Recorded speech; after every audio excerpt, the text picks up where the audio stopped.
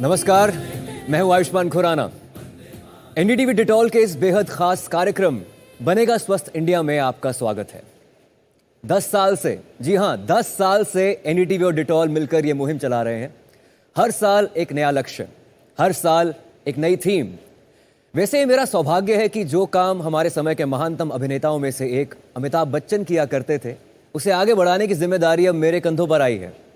तो आगे बढ़ने से पहले मैं चाहता हूं कि अमिताभ बच्चन जी का अभिवादन करूं और भरोसा दिलाऊं कि जो रास्ता उन्होंने दिखाया उस पर हम चलते रहेंगे और पहुंचेंगे उस मुकाम तक जिसे उन्होंने नाम दिया है लक्ष्य संपूर्ण स्वास्थ्य का। बीते 9 सालों में हमने बहुत सारे लक्ष्य हासिल किए। हाइजीन पर काम किया, स्वच्छता की पाठशाला लगाई, अपने आसपास के 10 गज को साफ रखने की शपथ ली, स्वच्छता से स्वास्थ्य की ओर बढ़े। बीच में कोविड जैसी चुनौती आई जिसने सारी दुनिया को रोक लिया था, लेकिन हमारी मुहिम फिर भी चलती रही।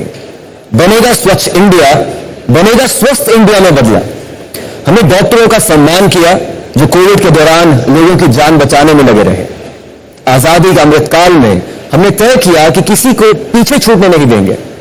हमने एक धरती, एक परिवार, एक स्वास्थ्य की बात की। ये बताते हुए मुझे गर्व हो रहा है कि इन वर्षों की इतनी सारी मेहनत का फायदा 2 करोड़ 40 लाख बच्चों तक पहुंचा। ये छोटी बात नहीं है। आज 2 अक्टूबर है, उस महात्मा का जन्मदिन जिसके छू लेने भर से गुलाम सोया भारत जाग उठा था। महात्मा गांधी ने हमें एक नई सभ्यता का मंत्र दिया, वह सभ्यता जो अधिकतम सादगी और सफाई के सहारे चलती है। ऐसी सभ्यता जो मन और शरीर दोनों से स्वच्छ रखती है, स्वस्थ रखती है। हम गांधी जी के बच्चे हैं और उनकी सिखाई हुई राह में हमें आधुनिक समय की बहुत सारी बीमारियां बचाती हैं। तो महात्मा गांधी को याद करते हुए हम शुरू करते हैं अपने 10वें साल की मुहिम 10 का दम। हम देखेंगे कि पिछले 9 साल में हमने क्या हासिल किया है, इसके सबक क्या है, हम कहां तक पहुंचे हैं और कहां तक हमने जाना है। 10 का दम में वो 10 कदम शामिल हैं जो हमने उठाने हैं। तो शुरुआत करते हैं।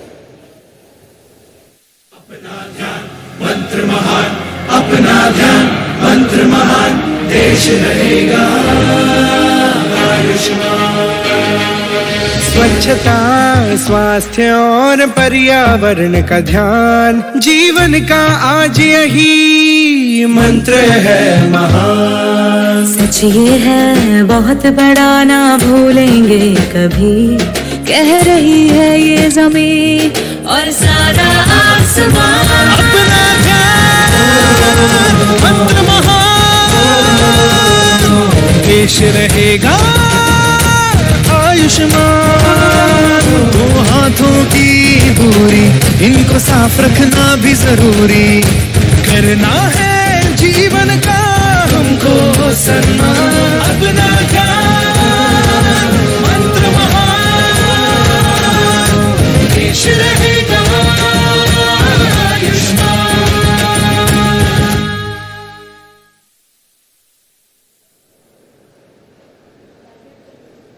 9 सालों का सिलसिला अब अपने 10वें साल में है। जैसे कि अभी थोड़ी देर पहले आयुष्मान बता रहे थे, ये मुहिम इतनी लंबी चली है। आप ये समझ लीजिए कि अक्सर हाइजीन, हेल्थ, इन सब मुद्दों को ऐसा माना जाता है कि ठीक है, कोई बात नहीं, इसके बारे में ये पॉलिटिक्स और उन सब चीज़ों के मुकाबले ये उतनी ज़रूरी बात नहीं है, ये हल्की बात है। लेकिन सोचिए 9 साल तक ये कैंपेन चलाना, 9 साल में 650 घंटे की प्रोग्रामिंग करना, लगातार देश के अलग अलग कोनों में रैकेट के साथ साझेदारी करना और जमीन पर एक छाप छोड़ना, यह अपने आप में एक बहुत बड़ी उपलब्धि बन गई। और आज इसी उपलब्धि का 10वां वर्ष है। मैं स्वागत करना चाहता हूं मंच पर संजय पुगलिया, हमारे एडिटर इन चीफ, यहां पर मंच पर हमारे साथ जुड़ गए हैं। आयुष्मान तो आप जानते ही हैं, कार्यक्रम की शुरुआत ही आयुष्मान ने की। आपका बहुत बहुत स्वागत है एनडीटीवी और डेटॉल परिवार में और बनेगा स्वस्थ इंडिया इस मुहिम में। It's an honour, thank you so much. और my colleague Ambika, thank you very much. She has also been an integral part of this campaign and continuously with us. Welcome. Thank you, Sanjay. मैं अब संजय पुगलिया जी से बोलूंगा कि if you could say a few. शुक्रिया संकेत, ये एक बहुत बड़ा मौका है। मैंने ऐसा कम देखा है देश में या दुनिया में कि कोई कैंपेन एक चैनल के साथ, एक नेटवर्क के साथ मिल करके डेटॉल की जो कंपनी है रैकेट बेंकाइजर इतना लंबा कैंपेन चलाए और 10 साल उसके हो जाएं। तो मैं तो इस बनेगा स्वस्थ अभियान के बारे में यही कहूंगा कि आयुष्मान भव, गौरवशाली भव।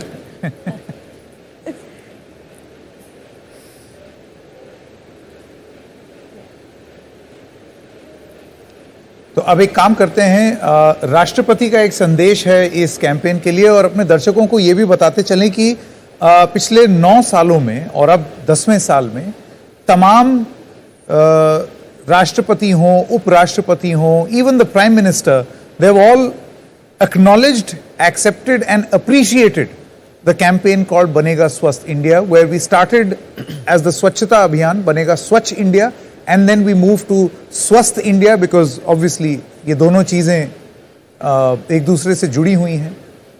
तो राष्ट्रपति द्रौपदी मुर्मू का क्या संदेश है, आइए सुनते हैं। आज गांधी जयंती के परम पावन अवसर पर मैं राष्ट्रपिता महात्मा गांधी की पूर्ण स्मृति को सादर नमन करती हूँ। महात्मा गांधी के जीवन से तथा उनके विचारों से व्यक्तिगत, सामाजिक तथा आध्यात्मिक सुधार की अनगिनत शिक्षाएं मिलती है। गांधी जी कहते थे कि स्वच्छता के अभाव में स्वराज सार्थक नहीं होगा। स्वच्छता को वे शारीरिक स्वास्थ्य तथा आध्यात्मिक सुचिता के लिए अनिवार्य समझते थे। Cleanliness is next to godliness, इस महत्वपूर्ण कथन का गांधी जी अक्सर उल्लेख किया करते थे। पर्सनल हाइजीन के महत्व के बारे में गांधी जी से जुड़े एक संस्मरण को साझा करना मुझे अच्छा लगता है। एक बार गांधी जी ने कस्तूरबा से बच्चों के लिए एक स्कूल शुरू करने का आग्रह किया। कस्तूरबा ने पूछा कि वे बच्चों को क्या पढ़ाएंगे। गांधी जी ने कस्तूरबा से कहा, बच्चों की शिक्षा का पहला पाठ स्वच्छता है। किसानों के बच्चों को इकट्ठे करो, उनके आंख दांत देखो, उन्हें स्नान कराओ, सफाई की आदत डालो। ये कम शिक्षा नहीं है। बच्चों में स्वच्छता का संस्कार पड़े और उन्हें संतुलित आहार मिले तो पूरी पीढ़ी स्वस्थ होकर आगे बढ़ेगी। सरकार ने स्वच्छ भारत, स्वस्थ भारत की निर्माण की दृष्टि से अनेक अभियान चलाई है तथा उन्हें जन आंदोलन का रूप दिया है। हाल ही में 27 सितंबर के दिन में India smart cities award ceremony के लिए इंदौर गई थी। वहाँ जगह जगह पर बोर्ड लगा हुए थे जिन पर लिखा था, स्वच्छता का आनंद लीजिए, आप इंदौर में हैं। मुझे इंदौर के सामान्य निवासियों की स्वच्छता के प्रति निष्ठा के उदाहरण भी सुनने को मिली।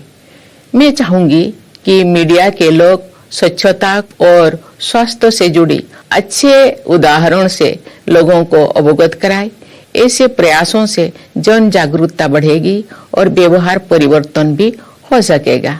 मैं निरंतर 9 वर्षों से बनेगा स्वस्थ भारत वार्षिक कार्यक्रम को जारी रखने के लिए आप सबकी सराहना करती हूँ और 10वें वर्ष में प्रवेश करने के लिए बधाई देती हूँ। मुझे ये जानकर विशेष प्रसन्नता हुई है कि हाइजीन और न्यूट्रिशन से जुड़े आपके कार्यक्रम ने बड़ी संख्या में बच्चों तक अपनी पहुंच बनाए हैं। जब हमारे देश हेल्थ और हाइजीन के और अधिक प्रभावी मानक प्रस्तुत करेगा तब वन वर्ल्ड हाइजीन के संदेश से संपूर्ण विश्व समुदाय को भी प्रेरणा प्राप्त होगा। मैं ये मंगल कामना करती हूँ कि बनेगा स्वस्थ भारत अभियान अपने लक्ष्यों को प्राप्त करे तथा देश की विकास यात्रा में सार्थक योगदान दे सके। धन्यवाद। जय हिंद, जय भारत। ये थी राष्ट्रपति Droupadi Murmu and now we would like to welcome on the show Gaurav Jain, the Executive Vice President, South Asia of Reckitt. Thank you very much, Gaurav. It's been such an honor. 10 years. No, I must How has the journey honor been? is all mine. I think every year I come to the show, it's a real privilege to be here, and I think being the 10th here, it's even a bigger privilege. And I was seeing what Ayushmann ji just said, and you remember back 10 years as to how we started. We started with 5,000 schools, and today we are in 9 lakh schools. We have had programs which deal with diarrhea, which deal with malaria, which deal with malnutrition. We are making climate resilient schools. We are making hygiene parks. We are holding Olympiads which have 2 crore children participating. I could never have thought we would have done this in the last 10 years, and I must say I really want to thank our partners. I think a lot of them are sitting here and who will be on stage. But first of all, thank you NDTV. I think you have been with us all of these 10 years, and some of you have been around for all of them. Ambika, Sanket, Manika, Rachna, a lot of them. And thank you for that. I think thank you to all the partners. I think we couldn't have done it without the expertise that they bring, without the knowledge, with the foot soldiers on the ground that they do this for us. It's been amazing. I feel so proud, and I look forward to the next 10. And I would not end before just welcoming Ayushmann to our family. Great to have you, sir. Look forward to that part. Thank you. नहीं गौरव, ये बहुत बड़ी बात है। जैसा मैंने कहा कि ऐसी पार्टनरशिप्स बहुत कम होती हैं, और वो कोई ब्रांडिंग या मार्केटिंग एक्सरसाइज तक ये लिमिटेड नहीं है, क्योंकि आपका बिजनेस ऐसा है जिसमें कि सोशल रिस्पॉन्सिबिलिटी उसका कोर फॉर्म करती है। तो मैं आपसे ये समझना चाहूँगा कि वो क्या चीज़ है जो ड्राइव करती है आपकी इस एक्टिविटी को, जो इंशाअल्लाह हम लोग अगले 10 साल चलाएंगे। एनडीटीवी इसका बहुत एक्टिव पार्टनर आपके साथ रहा है। प्लस ग्लोबल आपकी जो एक्टिविटीज़ होती हैं उसको अगर कंपेयर करें तो इंडिया में क्या यूनिक है? Sanjay ji, it's very simple. आप लाइफ में कुछ भी अचीव करना चाहें, 3-4 चीज़ें आपको ज़रूरी हैं। एक, आई थिंक सबसे पहले आपकी इनर वॉइस, उसको आपको मोटिवेट करने की ज़रूरत है। अगर वो इनर वॉइस आपको नहीं मोटिवेट करती है तो आप नहीं कर पाओगे। हमारे लिए वो इनर वॉइस है हमारा पर्पस। हमारी कंपनी का जो पर्पस है, which is protect, heal and nurture in the relentless pursuit of a healthier cleaner world, ये पर्पस, ये जो मुहिम है, इससे बिल्कुल मेल खाता है। So we don't need to think about it. हमारा जो पर्पस है हम वही कर रहे हैं, तो आपकी वो इनर वॉइस आपको कह रही है।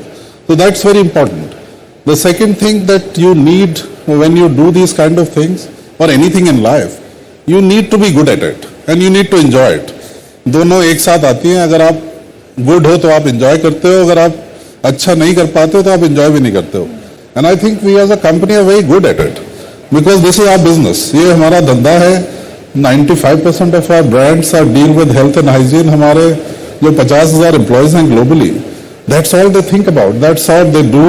जो उसका R&D करता है, जो उसकी पैकेजिंग करता है, जो उसकी मार्केटिंग करता है, जो उसकी सेल्स करता है, this is what we do. अब यहाँ और कुछ आता नहीं है।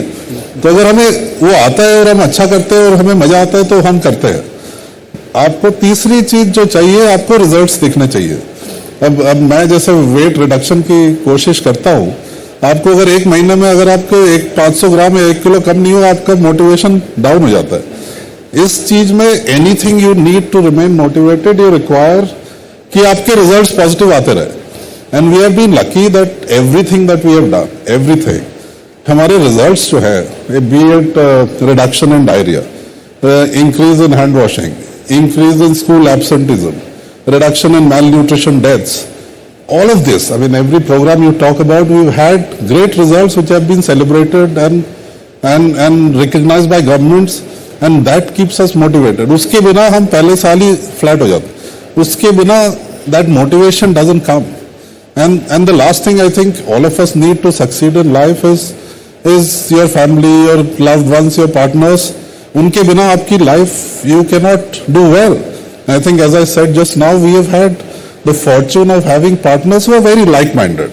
आई mean NDTV is very like minded. All the people who work with us are people who are great in this sphere and who want to do well. You won't do well till all these people come together in a very like-minded fashion. अगर कोई कुछ और करना चाहेगा, और I think it will go wrong. So I think if you look at all of these 3 or 4 things, it all comes together, and it's linked to our purpose, it's linked to our what we do, we enjoy it, and we have people like you to support us. So there is no great rocket science, and I look forward to another 10 years now. तो mister Jain, well said. मतलब हमारे industry में भी ऐसे ही होता है। I am a student of acting and cinema, कि जब तक आप किसी चीज़ को इंटरनलाइज ना करो, कोई कैरेक्टर हम प्ले करते हैं जब वो आंखों में नजर आ जाता है जब अब आप कुछ प्ले कर रहे होते हैं। मुझे बहुत अच्छा लगा सुनकर कि ये आपके लिए सिर्फ एक CSR एक्टिविटी नहीं है, आपने इंटरनलाइज किया है इस कैंपेन को जो पिछले 9 साल से चल रहा है। 600 hours of credible programming content जो हमारा गया है। लेकिन आपको मैं एक स्पॉट में लाना चाहता हूँ, पूछना चाहता हूँ, who was your favourite celebrity or favorite person on the show till now? Very difficult, Ayushmann. I've been here for 6. I've seen from celebrities to ministers to experts to doctors to whatever. So I think it's very difficult to think about who. But one thing I remember, I think after COVID we got the ASHA workers. Yes. I think for me to see those people on the ground who do the change, they came here, they're very excited. And you could see that what they do, and I've never had the opportunity to work with them or meet them on the ground, frankly. But having seen them, to see their problems, to see what they do, how they do it, I think those are my favorite people because they make the change in society. We come here and talk about it. Absolutely. But I thought that to me was my favorite celebrity, if you can call it that. तो जो बिल्कुल I think grass root level पर काम करते हैं, जो change लेकर आते हैं, आई थिंक उनसे बड़ा कोई बड़ा हीरो नहीं है। They are the real heroes for sure. लेकिन एक और क्वेश्चन है कि आपका सबसे फन मोमेंट क्या था पिछले 9 सालों में? बहुत सारे मोमेंट्स होंगे Ayushmann ji. I think I get the opportunity through this show to see performers perform in front of me, which I don't get ever. So I think every one of them, the singers, the actors, the people like you, if I get an opportunity to meet you, has been amazing. So it's very difficult to say who has been favorite.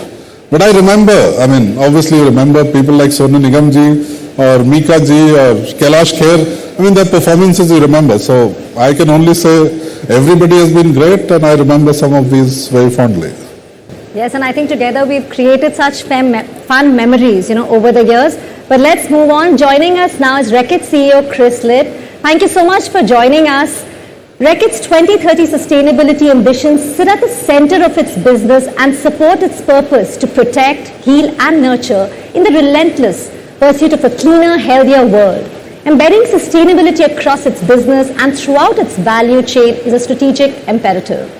Can you please share how do you see as a CEO of Reckitt? How do you see this, Mr. Litt? Over to you. At Reckitt, our sustainability work spans 3 key areas, each focusing on a different range of social and environmental challenges and ambitions. Purpose-led brands, healthier planet, and a fairer society. Purpose-led brands means we're using the power and reach of our brands, products, programs, and partnerships to have the biggest possible impact on the world's most urgent social and environmental challenges. Every time a consumer takes one of our products, like Dettol, into their home, they're putting our purpose into action. Thinking about a healthier planet means recognizing the connection between healthy people and them having a healthy community to live in. Working towards a healthy planet means we need to tackle climate change, protect biodiversity, conserve our use of water, and, where possible, reduce our carbon footprint. In building a fairer society, we are using our position as an employer of 40,000 people, as well as our relationships with our partners and suppliers, to build a fairer, more inclusive society for the people we work with across the globe. Sustainability and business success are inextricably linked. Businesses can only succeed in the long term if they are aware of the impact they have on people and the planet, work to create a more positive impact, and are transparent about how they do it. The Banega Swasth India campaign has been running for nearly a decade, successfully spreading the message of health and hygiene across India. As CEO of Reckitt, how do you see the role of such long-term partnerships in addressing global health challenges? Partnerships can provide a solid foundation for addressing global health challenges. We are enormously proud of Banega Swasth, and across Reckitt globally will celebrate this important milestone, recognizing our 10 years of partnership. It is a model for success, and we're grateful to all of you for your continued leadership and joining us in our pursuit of a cleaner, healthier world. When we think about some of the biggest global health challenges, such as antimicrobial resistance, poor hygiene and sanitation infrastructure, and their impact on health and wellness of people, particularly children, climate change and biodiversity loss, the only way we're going to tackle these large problems and make a meaningful impact in addressing them is through expansive long-term partnerships. Absolutely, I think partnerships is extremely important. Mr. Litt, while Monday, today, 2nd October, has been day 2 for you in your new role as CEO of Reckitt, past 4 years into the company and attending the Dettol Banega Swasth India 4th time this year, what is your message to all those customers, consumers, partners, the government and civil society for lending relentless support? It's an honor to be here with you again. And I hope that everyone making this event a success, every partner and every person watching, knows you have the thanks of the whole Reckitt team for joining us and helping us bring our purpose to life. I'm enormously proud of the fantastic team we have in India, led by Gaurav, and the legacy of success our businesses there has. Together with the partners of Banega Swasth, we all know we have an opportunity to further strengthen this campaign. As well as celebrating the successes we've had to date, we must continue to innovate and find new ways to elevate Banega Swasth, including ensuring we leave no one behind. Well said, Chris. Tell us some things that you do personally to ensure healthy, holistic living. My family and I love exploring the outdoors. And even though my children are relatively young, they're great hikers. And we've been able to explore some remote areas of the world together. We've recently relocated to the UK, so my children are enjoying learning new sports. And as all the parents watching us today will know, that means I'm learning them too. And we're now playing European football in the backyard. I'm also enormously fortunate to be on a constant journey of learning. And since becoming CEO of Reckitt, a role I'm humbled and proud to have been asked to take, I've had the opportunity to connect with an even more diverse group of colleagues, customers, and consumers who've expanded my knowledge of this fantastic company in so many different ways. Fantastic. Thank you very much, Chris. And please relocate to India so that we can teach you a little bit of cricket, kho-kho. We have got a whole host of sports. Thank you so much for joining us, Chris. I believe Sanjay ji. गौरव, एक चीज़ आपसे और समझना चाहेंगे हम कि आगे चलते हुए आपने क्लाइमेट रेजिलिएंट स्कूल की बात कही, तो आपके जितने स्टेक होल्डर्स हैं और उनके साथ जो काम आप लोग करते हैं और हम लोग करते हैं, उसमें नेक्स्ट प्रायोरिटीज़ क्या क्या होनी चाहिए, जहां आपके ये सारे एफर्ट जो हैं वो कुछ इस तरीके से कंसोलिडेट करें कि आउटकम्स बड़े ही इस तरह के हों कि लोग उसको रिप्लिकेट कर पाए. So Sanjay ji, I've been involved in this for the last 6 years, and I've learned a lot about how we do these things, and it's a very intricate science, which was a learning for me. कि हम जब एक programme करते हैं, we are in this business of behavior change across say 140 billion people, and what you require is you want to do the change not once, but you want to do it for their lifetime and hopefully their generation. तो अगर किसी आदमी ने आज hand wash की habit ले ली, आप ये थोड़ी सोच चाहते हैं कि एक दिन करो और भाई thank you very much. You have to somehow make that change happen for his lifetime, for his family, and then hopefully the next generation. So there's a lot of work that goes in, which was a big learning for me in the last 6 years. Ki how are these programs done and how do you get the maximum impact out of them? एक तो होता है कि हम we do this on a very human-centric basis, because you're dealing with humans, you're dealing with lots of people around, and you want to change their behavior for the positive. So what you do is basically try to get peer-to-peer learning. एक आदमी को आपने lecture दे दिया, उससे कुछ नहीं होगा. आपको थिंग्स लाइक नुक्कड़ नाटक हो, फोक सॉन्ग्स हो, म्यूजिक हो, हमने टॉकिंग पेंटिंग्स बनाई कि जिससे बच्चे जाके उसका QR कोड करें, उससे आपको कुछ सीख मिले, और वो बहुत सारे बच्चे जाते हैं, तो you tend to, so that's one part of the story. The second is whatever work we do, we are linked to the Sustainable Development Goals. So you know there are 17 of them from the UN. In every country in the world, every state government, every municipality in India is following that to increase their status on those. So it's very important you are linked to that. Because अगर आप link नहीं होंगे तो आपको government का support नहीं होगा, government का सपोर्ट नहीं होगा तो ग्रास रूट काम नहीं होगा, कुछ नहीं होगा। तो हम मेनली तीन चीजों पे काम करते हैं, एक हेल्थ, एक सैनिटेशन और एक partnerships.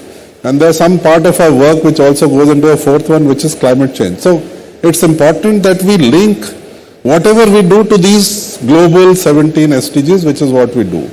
The other thing we do is we are all science based. Everything that we do is science based, which is obviously leads to better outcomes and better improvements in whatever we do. The fourth thing I would say is scalability.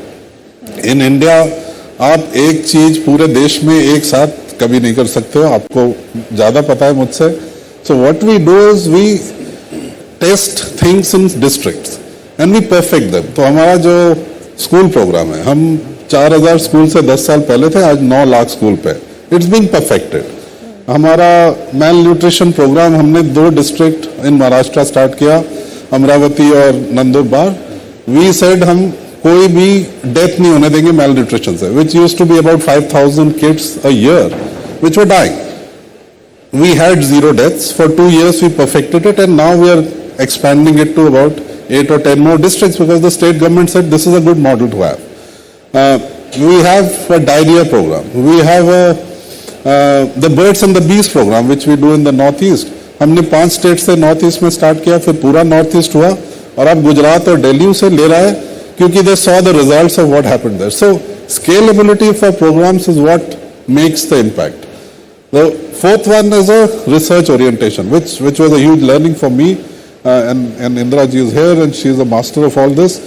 But when you go and do behavior change in a village or a community, I didn't realize कि you see many things that could be different between house to house.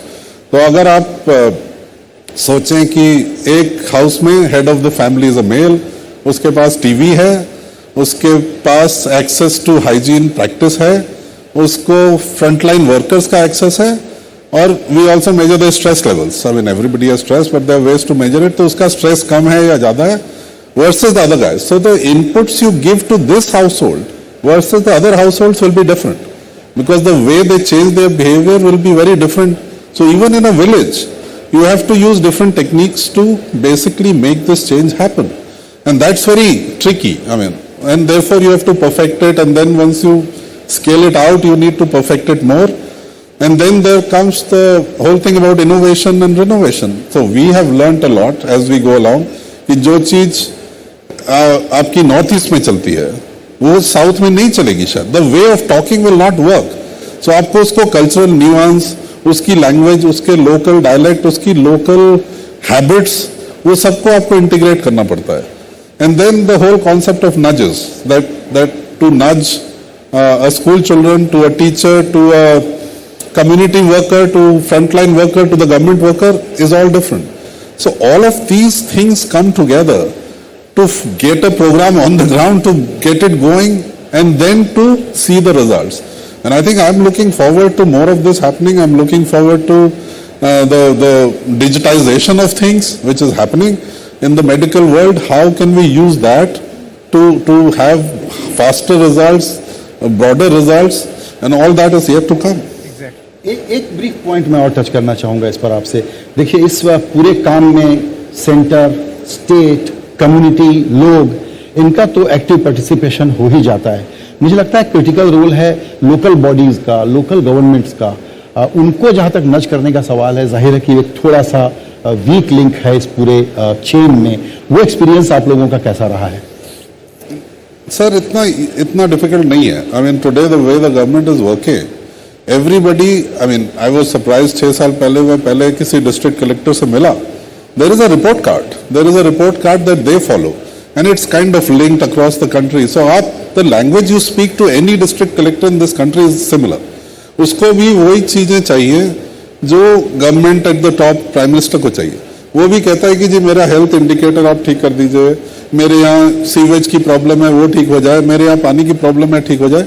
So once you go and show results, हमने अगर कहा कि आपका mail nutrition अगर आपका agenda है, हमारे पास एक प्रोग्राम है, you will have the same. They will completely buy and say हाँ जी आप आइए, आप प्लीज ये मेरी प्रॉब्लम सॉल्व करिए क्योंकि आप कर चुके हैं. So I think with all that we have done in 10 years, with the connections and the partnerships that we have, and with the recognition that we have, it's not very difficult, we have seen, to go and convince the local bodies and get their, because you are right, अगर वो local body आपके साथ काम नहीं करेंगे कुछ होगा नहीं, तो उनको convince करना is important, but it's much easier than maybe what it was 20 years back. Mister Jain, आप कौन से स्टेट से हैं वैसे?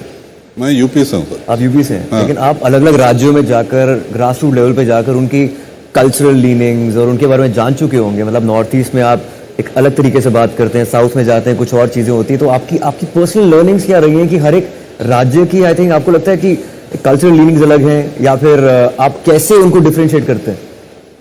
ये मैं नहीं करता हूँ आयुष्मान जी, आपको ये क्वेश्चन मेरे एक्सपर्ट से पूछना चाहिए, but as a marketeer, as a person who has grown up, मैं नुक्कड़ नाटक काफी करता हूँ, तो और नुक्कड़ नाटक के जरिए हम काफी सोशल इश्यूज पे बात करते थे, लेकिन आप उसके थ्रू अगर ये पहुंचा रहे हैं, आई थिंक इट्स ग्रेट। आप सब एक आर्टिस्ट हैं एक तरीके से।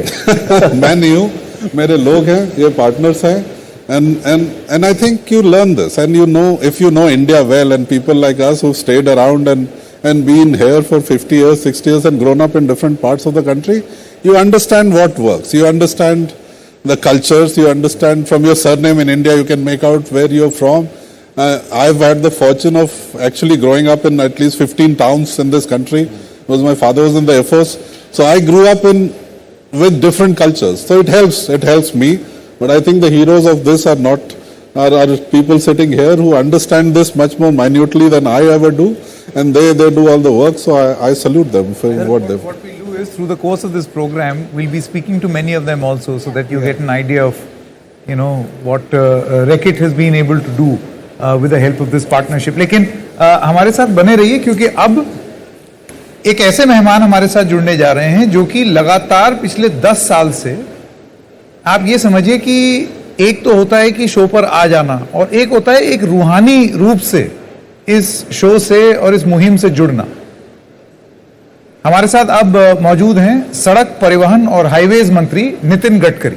आपका बहुत बहुत स्वागत है गडकरी जी एनडीटीवी के इस कार्यक्रम में। ये 10वां सीजन है बनेगा स्वस्थ इंडिया का, और ये बताते हुए, जैसे अभी दर्शकों को भी बताया, बड़ी खुशी हो रही है कि आपने भी हमेशा इसकी बात की है, इसमें हमेशा आप शामिल हुए हैं अपने व्यस्त कार्यक्रम से समय निकाल करके।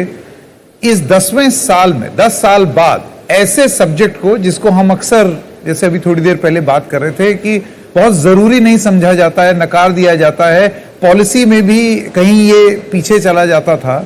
आपको क्या लगता है कि स्वास्थ्य या हेल्थ जैसी चीजें, इनके बारे में सोचना, समझना, और क्योंकि आप सरकार में हैं, उसको केंद्र बिंदु बना करके काम करना कितना जरूरी है?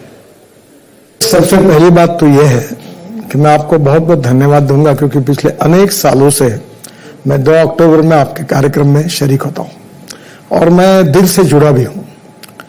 पहली बात तो ऐसी है कि हमारी सोसाइटी की, देश के 3 इंपॉर्टेंट पिलर्स हैं: ethics, economy, ecology and environment. और प्रदूषण के कारण, air pollution, water pollution, sound pollution, हमारे स्वास्थ्य के ऊपर उसके बहुत गंभीर परिणाम हो रहे हैं। दिल्ली जैसे शहरों में जो अध्ययन किया गया, ये प्रदूषण से हमारी जिंदगी 10 साल कम हो रही है।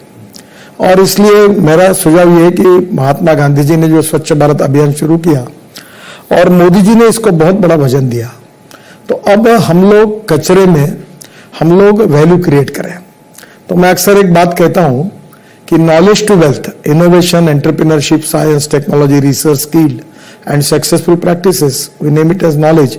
एंड नॉलेज टू वेल्थ, ये जैसे हमारे लिए फ्यूचरिस्टिक इंपॉर्टेंट है, वैसे waste to wealth. No material is waste, no person is waste.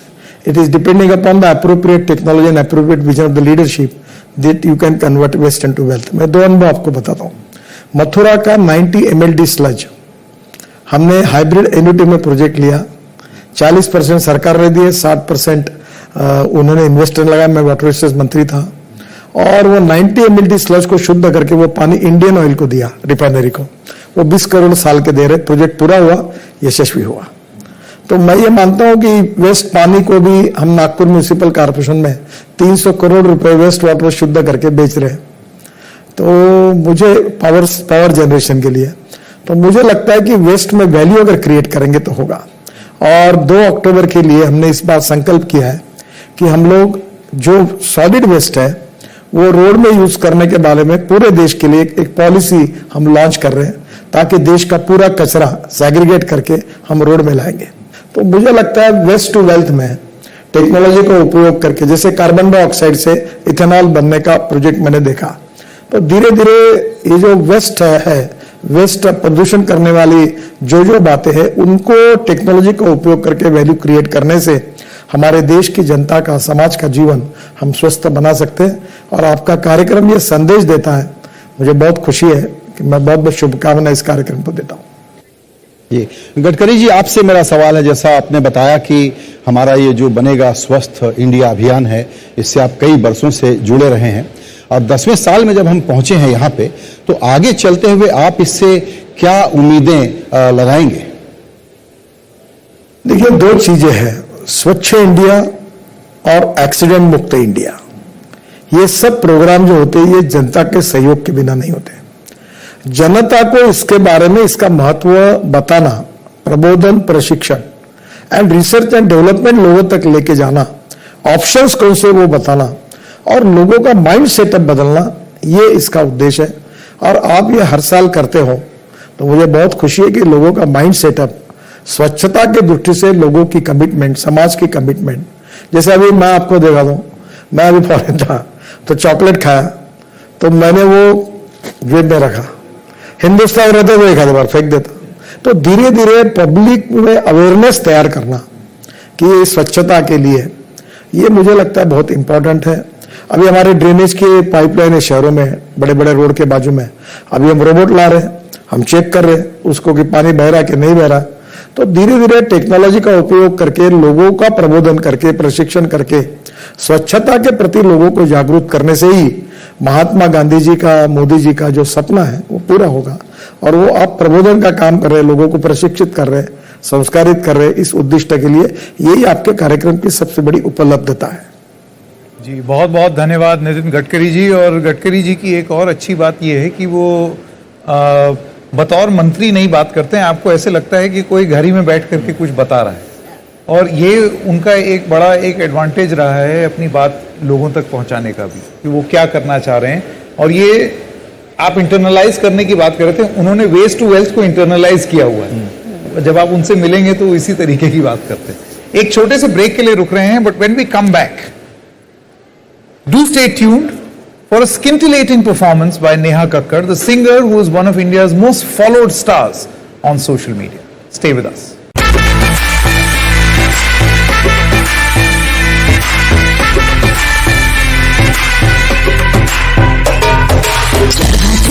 सुरूर असर तेरा ये जरूर है, तेरी नजर का कसूर है, तू क्यों दूर है, ये इश्क का जो फितूर है, मुझे तेरे चोर है। अब तो होश ना खबर है, ये कैसा असर है, होश ना खबर है, ये कैसा असर है, तुमसे मिलने के बाद दिल भर, तुमसे मिलने के बाद दिल भर।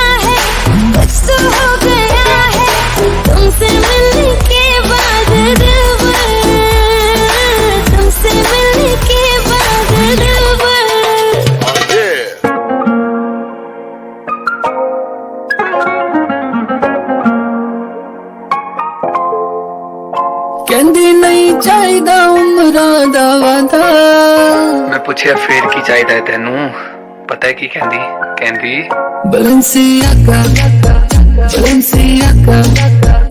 Gucci Fendi Prada Balenciaga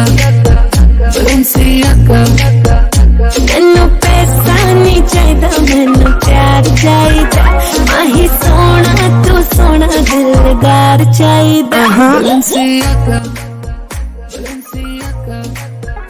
Gucci Fendi Prada Balenciaga मिलना तू मुझे ऑफिस स्टोर पे शूज लाना मुझे क्रिस्टियन डियोर के बुर्ज खलीफा के टॉप फ्लोर पे फिर तो तेरी मेरी डेट पक्की है मिलना तू मुझे ऑफिस स्टोर पे शूज लाना मुझे क्रिस्टियन डियोर के बुर्ज खलीफा के टॉप फ्लोर पे फिर तो तेरी मेरी डेट पक्की है चलेंगे मेरे ये तेरे घर टाइम की तू फिक्र न कर कितनों को रखा वेटिंग पे मैंने कितनों के फोन को काटा Balenciaga Gucci Fendi Prada Balenciaga मैनू पैसा नहीं चाहिदा मैनू प्यार चाहिदा माही सोना तू सोना दिलदार चाहिदा मैनू पैसा नहीं चाहिदा मैनू प्यार चाहिदा माही सोना तू सोना दिलदार चाहिदा Balenciaga just hop in my Benz तू पहले पता नहीं baby I don't care Balenciaga उस पे काली Balenciaga my eyes on your lips तू मांगे Balenciaga तुझे पहले दे दे मुझे kiss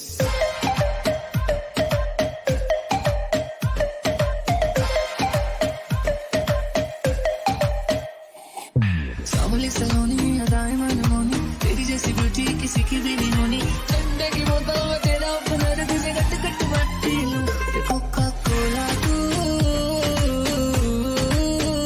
शोला शोला तू कोका कोला तू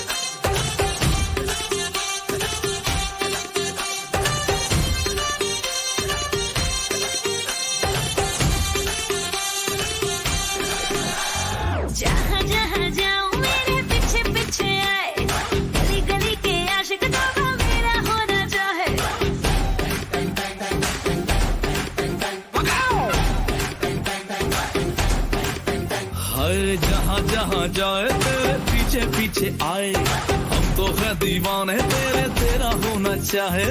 सीटी बजाए, नखरे दिखाए, सीटी बजाए, नखरे दिखाए, बीच सड़क में हर नाम मेरा पुकारे, ओ करके इशारे, ओ लड़का, ओ लड़का, ओ लड़का।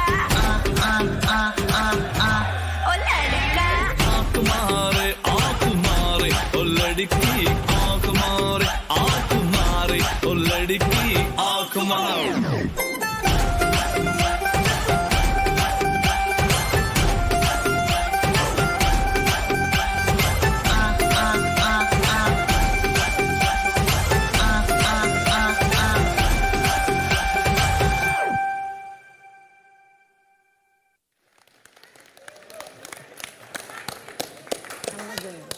So good, yeah. Neha ji, please, amazing. please, Very अगर good. आप रुक जाएं. Please stay back. I must say it's such an honor to meet you and आप जितना अच्छा गाती हैं उससे ज़्यादा अच्छा अभी थोड़ी देर पहले आयुष्मान इंटरनलाइज करने की बात कर रहे थे. हाँ? सुनना जितना अच्छा लगता है उतना सुनते हुए देखना बिल्कुल और भी अच्छा लगता है. बहुत कम सिंगर्स ऐसे होते हैं जो परफॉर्म भी कर पाए. Neha is one of those performers in India जो परफॉर्मेंस भी साथ में देती हैं और she feels the song. She is the song. Yeah I feel it for sure. I just love to perform. Mata Rani Waheguru ji ने इतनी अमेजिंग ये ब्लेसिंग दी है ना, तो why not be thankful, grateful and enjoy what you do. मैं आपको बताना चाहता हूँ इंसिडेंट कि मैं और नेहा एक रियलिटी शो में एक साथ थे. हम कंटेस्टेंट्स थे उसमें और हम दोनों रिजेक्ट हो गए थे. हम ट्रेन से वापस आए थे फ्रॉम मुंबई टू दिल्ली. लेकिन अब यहाँ पर एक ही स्टेज पर खड़े होकर नेहा के साथ बहुत अच्छा लग रहा है. Wow, brilliant, brilliant. And I'm sure a lot of people have told you about your lovely smile. How you keep smiling. Thank you so much. Thank you for joining. Thank you. एक छोटे से break के लिए रुक रहे हैं, अभी हाजिर. Welcome back. Joining us right now is Chief Minister of Meghalaya, Mr. Conrad Sangma. Thank you very much, Mr. Sangma, for joining us and speaking to us. You've constantly been pushing to ensure healthcare as a sector is bolstered in Meghalaya, your state, and there is improved healthcare accessibility in your state. Can you tell us about the challenges that you have faced in this process? I mean, we can start with three. So first of all, thank you so much for having me on the show, and thank you for always hosting this program every Gandhi Jayanti. And I wish all of you a very happy and a meaningful Gandhi Jayanti. And this is a new chapter in one sense because you have started the health aspect this year, and it's very crucial because health is, of course, one of the most important social sectors for any government to provide to the people in the society. But Meghalaya, of course, being a very difficult terrain, we have different challenges compared to other parts of the country. First of all, of course, remoteness. Our villages are very, very remote. Being a small state, in spite of that, we have 6,800 villages in our state, and hence connectivity to these villages becomes an issue. Technology plays an important role. So we are using drones, for example, today to deliver medicines to different locations. So those kind of challenges are there. Number two, in large infrastructure. So we have a large number of villages, and hence we need large number of infrastructures, sub-centers, PHCs, CHCs. So for that also, in the last 5 years, since we've been in the government, this is our second term, we have been focusing a lot on improving the overall infrastructure at the grassroots level. Third, and the very most important part is the manpower. We have had a huge shortage of doctors, but in the last 5 years, we have reformed the overall recruitment process by coming up with recruitment boards that will allow the recruitment of doctors in a very, very swift manner. So today, in a matter of 2 months' time in the last couple of years, we were able to appoint and give full all the doctors in all the centers that were required. So these were the basic challenges, but of course there are many more, but I would say these would be the most important ones. Mr. Sangma, I have actually shot in Meghalaya, Shillong, around a lot of areas in the villages for my film Anek, and we've been also reading that one of the key initiatives you have taken is the establishment of a public health and specialist cadre system within the medical department. So what will this do and how will it help? Yes, Ayushmann, I've seen your movie, so it was very nice. So great to see you again. But yes, the overall recruitment system and the entire specialist cadre system that we have is allowing us to, in fact, address the major issue, which I said, of manpower. And no matter what kind of infrastructures you have, no matter what kind of accessibility that is there, ultimately it boils down to the manpower requirement. And hence, this entire system that we've created has allowed us now to almost completely have the necessary manpower. Of course, training processes are continuous processes. But to a large extent, we have been able to resolve the issue of manpower by following this new system. Mr. Sangma, in terms of collaboration, are you working with the central government or other partners to improve healthcare in the state? Could you please tell us more about it? Yes, because partnerships are very important. And no matter what a state government does, at the end of the day, if we do not have partners to work with us, we will not be able to achieve the goals that we would like to achieve and provide the service to the people. Central government is very, very supportive in many, many ways, many programs, guiding us all the time, monitoring the situation. Honorable Prime Minister himself personally looks into it. So these are very, very important partnerships, of course. We have a large number of NGOs and different CSR activities that are going on with private sector and with the different NGOs, as I mentioned. And the most important partnership actually we have is actually with the villagers. So I told you that we have 6,800 villages. You'll be happy to know that we have a village health council in every village. And this village health council works in partnership with the government. This is a council that is run by the people.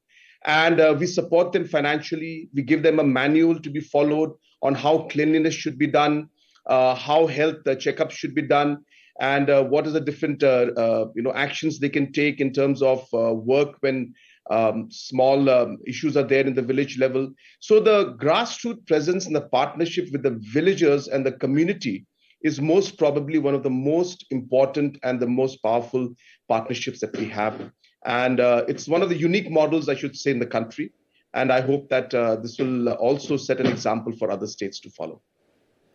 Thank you, Mr. Sangma, for enlightening us and being on the show. Thank you so much. Thank you so much, Ayushmann. Thank you so much.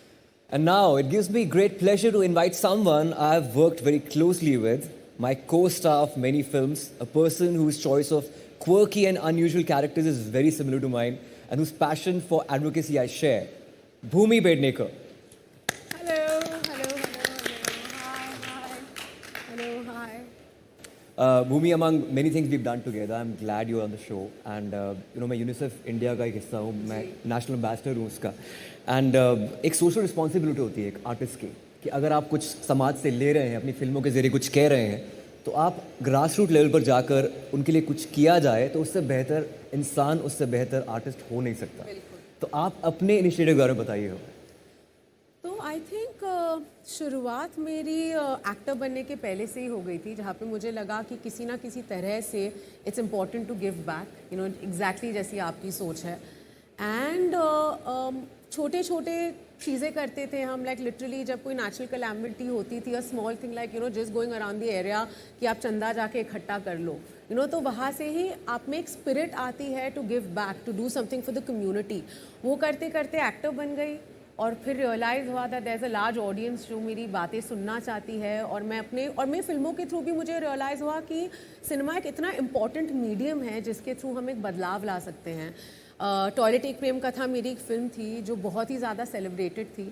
स्वच्छता अभियान का हिस्सा भी वो film बनी in a very very big way, बहुत ज़्यादा impact लाया. उस फिल्म से भी मैंने सीखा कि एक मास लेवल पे अगर आप बदलाव लाना चाहते हैं तो सिनेमा एक बहुत ही ज़्यादा इम्पॉर्टेंट टूल है. तो अपने फिल्मों के थ्रू कोशिश यही करती हूँ कि कहीं ना कहीं कोई थोड़ा पॉजिटिव चेंज आए, माइंडसेट में पॉजिटिव चेंज आए. और ऑफ स्क्रीन भी क्लाइमेट वॉरियर हो या UNDP ने जो मुझे जिम्मेदारी दी है to be the national advocate for the SDGs, कोशिश यही करती हूँ कि जितना हो सके एक positive change in the society में लाने की कोशिश करूँ और एक बड़े बदलाव का हिस्सा बनूँ। That's great. India is a very young country. हमारी जो अंडर 30 है एज जो है 50% हमारी जो आबादी है पॉपुलेशन है वो अंडर 30 है. एंड मैं ये बोलना चाहता हूँ यूनिसेफ इंडिया के थ्रू मुझे बहुत कुछ करने का मौका मिला है. एंड मैं ये बताना चाहता हूँ कि हमने 3 हिट फिल्मों का हिस्सा साथ में रहे हैं. Bhumi and I part of Dum Laga के आयशा जो इनकी पहली फिल्म थी. उसके बाद Shubh Mangal Saavdhan. I think Ayushmann is my lucky charm. She is my lucky charm. Shubh Mangal Zyada Saavdhan तीनों फिल्में बहुत चली हैं. अब मैं क्वेश्चन ये पूछना चाहता हूँ कि यूनिसेफ और आपका जो इनिशिएटिव है वो साथ में कोलैबोरेट कब करेगा, वो हिट कैसे होगा हमारी फिल्मों की तरह? तो मुझे लगता है आज आपने स्टेज पे इतने लार्ज ऑडियंस के सामने बोल दिया है. सर रियली होप कि जो यूएन की टीम है और यूनिसेफ की टीम है, यूएनडीपी और यूनिसेफ की टीम वो सुन रहे हो एंड हम साथ में कुछ बहुत बड़ा करें. बिकॉज आई थिंक जब आप और मैं मिलते हैं हमारे फोर्सेस कोलाइड होते हैं तो सिर्फ अच्छी चीज़ें ही होती हैं उनके साथ. And especially when the mission is the same, when the goal is the same. बच्चों के साथ, you're working for the climate. At the end of the day, future generations के लिए. Absolutely. Bhumi, a new movie is coming. Thank you for coming. Yes. And you know, it talks about, it's very vocal about what women really want. Very often as women, we don't prioritize ourselves. Yes. You know. So tell us about it. Tell us about the movie. What is it all about? Well, as you rightly said, the film is against patriarchy. The film is against liberation. The film is about liberation. It is about equality. It's a comedy. The narrative is extremely funny. The character I play, she is a mess, and often we don't see women portrayed with their, with all their imperfections on screen. For me, I feel imperfection. Showing an imperfection is the most perfect way of portraying a character, and that's exactly what Kanika Kapoor is. Doing this film was a massive therapy session for me because there were so many of my unresolved issues just as a young woman living in the times that I live in that the film addresses, and I'd never felt that kind of representation. You know, I've been very fortunate to have played some very, very empowered characters, you know, but they have been a little away from the life that I've lived. I feel like this girl is very close to the life that I have lived because, you know, she's a city modern girl, and even though, you know, she has a lot of privileges, the film also addresses that, but at the same time, on every level, she faces sexism. You know, there's just societal conditioning of women just being told that you're not good. You need to be apologetic about everything that you do. You know, हम परेशान हो जाते हैं sorry बोल के. You know, we kind of lose who we are because there's so much of our happiness and confidence that is, that responsibility is given to somebody else. And all the responsibilities that are given to us are not chosen responsibilities. They are responsibilities that जो हम पे थोपी गई हैं. तो film इन्हीं चीज़ों के बारे में बात करती है. सबसे मज़ेदार बात है कि एक कॉमेडी फिल्म है और it's an extremely inclusive film क्योंकि इस फिल्म में प्रॉब्लम पेट्रियार्की है. And women can be as patriarchal as men क्योंकि पेट्रियार्की एक सोच है, वो एक जेंडर स्पेसिफिक चीज़ नहीं है. मुझे लगा था मुझे इस पे बोलना चाहिए पर फ्रैंकली स्पीकिंग वो मैंसप्लेनिंग हो जाएगा.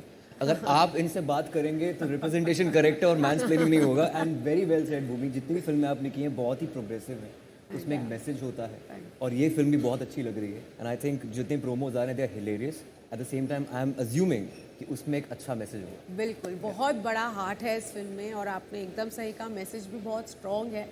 लेकिन जैसी फिल्में आपने और मैंने की हैं आयुष्मान, यू नो, हमारी फिल्में भी ऐसी रही कि हंसते खेलते हम लोगों को एक कुछ समझा गए हैं. You know, Bala being one of the biggest examples और दम लगा के ऑल्सो.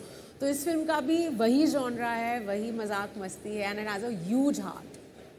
एंड कितनी अच्छी तरह, you know, through roles as a medium, इतनी अच्छी तरह जो important messaging लोगों तक पहुंचा. I think that is very, very important. Yes. Yeah. And thank you all for doing that so well each and every time. Thank you. Let me introduce, we also have with us Ravi Bhatnagar, Director External Affairs and Partnerships, SOA Reckitt.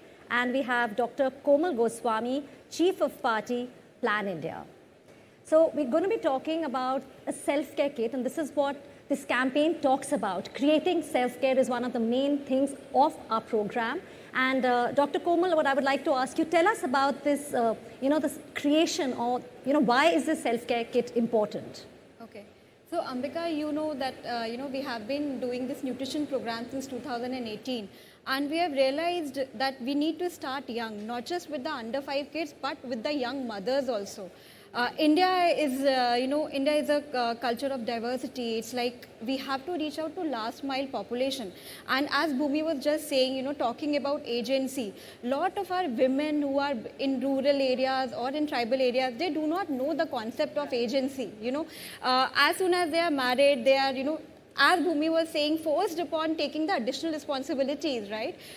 They do not have time to take care of themselves, to talk about, mental health. So mental health is something, postpartum depression is something that the logic is very much adaptable and distinct to the urban population, but not for rural or tribal women. So a lot of other things such as hand hygiene, overall hygiene, menstrual hygiene, talking about, ensuring that not just the family is fed well, herself, she and herself is also fed well. It's all about starting very young. When we talk about, that the mother is a high-risk pregnant woman, how does a mother become a high-risk pregnant woman? The mother become a high-risk pregnant woman because she is anemic since ages, maybe when she was just a girl or adolescent, right? And there are no such facility or no such, a person in the family who knows about it and who can guide the mothers. So that's how we devised the self-care kit, which will not just take care of the under 5 kids and prevent them from diarrhea and pneumonia, but also ensure that mother have that agency and mother takes care of herself so that she becomes more enabled to take care of the kid and the family. Yeah. Absolutely. So let's see what the kit has. Request you to please unveil that. In fact, जब ये बता रहे थे, going into the tribal areas, Komal and I traveled about a few months ago to the Siddhi community. Jambur में गए थे, where we met the community. So if you all could please unveil. So let's see what the kit has. And Ravi, if you could also tell us why are these things important. So please. Yeah. So interestingly, Ambika, this all came from our work, what we have been doing in Amravati and Nandurbar. And I remember our, season 6, where with Mr. Fadnavis, who's Deputy CM of Maharashtra, we made a commitment. And we said, we are going to make sure the tribal kids will be taken care of. After delivering the program successfully with Plan India, we thought, now it's the time to expand the program to various states in India. So now the program is moving from Maharashtra to Gujarat as well as to Rajasthan. And the program aims to reach 10 million moms. The program, aims to reach 1 million under 5 kids. And by the virtue of this program, there are a lot of conversations with the WHO. When they were releasing the self-care report for South of Asia, I was one of the members in the expert committees for the same. The program, the work what we have been doing on the Dettol Banega Swasth India gave us the platform to position and to actually tell what is working in India, especially in the rural and the last mile. And now this, this kit is being divided into 2 parts largely. Yeah. One part is for the mothers and the second part is for the kids. So for the mothers, this kit has iron and folic acid tablets, it has vitamin C, it has sanitizers, it has a baby blanket, it has a Dettol liquid soap. For the kids, it's taking care of the diarrhea and pneumonia both. It has the ORS sachets, zinc tablets, thermometers, soaps, amoxicillin tablets, surgical gloves, and the pulse oximeter. Basically, we would love to have these kids, placed in the wellness centers, in the Asha centers, in the Anganwadi centers. Also, we are heavily training now the last mile, delivery for this program, because still in India, the pneumonia cases, diarrhea cases are still very high. And world talks about, 3 countries. One is Bangladesh, second is India. We are neighbors, but the indicators are very different. We really want to move up. We really want to support all the 100+ aspirational districts what India has. And this is our firm commitment, along with Plan India. We're going to take it to the last mile. Thank you so much for explaining that well. And I think, all these things are very easy, doable, like having an iron, folic acid, which every pregnant woman needs to have. But, the importance of having a vitamin C tablet with it for the absorption. So I think creating awareness for the mother and then breaking the intergenerational cycle that only if a mother is healthy, will the child be healthy. So I think that's what it's important. Even if you look at urban cities, if my mother is not well, she will completely ignore herself because that is societal conditioning. है ना. उन्हें सिर्फ लगता है कि नहीं, जब तक वो एकदम till they don't reach the tip of it, they will not do anything about it. Most times they feel embarrassed, they feel ashamed, and also ना हमें बताया गया कि हम बहुत strong हैं, हम दर्द ले सकते हैं. Like even if you think of period pain that women have to go through, you know, most times it is just dismissed. And only if you go through it do you understand. फिर आपने और मैंने एक बार इस बारे में बात की थी सर, अगर आपको याद हो. It is just completely dismissed because we are just taught to take the pain. And if you don't take it, you are completely dismissed, saying कि बाकी लोग को देखो. But none of us should endure this pain. Yeah. In fact, what you were saying, exactly the same thing, that we don't prioritize ourselves and just, you know, have to deal with so many things without even talking about it. Yeah. Embarrassment, absolutely. So now we are joined by Dr. Rodrigo Offren, WHO representative to India. Dr. Rodrigo, we're talking about self-care. Could you tell us the role of self-care in achieving the right to health? Yes, thank you very much, Ambika. It's a big question, and it's something probably that was not answered before. WHO's definition of self-care is the ability of individuals, their families, communities to promote their own health, prevent disease, maintain health, maybe to access a health service, and cope with illnesses or disabilities with or without the support of a health worker. It is very much linked to the health literacy of people. Health literacy meaning how you understand health, how you understand symptoms, how willing are you to reach out for health services. It recognizes individuals as active agents in managing their own health care. And in that in itself is the right to health.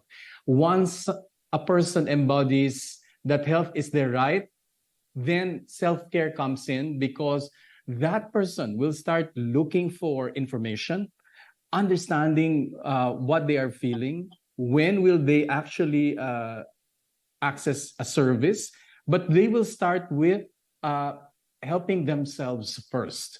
It is really a self-motivated way for health promotion, disease prevention, rather than just disease curing. Sometimes self-medication when it is simple. Right. It does not replace the healthcare system. I think that's the caveat that I would like to put out there.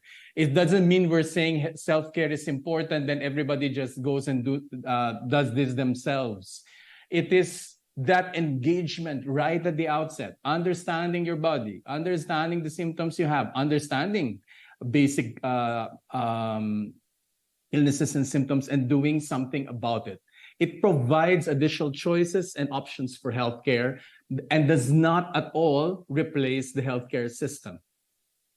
Rodrigo, you see, India is the pharmacy capital of the world. We export vaccines to the world, but the most important question is, are we using those vaccines effectively in India, especially because the government of India is also focusing on Mission Indradhanush?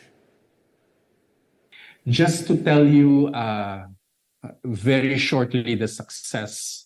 During COVID, we've had a dip in terms of coverage for children, around 15%.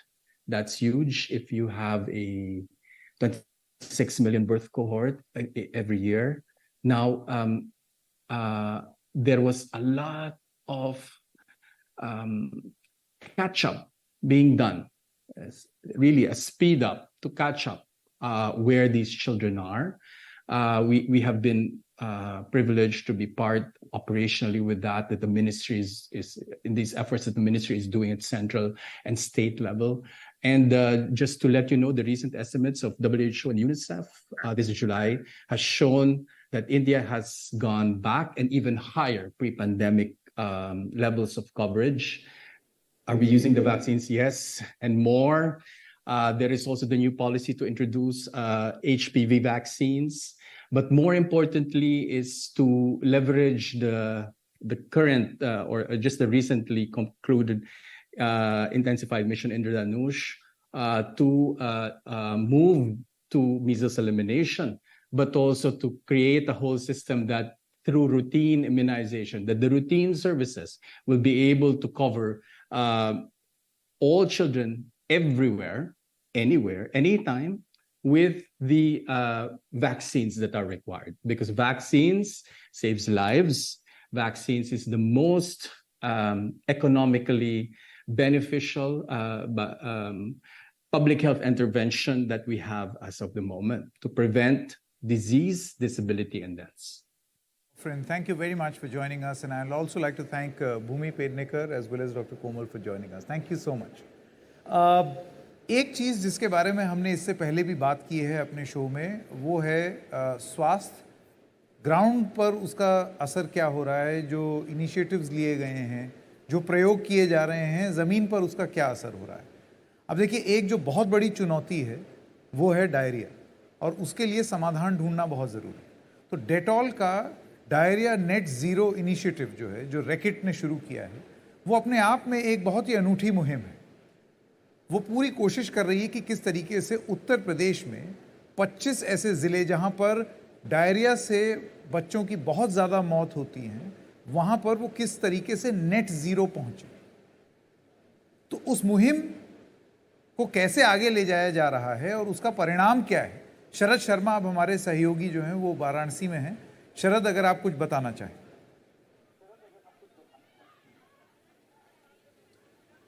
संकेत, मैं वाराणसी में हूँ। वाराणसी देश के प्रधानमंत्री का संसदीय क्षेत्र है और यहाँ पर रैकेट इंडिया ने एक प्रोग्राम चलाया, डायरिया नेट ज़ीरो। ये इसलिए चलाया गया संकेत यहाँ पर क्योंकि ये देखा गया है कि डायरिया यानी दस्त, ये जो छोटे बच्चे होते हैं, 5 साल से छोटे बच्चे होते हैं, उनमें सबसे ज़्यादा मौत या सबसे ज़्यादा कुपोषण जो है वो डायरिया की वजह से होता है। और इसका एक कारण ये है कि साफ सफाई नहीं रखी जाती। तो इसलिए यहाँ पर ये पूरा एक कैंपेन चलाया गया है। मेरे साथ रैकेट इंडिया के डॉक्टर विवेक चौहान हैं। चौहान साहब, कैसे ये शुरू हुआ प्रोग्राम और किस तरह से आप स्वच्छता और स्वस्थता का अभियान चला रहे हैं? थैंक यू शरद। सबसे पहले तो मैं बहुत धन्यवाद करना चाहूँगा एनडीटीवी टीम का और हमारी रैकेट लीडरशिप का कि ये वाला प्रोग्राम देख रहे हैं। इस भरे मौसम में पानी बरस रहा है यहाँ पर और एक उत्सव का माहौल सा चल गया है यहाँ पर। तो इसकी ये सफलता का एक आईना है जो दिख रहा है। अब मैं आपको बताता हूँ कि हम लोगों ने कई साल पहले, हमारी जो टॉप लीडरशिप थी, उन्होंने ये डिसाइड किया कि क्या आंकड़े हैं डायरिया के। उस हिसाब से हम लोगों ने प्रोजेक्ट होप शुरू किया था।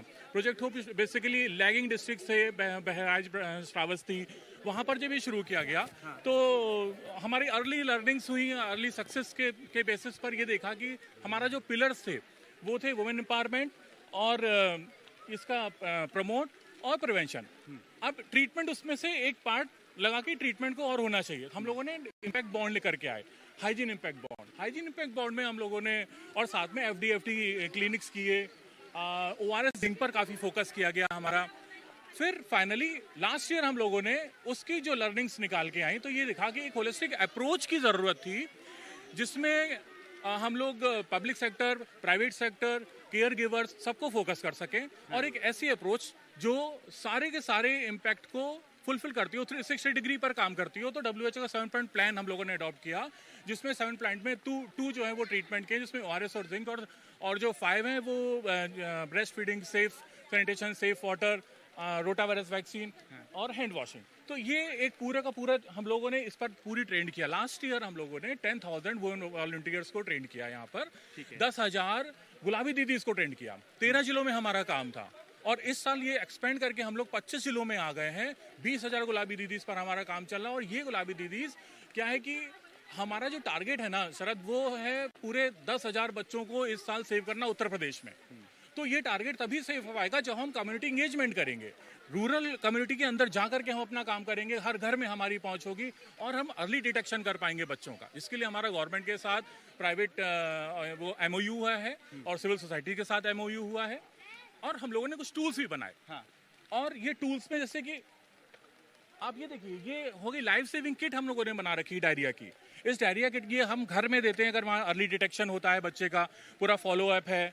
इसमें आप देख रहे हैं कि साबुन है, सैनिटाइजर है, थर्मामीटर है और साथ में हम लोगों ने ये जो जिंक की 14 दिन की पूरी खुराक, ORS और साथ में जो IC मटेरियल भी दे रखा है ताकि हम अपने घर वालों को, केयर गिवर को ये समझा पाएं कि ये बड़े ही सरल भाषा में, हिंदी भाषा में हम लोगों ने इसको देते हैं ताकि मैसेज कम्युनिकेट करना जरूरी है। कम्युनिकेट करना बहुत ज़्यादा ज़रूरी है। इसके साथ साथ में हमारे पास में देखिए हर घरों में, लाखों घरों में हम लोग ये पहुंचा चुके हैं कि हाथ धोना कितना जरूरी है और 20 सेकंड तक हाथ धोना, और एक आदमी अगर हाथ धोता है तो उसे कम से कम 10 लोगों तक ये बात साझा करनी है।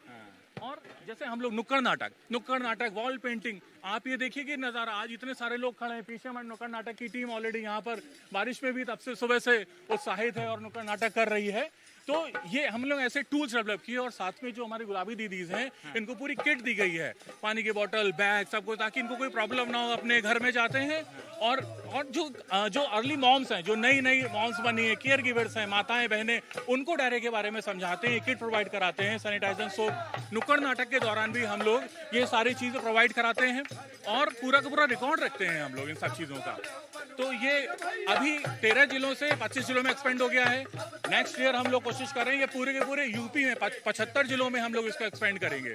यूपी के साथ साथ महाराष्ट्र, गुजरात और राजस्थान में भी ये प्रोग्राम जाएगा, और डायरिया के साथ साथ निमोनिया को भी हम लोग इस बार कंसिडर कर रहे हैं। ठीक है, तो कुल मिलाकर स्वच्छता से कैसे स्वस्थता आ सकती है, ये कंसेप्ट उस पर है। और बहुत ही बेसिक सी एक बीमारी भी है और बेसिक सी बात भी है कि अगर साफ सफाई नहीं रखते हैं तो पेट खराब हो सकता है, और केवल बच्चों का ही नहीं, पेट तो किसी का भी खराब हो सकता है। तो इसीलिए ये जो कैंपेन है ये डिटॉल की तरफ से चलाया जा रहा है। बहुत बहुत धन्यवाद शरद। We've been talking about the campaign's partners, and there have been many who have been integral to our 9-year journey.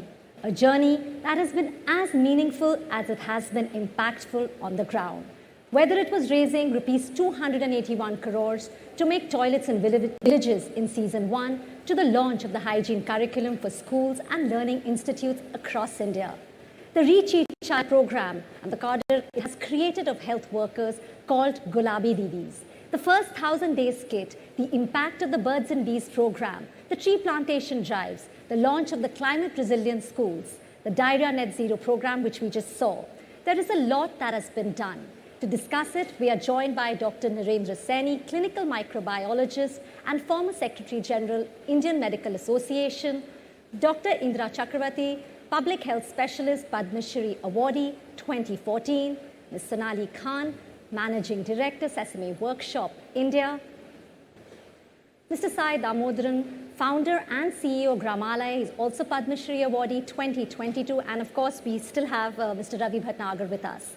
Indraji, my first question is to you. We have been working on this campaign together. You have seen the campaign closely, and you've also joined us for our telethons. Tell us, what impact do you see on ground of this campaign, and what changes has it brought? I think this Swasth Banega India has been 9 years over now, going on to the 10th year. I think this was one of the first programs which linked the importance of hygiene to health. I think one of the very first programs was brought into light. At that time, the Swachh Bharat program had started, and Dettol had the Dettol Banega Swasth India program.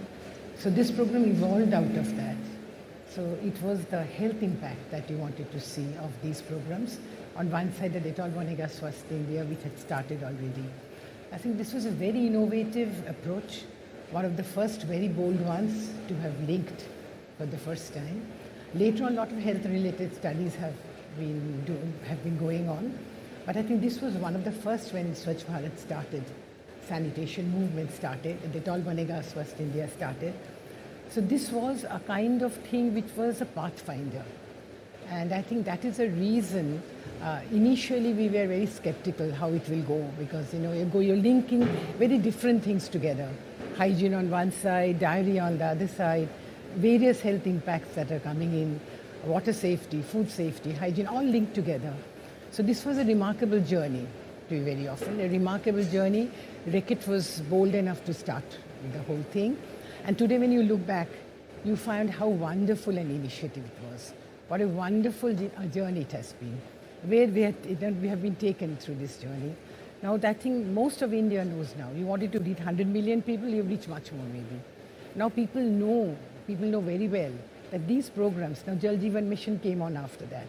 So I think it is very, very innovative that this was done 10 years back when you didn't know where it's going to go. And you find that these programs Reckitt took on, and now you know how important these are to health, to public health. As a public health specialist, I feel this was kind of a dream come true for many of us.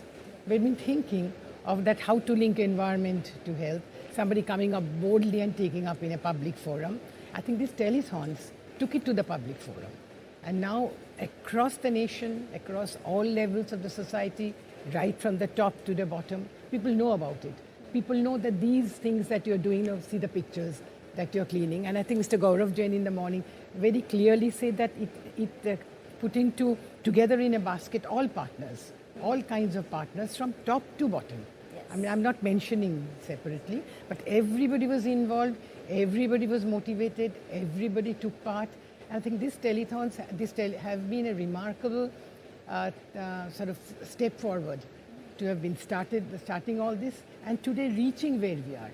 And on this 10th year, I feel very proud, very honored, very happy, very wonderful to have been involved with it. And I think it was a great thing that was done. Ravi has been holding hand right from the beginning. So it was, I would say, a wonderful journey personally for me as well. Thank you so much for being a part of it. Right? Yeah, of course. You know what? It's such an enlightening experience for me, being part of this telethon. And I have really noticed in the past 2 years, 3 years, during the COVID, the world was ever evolving, it was changing, and it was bound to change, but the change really hastened and it quickened. And Dr. Seni, my question is for you. That, you know, post-COVID, there's definitely more awareness about hygiene, but there are a lot of challenges which still persist. And how can we collaborate, like this campaign can collaborate with healthcare professionals and doctors, and what will this collaboration will mean to us? How can we take this forward? Uska fayda kya hoga? Ayushmann, you are very right question. The awareness, there is a two aspect of learning.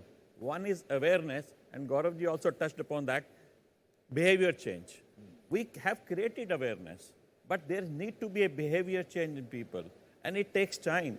I tell you my experience, I have seen now कि धीरे-धीरे करके लोग भूलते जा रहे हैं. Hand hygiene is a simple thing, but people are forgetting because COVID over, as if every disease is over. Disease कहीं नहीं है. हमारे पास में, हमारे साथ में है, क्योंकि यहाँ इंडिया में तो infectious diseases are most common thing which we have seen. Diabetes, hypertension are there, but common diseases जो है अभी भी infectious disease हैं. And only prevention is the cure. यदि हम prevent कर लेंगे, like I think you said now, what is the role of other? As a professional, medical professional, my role is to cure because मेरे पास time ही नहीं होता कुछ और बताने के लिए. I can't tell them what is the role of hand hygiene, what is the role of hygiene in food, what is the role of hygiene in water, all these things, and what is the role of sanitation. All these things are together complete the health system. उस health system में medical professional is one part only, that is curative. But people like you have seen during COVID, media has done a lot of things. Film industry has done. We are really indebted to all of you because you people are influential. You change the behavior of people. So everybody is required. We are really thankful to Ricket for coming out with such a program because these are the changes which make the society to think about कि हमें अपने system में लाना है. We have to imbibe all those things so that I don't get a disease. हम क्या है अभी system हमारा क्या है कि हम क्योरिटी पे जाते हैं कि हम बीमार हुए तो इस अच्छे डॉक्टर के पास जाएंगे, इस डॉक्टर के पास क्योर हो जाएंगे. But the more important thing is कि मेरे को बीमारी ही ना हो. At least infectious diseases are all preventable diseases. यदि हम इसको तरफ ध्यान देंगे और जिसमें रोल डॉक्टर्स के अलावा आप जो सारे लोग यहाँ बैठे हैं और जो मेरे सामने बैठे हैं, they have a important role to play if we want healthy India. और ये बहुत अच्छा प्रोग्राम है स्वच्छ भारत. हाइजीन को कई बारी ना हम सिर्फ ये ले लेते हैं कि सफाई होगी. हाइजीन इज इंक्लूडिंग कि प्रिवेंटिंग डिजीज. साफ है, can this prevent me a disease और नॉट. तो वो भी एक रोल प्ले करता है कि हमें prevention of the disease which is the meaning of hygiene, not merely cleanliness. So है हमें देखना है. अब हमने जब कोविड में किया, so because of all of you I think we are really proud Indians कि हमने छोटे समय में इतनी सारी पॉपुलेशन को कवर कर दिया. But this need to be consistent. आप सब लोगों का सबका साथ ये लगा रहना चाहिए. Only then we can say which our prime minister है ऑल्सो ए ड्रीम कि we should be disease free India. That is only possible. ये जो बात डॉक्टर सैनी कह रहे हैं, मैं सोनाली जी आपसे पूछना चाहता हूँ क्योंकि he mentioned an important word called communication. Of course, we can be carriers of that message but how does that communication become future ready to convince youngsters? And when I mean young, I mean catching them really young. What has your experience been with the Sesame workshop? This is actually, I think, the most critical question in this whole program, because you're talking about the next generation. Yeah. So we are all pretty gray-haired and, you know, lived our lives, Not sometimes Ayushmann. learn good habits and then trying to also learn bad habits and then unlearn them. Yeah. And I think the unlearning part is the most difficult. So with that, I want to actually come to the real moot point that let's teach them right from go. I think that's the first message to give. I think when the Honorable President spoke in the morning, I think she took up the issue of Mahatma Ji emphasizing educating young children. And I think that sort of set the tonality for this morning, that for the future, we need to really not only understand that children are recipients of communication, and here I want to sort of add another point, they can be change actors. I think that is the most significant point. When we talked about ban on firecrackers, no plastic, who made that change happen? Young kids, yeah? So when you're talking about hand wash, remember that little kid, if you once embed that good habit, that child will remind adults to wash their hands as well. It's really critical to note that. And as Sesame, we work with little children. Brain development happens the fastest in the first 5 years of a child's life. Hygiene is the most critical, and we forget to teach children hygiene in those years. Correct. We just sort of pull the flush for them. The mother washes the hand for the child. We like to do things for our children. What about teaching children to be independent, to do what they can? And it's a very simple thing to wash hands. It's not very difficult. Yeah, to pull the flush is even simpler. So why don't we teach children to do it themselves? They learn, and then that'll become a habit for life. So to your point, it's actually not a very complicated communication strategy. It's actually probably the simplest thing to teach children a good habit. Simple things are often the most difficult to do also. follow. To attain simplicity, you've got to work really hard. To make a mess of things, that is very easy. Thank you very much. Please हमारे साथ बने रहिए, क्योंकि इस वक्त हमारे साथ जुड़ गए हैं उत्तर प्रदेश के डिप्टी चीफ मिनिस्टर और minister of medical health Brajesh Pathak ji. Brajesh ji, बहुत बहुत स्वागत आपका एनडीटीवी के धन्यवाद जी। एनडीटीवी के इस कार्यक्रम में आपका बहुत स्वागत। अभी थोड़ी देर पहले हम वाराणसी की एक रिपोर्ट देख रहे थे जिसमें डायरिया को लेकर के किस तरीके से इनिशिएटिव्स प्राइवेट सेक्टर में भी हो रहे हैं। मैं मानता हूं सरकार भी इसको लेकर के कर रही होगी, क्योंकि उत्तर प्रदेश में ये हमेशा से ही एक चुनौती रही है। रेस्पिरेटरी इन्फेक्शन हो, ट्यूबरकुलोसिस हो, इसको लेकर के आपकी सरकार ने क्या मुहिम छेड़ी है? इस दिशा में आप क्या काम कर रहे हैं? देखिए, जो हमारी चीज है, जो मच्छर जनित लगती हैं या वायरल डिजीज है, चलाते हैं वर्ष में 3 बार। और मुझे इस बात की प्रसन्नता है कि इंसेफ्लाइटिस को उत्तर प्रदेश से पूरी लगभग हमने, आज हमारे पास एक भी डेथ इंसेफ्लाइटिस की नहीं। जानते हैं कि डायग्नोज ही नहीं हो पाई थी बीमारी कौन सी है, संभव हो पाया है। हमें ध्यान हमने चलाए हैं, वर्ष में 3 बार हम चलाते हैं। आज साफ पानी, गंदा पानी हमारे पास जमा हो, पनपते हैं और मच्छर पनपने की वजह पनपती हैं। जहां तक सवाल है, लगातार स्वच्छता आते हैं और लोगों को आगाह करते हैं, बच्चों को स्वच्छ वातावरण प्रदान करें। उनके मुंह में वो जब के बाद चलते हैं, कोई गंदगी का को डायरिया हो, तो पेयजल भी लगातार उपलब्ध कराते रहे। हमारी सरकार कैंप लगाकर के इस दिशा में काम कर रही है। बात यह है कि हमने जो स्वास्थ्य सेवाओं का विस्तार, हमने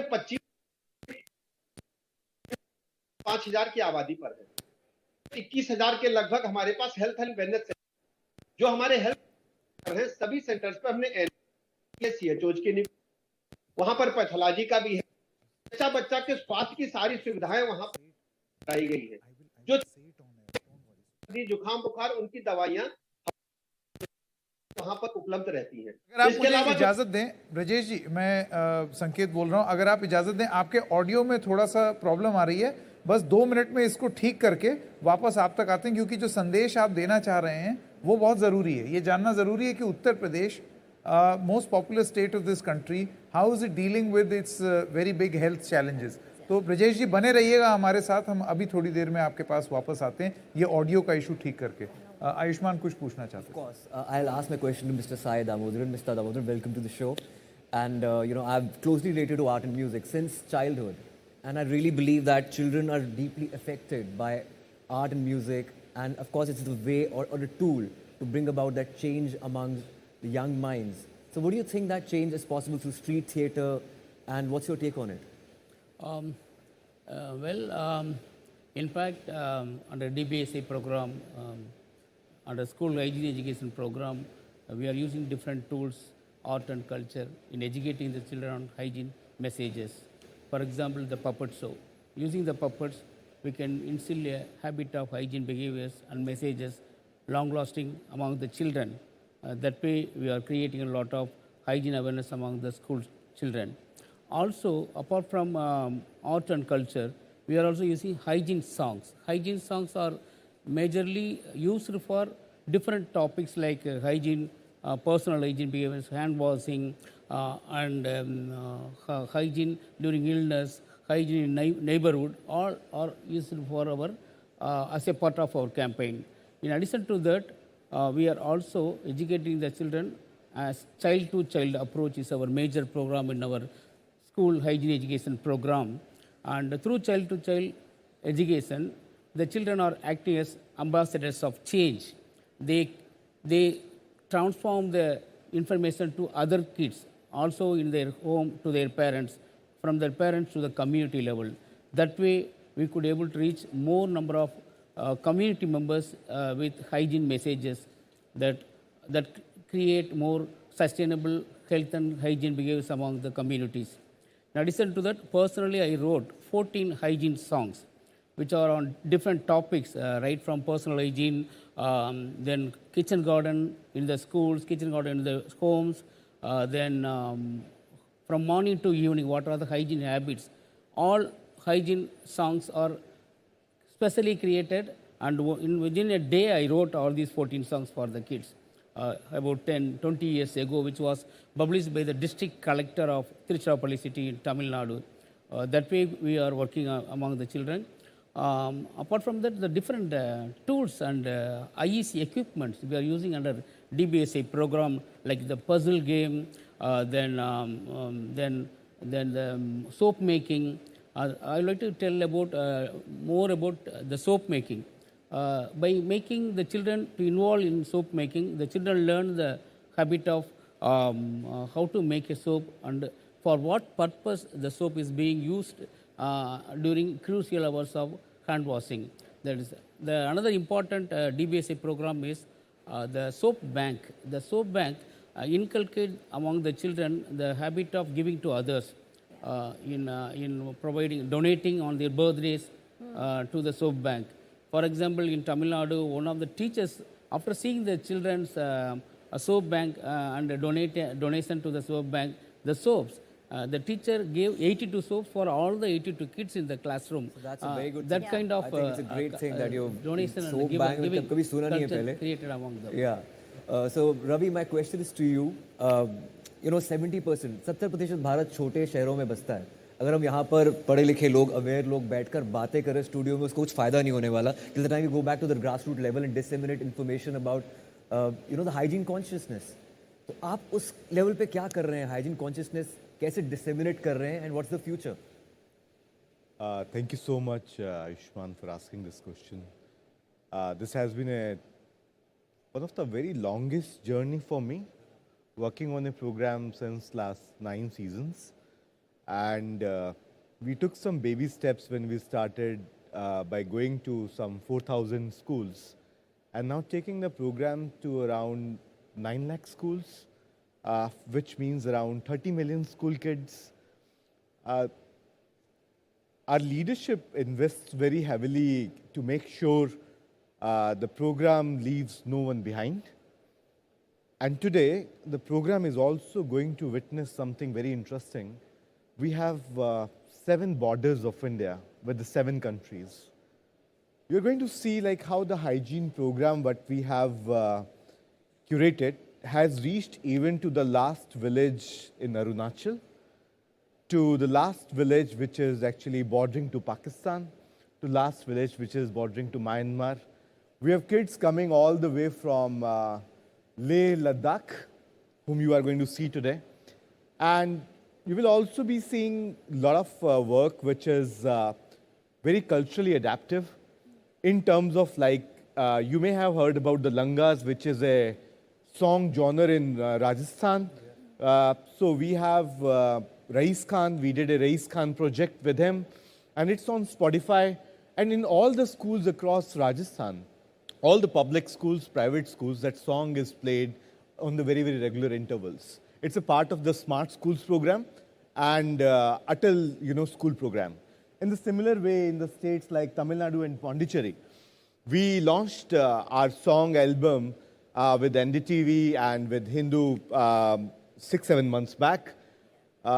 It's a part of the Smart School program across Pondicherry and Tamil Nadu. My good friend Sai Damodranji, he recently met the governor of Pondicherry. And she said like, this was one of the very big gaps, but she identified like there is no song, no game, no music, and it was just the lecture sessions for the kids, which generally happens in most of the education settings. So we were able to break that, clutter. We introduced our songs, and now songs are there. Then next interesting thing is, yes, using the STEM education. Why STEM education be just limited to India? Why it should not go to Bharat also, where the India resides largely. In the agrarian economy, 70% we are agrarian still. So we put our efforts on the screens regularly, like our kit is being displayed here, which we took as a STEM education kit, so that with the help of the Dettol sanitizer and some oil and some cornstarch, some basic 3 ingredients, how you teach kids to make various sizes and shapes of the soap, so that the fragrance of Dettol stays.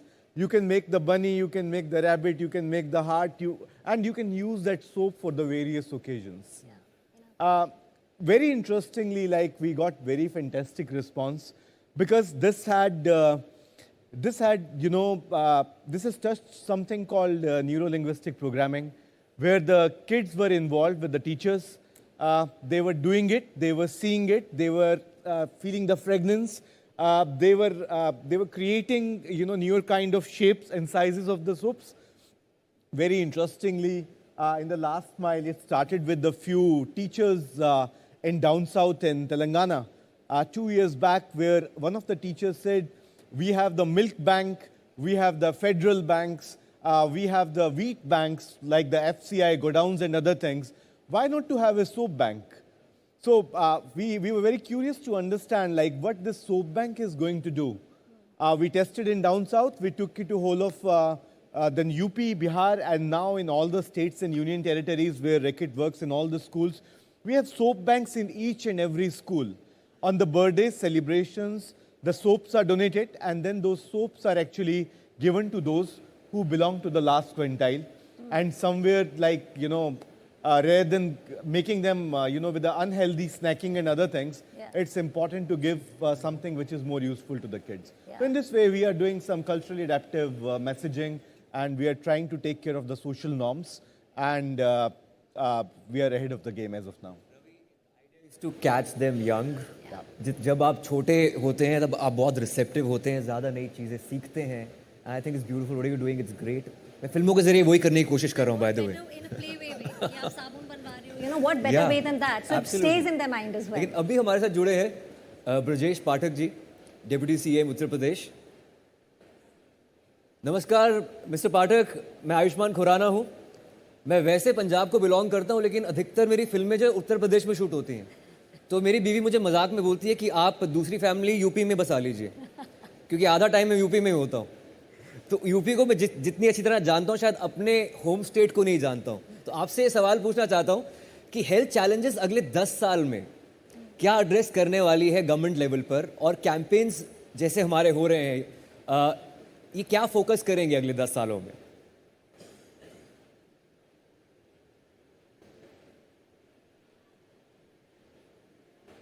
I think उनको भी सुन नहीं पा रहे हैं हम. Okay.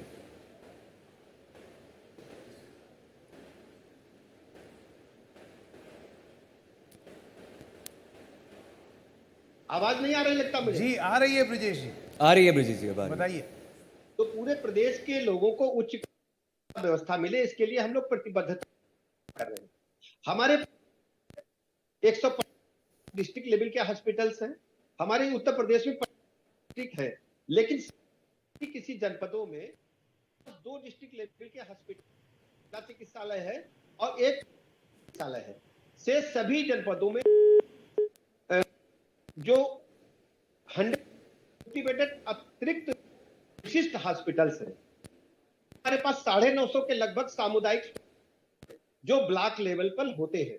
इसके अलावा लगभग 3-4 हजार के प्राथमिक स्वास्थ्य केंद्र हैं और सबसे बड़े 25,000 उप केंद्र हैं जो सब सेंटर्स के रूप में हैं.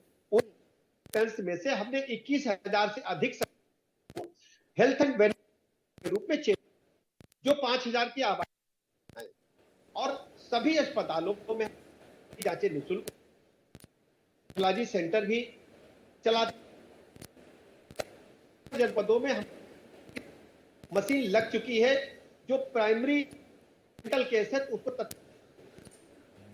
हेड इंजरी के रूप में हम दे सकते हैं. इसके अलावा आप जानते हैं कि हमारे बड़ी चुनौती थी प्रेगनेंसी के दौरान पहले अस्पतालों के चक्कर लगा और अपने देश में समस्या है रेडियोलॉजिस्ट. तो हमने हमारे प्रेगनेंसी के दौरान 9 माह में कम से कम 3-4 करना पड़ता था. तो हमने स्टेट बैंक के सहयोग से एक ऐप बनाया है.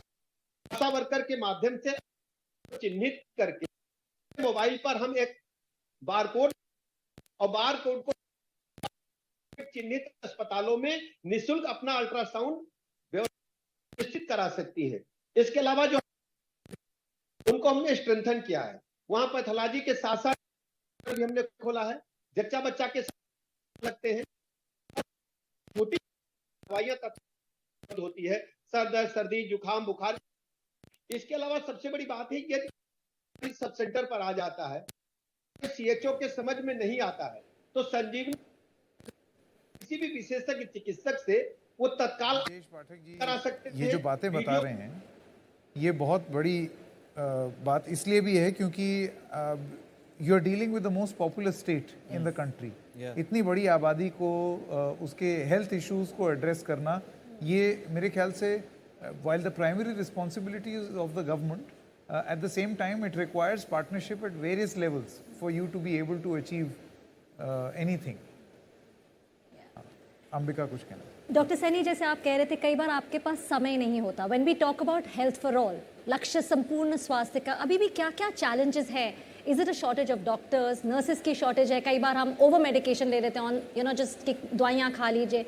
और is there a lot of information available for all of us to see and just self medkit?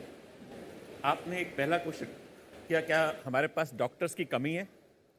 WHO कहता है कि 1 in 1000 के पास एक डॉक्टर thousands के लिए होना चाहिए. अपरेंटली यदि हम ये देखें तो आज की तारीख में जो स्टैटिस्टिक्स गवर्नमेंट की कहती है कि वी आर 1:850, इट मीन्स एक डॉक्टर 850 पे है. लेकिन इसमें हैरान होने वाली बात यह है, बिल्कुल you are also surprise, I am also surprise, कि स्टैटिस्टिक्स कुछ और कहता है, रियलिटी कुछ और होती है.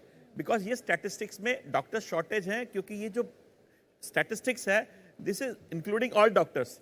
उसमें से काफ़ी लोग माइग्रेट कर गए, काफ़ी लोगों की डेथ हो गई. इसमें कुछ आयुष्मान डॉक्टर्स भी हैं. द WHO का criteria 1:1000. So 1 shortage of doctors there. You rightly pointed out, doctors को एज ए टीम वर्क काम करता है. उसके लिए उसको नर्सिस भी चाहिए, उसको पैरामेडिकल स्टाफ भी चाहिए. और जैसा सिस्टम आ रहा है कि हमारी डिजीजेस आती हैं, then you need a hospital also. वहाँ की भी शॉर्टेज है. और तीसरा, uneven distribution. You will find doctors are more in the bigger cities, capitals, but not in villages. वहाँ पे अभी भी वो बेचारा जिसको हम झोला छाप डॉक्टर्स बोलते हैं, उनके साथ उनकी वो लेता है. थर्डली, हमारा एक जो बीमारी क्यों बढ़ जाती है, हम सारे के सारे, आपने एक और पॉइंट किया, हम सारे के सारे डॉक्टर्स होते हैं। हम डॉक्टर के पास तब पहुंचते हैं जब हमारे से मुश्किल हो जाता है उसको ठीक करना। अभी कोविड के टाइम भी देखा गया कि एजिथ्रोमाइसिन, टेट्रासाइक्लिन, इन दवाइयों का इतना इस्तेमाल हुआ कि आज की तारीख में वो दवाइयाँ बेकार हो गई। तो आपके थ्रू मैसेज देना चाहूँगा कि आप अपने आप दवाइयाँ नहीं खाइए, कम से कम एंटीबायोटिक नहीं खाइए, और अपने आप को डॉक्टर मत समझिए, जब जरूरत हो तो एक प्रोफेशनल की हेल्प लीजिए। तीसरा जो रोल है प्रिवेंशन, हम बार बार कहते हैं कि prevention is better than cure, लेकिन अनफॉर्चुनेटली क्या होता है कि हमेशा हम ट्रीटमेंट पे ही रह जाते हैं, क्योंकि डॉक्टर के पास पहुंचते ट्रीटमेंट पे हम ज़्यादा कंसंट्रेट करते हैं। इसलिए ये रोल ऐसे प्रोग्राम्स का बहुत ज़्यादा है जहाँ पे हम प्रिवेंशन की बात करते हैं, क्योंकि हमारे यहाँ शॉर्टेज रहेगी, बहुत टाइम लगेगा अभी हॉस्पिटल्स बनने में, अच्छे हॉस्पिटल बनने में, क्वालिटी हॉस्पिटल्स बनने में, दवाइयों के मिलने में, डॉक्टर्स के और बनने में, लेकिन सबसे अच्छा जो काम हम सब मिलकर कर सकते हैं, it is a team work. Prevention is a team work. जो मैंने पहले भी कहा, prevention is regarding my water, my food, my personal hygiene और सैनिटेशन, और ये चारों डॉक्टर नहीं कर सकता, सब सोसाइटी को मिलकर। Media has a role to play, entertainment industry has, because they are influential. They are influential for people. So media has to play. Ayushmann, you have a role to play. Ravi ji and all these are people are playing. NGOs have role to play. And as doctor, yes, it's my responsibility. I am doing my responsibility along with all of you. Exactly, Dr. Saini. In fact, हम तो एक तरह के opinion leaders हैं ही, but grassroots level पर आप लोग हैं opinion leaders. Kids are opinion leaders. I think they're the biggest opinion leaders right now. Coming to kids, ma'am, आपसे मैं पूछना चाहता हूँ कि आप we lead through examples when it comes to kids.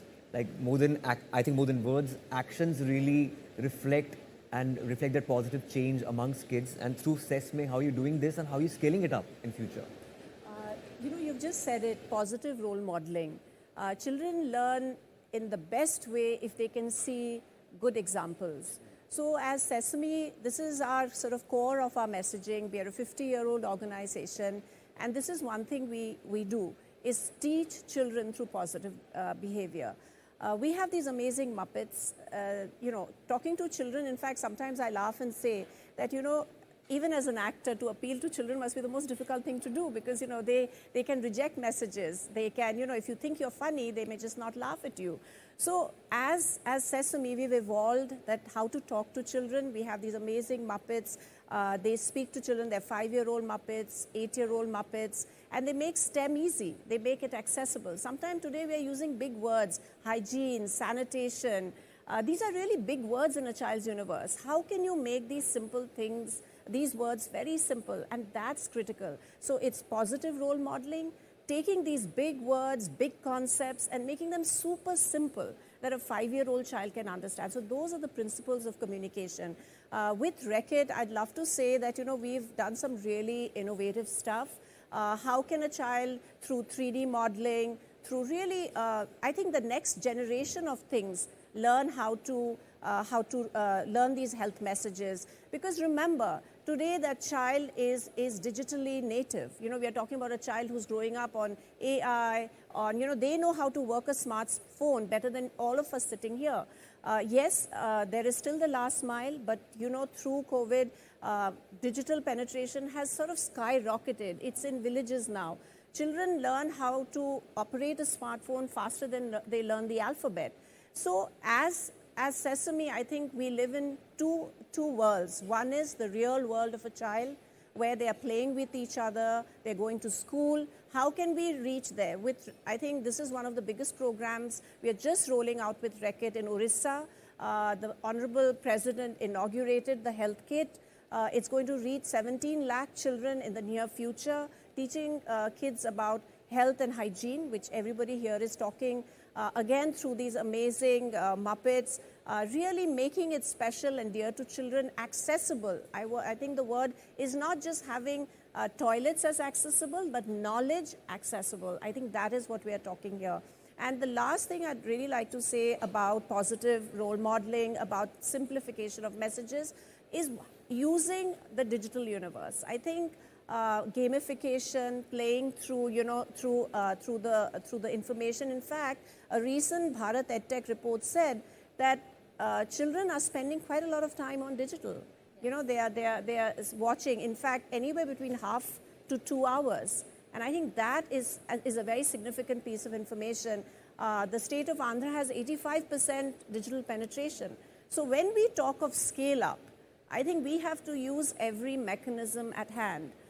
It has to be in the classroom, to the smartphone, and of course through television, which is in every household. So as Sesame, I believe one very simple thing, reach the children where they are. That's the most significant message that I can give today, whether it's through TV, whether it's through your smartphone, whether it's your classroom, and whether it's in the family. You need to empower the entire ecosystem of a child with this unified message. Then we will see change happening in the future. That's very well said, ma'am. In fact, being an ambassador of UNICEF India, we closely work with young children, and I've worked on cyberbullying also at the same time. You know, we live two different lives altogether. Sometimes it's an alter ego of ours, which is on social media, and we have a different, you know, personality on ground, on in reality. And you also spoke about AI. तो AI जो है, doctors से मैं पूछना चाहता हूँ कि AI आगे जाकर कितना हेल्प करने वाला है हमारे देश में. I don't know, in terms of health, in terms of hygiene. मुझे लगता है बेसिक लेवल पर एक तरह से हेल्प कर सकता है आर्टिफिशियल इंटेलिजेंस, पर एक पर्सनल टच जो है वो डॉक्टर का है, वो कहाँ से लेकर आओगे? You are absolutely right. Both things are needed. क्योंकि AI can help you, but the same time जो आप सामने बैठ के करते हो, जैसे there were examples कि आपने सोप बनाया उसको, आपने किया. Unless and until start using, आज की तारीख में knowledge is there, everywhere is there. But उसको यूज कैसे करना है, that personal touch is also required.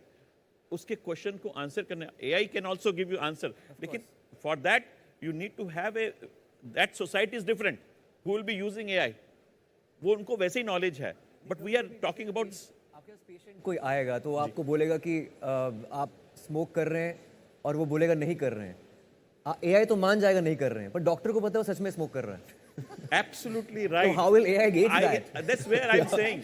Plus वो AI जो है ना, वो एक particular class की use कर सकता है आज की तारीख में इंडिया में.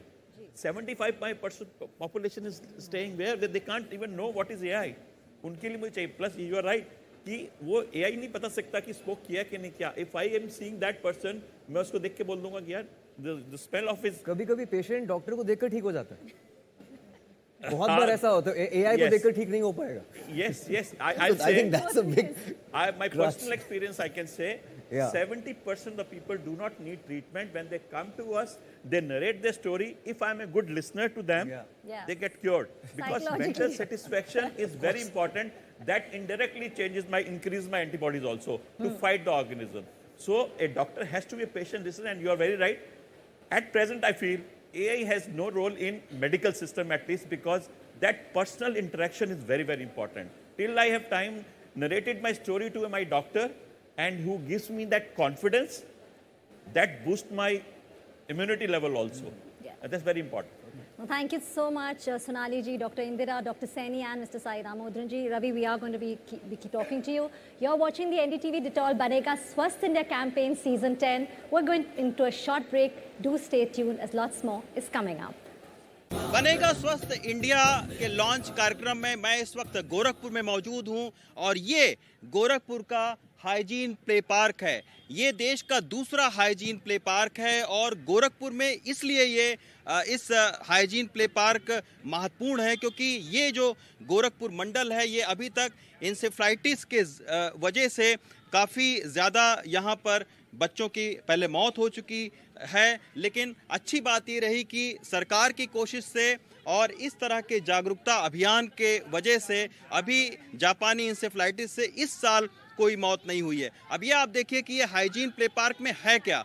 हाइजीन प्ले पार्क में तमाम सारे जो साफ सफाई से जुड़े जो खेल हैं उसको यहाँ पर डिस्प्ले किया गया है ताकि जो बच्चे हैं उनको खेल के जरिए साफ सफाई के बारे में जानकारी मिले।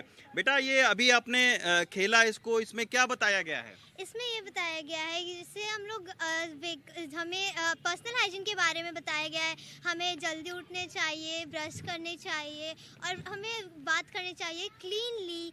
फिर हमें वॉश करने चाहिए hair, wear clear clothes, wear your slippers, cut your nails and comb our hair. तो इससे हम हेल्दी भी रह सकते हैं और हैप्पी भी रह सकते हैं। ये आप देखिए, ये तमाम सारे इस तरीके के जो बच्चे हैं उनके लिए यहाँ पर खेल को बनाया गया है ताकि वो जो हाइजीन है उसके बारे में समझ सके। ये आप देखिए कि यहाँ पर अगर हम इस हाइजीन प्ले पार्क में आगे बढ़ते हैं तो आप यहाँ पर देखिए कि wash hand well after every play, यानी हाथ की साफ सफाई कैसे किया जाए उसके यहाँ पर तरीके बताए गए हैं। तो यहाँ पर बच्चे इस पार्क में खेलें भी और उसके बाद में खेलने के बाद में जो हाथ धुलें की प्रक्रिया है उसको भी इस खेल के बाद में वो समझें। तो इसी के चलते यहाँ पर आप देखिए कि बच्चों को ये भी बताया जा रहा है कि आखिर ये साफ सफाई कैसे रखें, हाथ को अच्छे से जो है वो कैसे धुला जाए।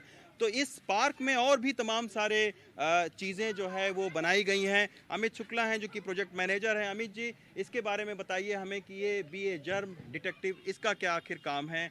ये बच्चों के लिए कौन कौन से गेम आपने बनाए हैं? एक्चुअली ये जो जर्म डिटेक्टिव है, यहाँ पे ये है कि जब बच्चे पार्क में आते हैं, बहुत सारे जब गेम्स करते हैं, गेम्स के बाद जो उनके जर्म्स आ जाते हैं उनसे कैसे उनको डिटेक्टिव करना है, कैसे उनको बचना है, कैसे जो बहुत सारी जो बीमारियां हैं, स्पेशली कोविड के बाद से जो बच्चों में एक डर था कि कैसे हम पार्क या कहीं भी जाते हैं उसके बाद बीमार होने का जो डर था उसको दूर करने के लिए हम लोगों ने इस तरीके से ये पार्क जो बनाया गया है, इसमें ये ध्यान रखा गया है जो हमारी व्यक्तिगत साफ सफाई पर्सनल हाइजीन है, जैसे ये साबुन है कि बच्चे यहीं पे गेम करने के बाद जब इधर आएंगे यहाँ से सोप्स लेके हैंड वॉशिंग के लिए जा सकते हैं। यहाँ पे हमने सैनिटाइजर्स रखवाए हैं जिससे वहीं पे बच्चे तुरंत हैंड सैनिटाइज करेंगे। ये हमारे गेम्स हैं, जैसे एक लूडो का गेम है जिसके माध्यम से बच्चे यहाँ पे बैठ के फन करते हैं, एंजॉय करते हैं और सीखते हैं जो 5 सफाई हैं वो कैसे हम उनको।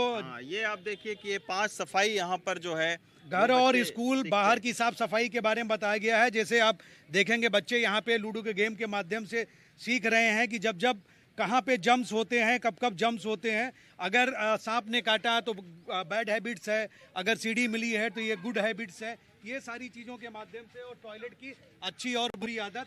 इसके अलावा इसमें एक स्टेम एजुकेशन का भी गेम है। ये आप देखिए इस तरीके का जो है वो हाथ धोने के दौरान जो जगह छूट जाते हैं इसमें स्टेम तो ये आप देखिए इस तरीके से हाथ को कैसे अच्छे से साफ करें, इसके भी यहाँ पर प्ले कार्ड को शो किया गया है। तो इस हाइजीन प्ले पार्क ये भारत में दूसरा है और जैसा मैं बता रहा था आपको कि ये चूंकि पूरा जो इलाका है गोरखपुर और बस्ती मंडल वो जापानी इंसेफ्लाइटिस से जूझ रहा है, तो इसके वजह से इस बार सरकार ने भी कोशिश किया है और इस तरीके से जो प्राइवेट पब्लिक पार्टनरशिप है उसके ज़रिए जो है वो पूरे इस अभियान को चलाया गया है। एक दस्तक कार्यक्रम को शुरू किया है उत्तर प्रदेश सरकार ने और उसके ज़रिए जितने भी वेक्टर बॉर्न डिजीज़ है उसको जो है वो नियंत्रित करने की कोशिश है सरकार की। अमित भाई, ये बताइए कि ये जो पूर्वांचल का इलाका है साफ़ सफाई के दृष्टिकोण से काफ़ी महत्वपूर्ण इसको है क्योंकि यहाँ पर जापानी इंसेफ्लाइटिस का काफ़ी ज़्यादा ये रहा है, तो इसके ज़रिए बच्चों के अंदर तो ये जी जैसा कि आपने बताया कि ये जो पूरा एरिया है गोरखपुर मंडल इंसेफ्लाइटिस से प्रभावित रहा है, बट अभी लास्ट 2-3 साल में काफ़ी अच्छा इस पे काम हुआ है और ये स्पेशली जो बच्चों के लिए पार्क बनाया गया, इन सब चीज़ों को ध्यान में रखा गया है कि बच्चे खेल के माध्यम से कैसे अपनी हाइजीन और सैनिटेशन को मेंटेन करेंगे और बहुत सारी जो बीमारियां हैं जिनको स्पेशली हैंड वॉशिंग के थ्रू हम दूर कर सकते हैं। जैसे कि तो निश्चित तौर पर अब हम ब्रेक लेते हैं, चलते हैं मुंबई स्टूडियो और ब्रेक के बाद में फिर से आपसे मिलते हैं।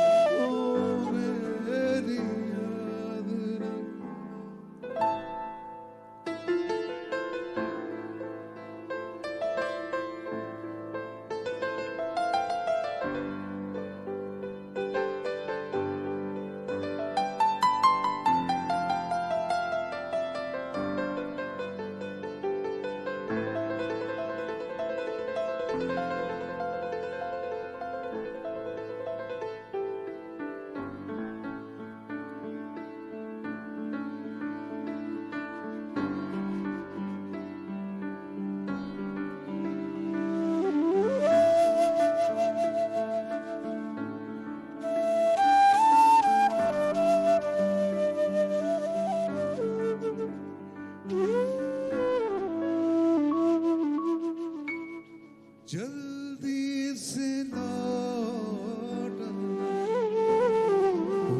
मुझसे दूर जाके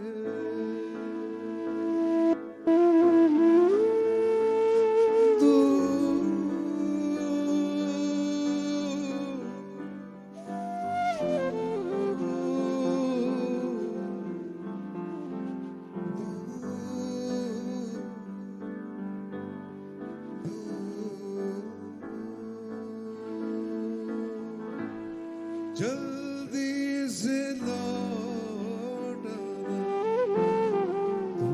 मुझसे दूर जाके फिर ना सताना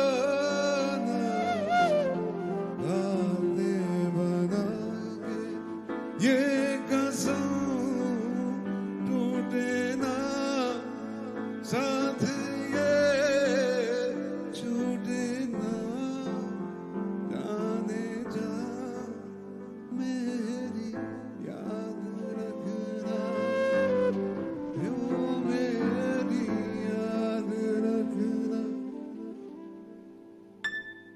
दिल कह रहा है दिल से वादा करो दिल से चाहे तुम जहां भी जाना जाना मेरी याद रखना ओ मेरी याद रखना ओ मेरी याद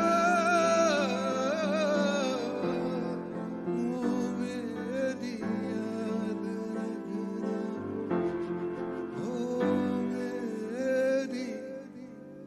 याद रखना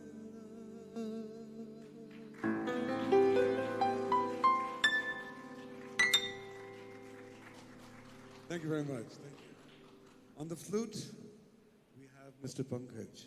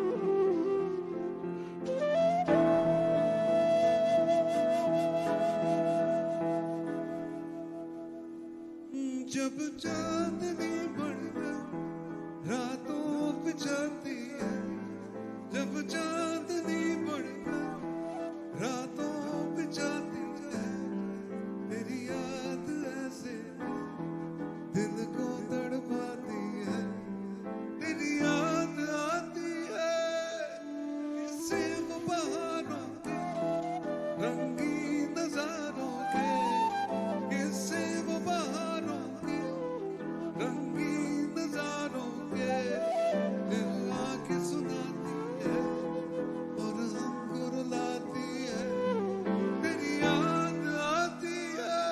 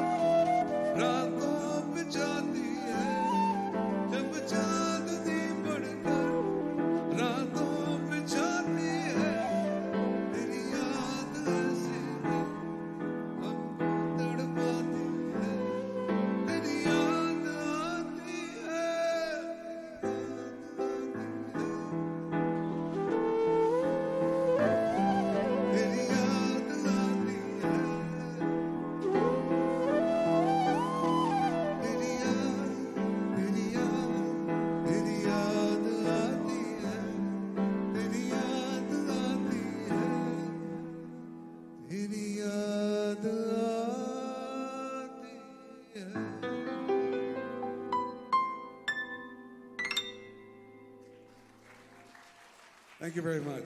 There's too much of reverb now.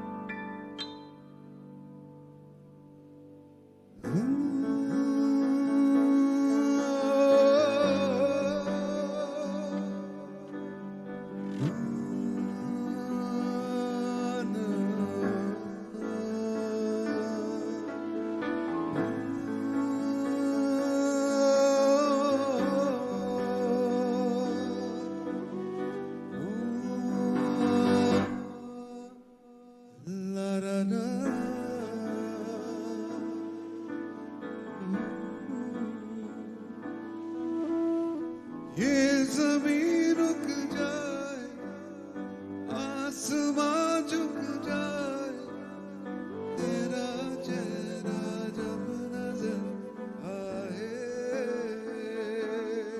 ओ तेरा चेहरा जब नजर आए, ये ज़मीन रुक जाए, आसमां झुक जाए, तेरा चेहरा,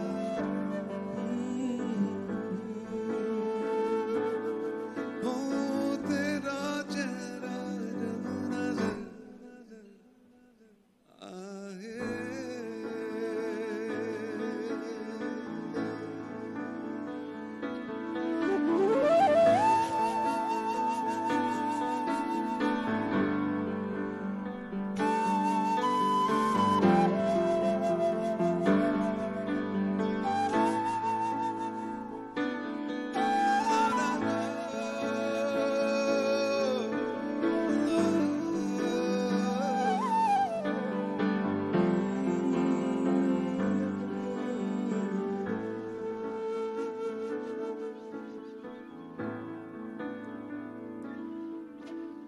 तू इजाजत दे अगर तुझसे थोड़ा प्यार मैं कर लूं, जाने जा, बैठ मेरे सामने, खाली दिल खाली नजर भर लूं, जाने जा, तू खफा हो जाए, रात भी हो जाए, दिन तेरे आंचल में चुभ जाए, चुभ जाए, ये ज़मीन रुक जाए, आसमां झुक जाए, तेरा चेहरा जब नजर आए, ओ तेरा चेहरा जब नजर आए, ओ ओ ओ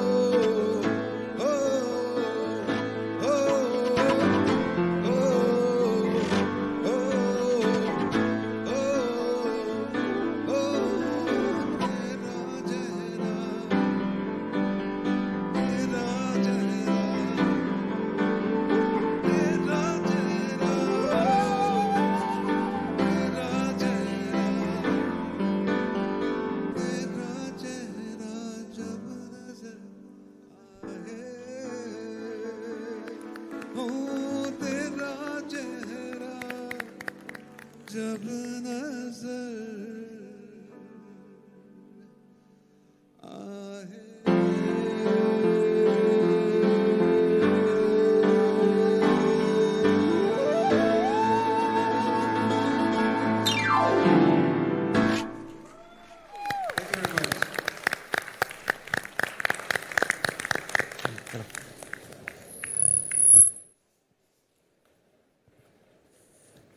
Adnan bhai, what an honor to listen to you. Thank you very much. What an honor. Very good, very good. It's like you took us back many decades ago. Ayushmann was also saying. In fact इनका भी recently एक concert हुआ था मुंबई में, वहाँ मेरे friends और family गए थे. He so phenomenal. It's not about decades, he is timeless. I think आज के दौर में भी कई गाने ऐसे बन रहे हैं जो इनकी तर्ज पर बने हैं. काफी बीट स्ट्रक्चर इनके जैसा है and he is so contemporary eight the same time. ऐसा फिनोमिनल टैलेंट मुश्किल है दिखना. So amazing, so amazing. Thank you. Thank you so much. Anything that you would like to say? You know, I just want to say that, first of all, I'm very happy to be part of this wonderful cause. And, of course, this is a very important drive for all of us. And I'm really, really happy that everybody's putting in the effort to do their bit. We all have to. We can't leave it to other people to do things and hope that things will just work out. We all have to do our little bit. And I have to also tell you that I just love your work. Thank you. Thank you. Thank you. May God bless you, and I really wish you all the best. And wish you all the best. Thank you very much. Thank you so much. Thank you so much. Thank you. A big hand for Adnan Sami, ladies and gentlemen. Thank you. Thank you. तो आइए अब रुक करते हैं पहाड़ों की ओर. रुद्रप्रयाग चलते हैं. देखिए, पहाड़ों के बारे में ये कहा गया, खास तौर से उत्तराखंड के बारे में ये कहा जा रहा था कि एक वक्त में ये वाटर रिजर्व था भारत का, water bank of Asia, not just India. Uttarakhand now seems to be facing an acute water shortage. यहाँ दिक्कत हो रही है और ये दिक्कतें किस तरीके से बढ़ी हैं वो भी हमने होते हुए देखी हैं खबरों में. इसके लिए एक अर्जेंट इंटरवेंशन की ज़रूरत है. Climate change aligned with Mission Life, which is lifestyle for environment. Now, RECIT plans to develop 14 climate-resilient model schools in Uttarakhand that will nurture environmentally aware students, reinforcing the state's climate mitigation and adaptation efforts and contributing to the achievement of sustainable development goals. The first such school was set up in June this year in Uttarkashi. Today, we are going across to the second CRI school in Rudraprayag, और हमारे सहयोगी किशोर कुमार रावत वहां से हमारे साथ जुड़ गए हैं और ये रिपोर्ट दे रहे हैं. जी किशोर. बिल्कुल, एक जो मुहिम शुरू की गई थी उसका जो आगे बढ़ती जा रही है. एनडीटीवी डेटॉल बनेगा स्वस्थ इंडिया के तहत कई ऐसे स्कूल हैं जिनको क्लाइमेट रेजिडेंट स्कूल बनाया जा रहा है. रुद्रप्रयाग में अगर मैं बात करूं तो स्कूल में अंदर आते ही एक अलग सी फीलिंग आती है, क्योंकि बच्चों को पढ़ाई के साथ कैसे साफ रहना है, कैसे उनको पानी की वेस्टेज रोकनी है, कैसे उनको पर्यावरण को सुरक्षित रखना है, ये सब पढ़ाया जाता है. और ये इस वक्त स्कूल में मौजूद है और यहाँ पर तमाम जो बच्चे हैं उनको हर दिन अलग अलग सब्जेक्ट के साथ ये चीज़ें बढ़ाई जाती है. हमारे साथ प्लान इंडिया के प्रोजेक्ट मैनेजर शेरिन हैं. किस तरीके से इस स्कूल को आपने सोच के इसको कहा कि इसको अलग बनाएंगे, आखिर इसमें अलग क्या है? अच्छा जी, Dettol climate resilient school basically ऐसा स्कूल है जहां पर हम बच्चों को पर्यावरण अनुकूल एक जीवन शैली विकसित कर रहे हैं बच्चों में. जो हमारे देश द्वारा चलाया जा रहा मिशन लाइफ का कैंपेन है, उसी के प्रिंसिपल्स पे आधारित है ये स्कूल. और जैसा आपने देखा, ये स्कूल फुली सोलर पावर्ड है. हमने सोलर पैनल्स लगाए हैं जिससे ये स्कूल की इलेक्ट्रिसिटी रिक्वायरमेंट्स पूरे सौर ऊर्जा पे निर्भर है अब. और ऐसे हमने एनर्जी एफिशिएंट फैंस और लाइट्स लगाए हैं जिसमें लगभग 80% ऊर्जा जो है एनर्जी है उसका रिडक्शन होगा. हमने ऐसे टैप्स लगाए हैं जिससे लगभग 60 to 70% वाटर वेस्टेज में कमी आएगी. जैसा आप देख रहे हैं, बच्चों के पास यहाँ पे स्टेशनरीज है और बैग्स है जो बेसिकली सब रिसाइकल्ड मटेरियल से बना है. और हमने स्कूल में बेसिकली मिशन लाइफ क्लब का गठन किया है जो जिससे हमारा मेन मकसद है कि हम आने वाले समय में क्लाइमेट एडवोकेट्स या क्लाइमेट वॉरियर्स को तैयार कर पाएं. हमारे साथ प्रिंसिपल मैम है. मैम, जो सब्जेक्ट आप पढ़ाते हैं उसके साथ और क्या पढ़ाते हैं ताकि बच्चे समाज में एक मैसेज दे, क्योंकि बच्चे अगर स्कूल में आए कुछ चीज़ सीखते तो लंबे टाइम के लिए उनको याद रहती है और वो आदतों में शामिल हो जाती है. बच्चों को हम उनके ये जीवन मूल्य हैं, जो मानवीय मूल्य हैं, उसके बारे में बताते हैं. और जैसे ये पर्यावरण पे बताया, बच्चे पर्यावरण से जुड़े रहें. और इसके अतिरिक्त सुबह आनंदम की कक्षा होती है और ये साफ सफाई कैसे? हाँ, साफ सफाई का भी होता है। बच्चे सुबह आकर के साफ सफाई करते हैं, गीला कूड़ा अलग रखते हैं, सूखा कूड़ा अलग रखते हैं, और प्लास्टिक का जो कचरा होता है उसे एकदम अलग रखा जाता है, और जहाँ पर सार्वजनिक कूड़ादान है वहाँ इसको डाला जाता है। और बच्चे काफ़ी उत्सुक हैं। ये प्लान इंडिया से 3 दिन की हमारी वर्कशॉप हुई, बच्चे तब से काफ़ी उत्साहित हैं, और बच्चों को ये बताया जा रहा है कि आगे का जो जीवन है, हमारा तो जीवन काफ़ी आगे चला गया है। तब वातावरण बहुत शुद्ध था, अब वातावरण में काफ़ी परिवर्तन हो रहा है, प्रदूषण ज़्यादा हो रहा है। तो बच्चों को जो रिसाइकिल की वस्तुएं दी गई हैं, जिससे कि बच्चे अपने आगामी जीवन में सुचारू रूप से अपना सुनियोजित कार्य कर सकें।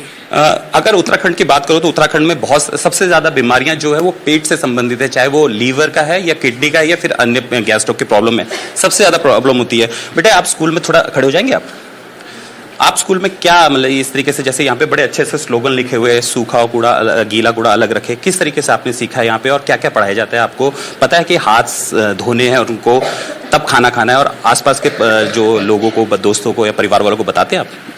जी, हमने अपने मम्मी पापा के पास भी बताया, और पहले हमारे घर के आसपास बहुत कचरा होता था, तो हमने फिर जो हमारे जो घर के बड़े हैं, हमने उनको कहा कि गीला कचरा और सूखा कचरे के लिए अलग अलग गड्ढे या डस्टबिन बना सकते हैं, जिससे हमारे आसपास कोई गंदी बदबू ना फैले, जिससे हमें नुकसान हो या हमें बीमारी हो, जिससे कीटाणु न फैले। इसके लिए हमने अलग अलग कचरे बनाए हैं। तो बहुत सारे यहाँ पे बच्चे, बेटे आपका नाम क्या है? सुहानी। आपने क्या सीखा है यहाँ पे? जैसे रेन वाटरिंग है, पानी की बचत करनी है, पानी वेस्ट नहीं करना है, हाथ धो के खाना खाना है, क्योंकि बीमारियाँ अक्सर हो जाती है ज़्यादा। सर, हमें हमारी मैम लोगों ने कहा है जो हमारी पुरानी किताबें और कपड़े होते हैं उनको दान करने चाहिए, और गीला कूड़ा और सूखा कूड़ा अलग अलग डस्टबिन में डालने चाहिए। अगर कोई जानवर होगा तो उसको खाएगा तो उसकी तबीयत या उसकी जान भी जा सकती है इसमें। अच्छा, पॉलीथीन बड़ा कहते हैं कि पॉलीथीन नहीं फेंकनी चाहिए, क्योंकि पॉलीथीन खराब, पर्यावरण को खराब कर रही है, एनवायरनमेंट को खराब, पानी, उसमें भी कुछ जगह किस तरीके से पॉलीथीन को हम नगर पालिका को। ओके, धन्यवाद। वक्त है एक छोटे से ब्रेक का। ब्रेक के बाद ये चर्चा जारी रहेगी। आप देख रहे हैं एनडीटीवी डिटॉल बनेगा स्वस्थ India season 10। Welcome back. You're watching the NDTV-Dettol Banega Swasth India campaign season 10. From extreme weather-related disasters to a wider spread of vector-borne diseases such as malaria as well as dengue. Now we're going to be talking about how climate change impacts us and our health in every possible way.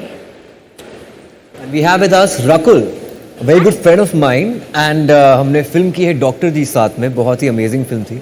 और रकुल, आप यहाँ पर हैं not just because you an actor but also you feel it, like आप holistically अपने आप को change करना चाहती हैं, न्यूट्रिशन को लेकर बहुत यू वेरी अवेयर। मुझे खुद सिखाया, I remember I to have sesame seeds first thing in the morning, it's good for digestion. पर रकुल ने मुझे बोला नहीं, क्रश सीड्स करो, it will be better on your stomach. तो आई थिंक मैं तब आई वाज सोल्ड, मैं कहा आदि डॉक्टर खुद है।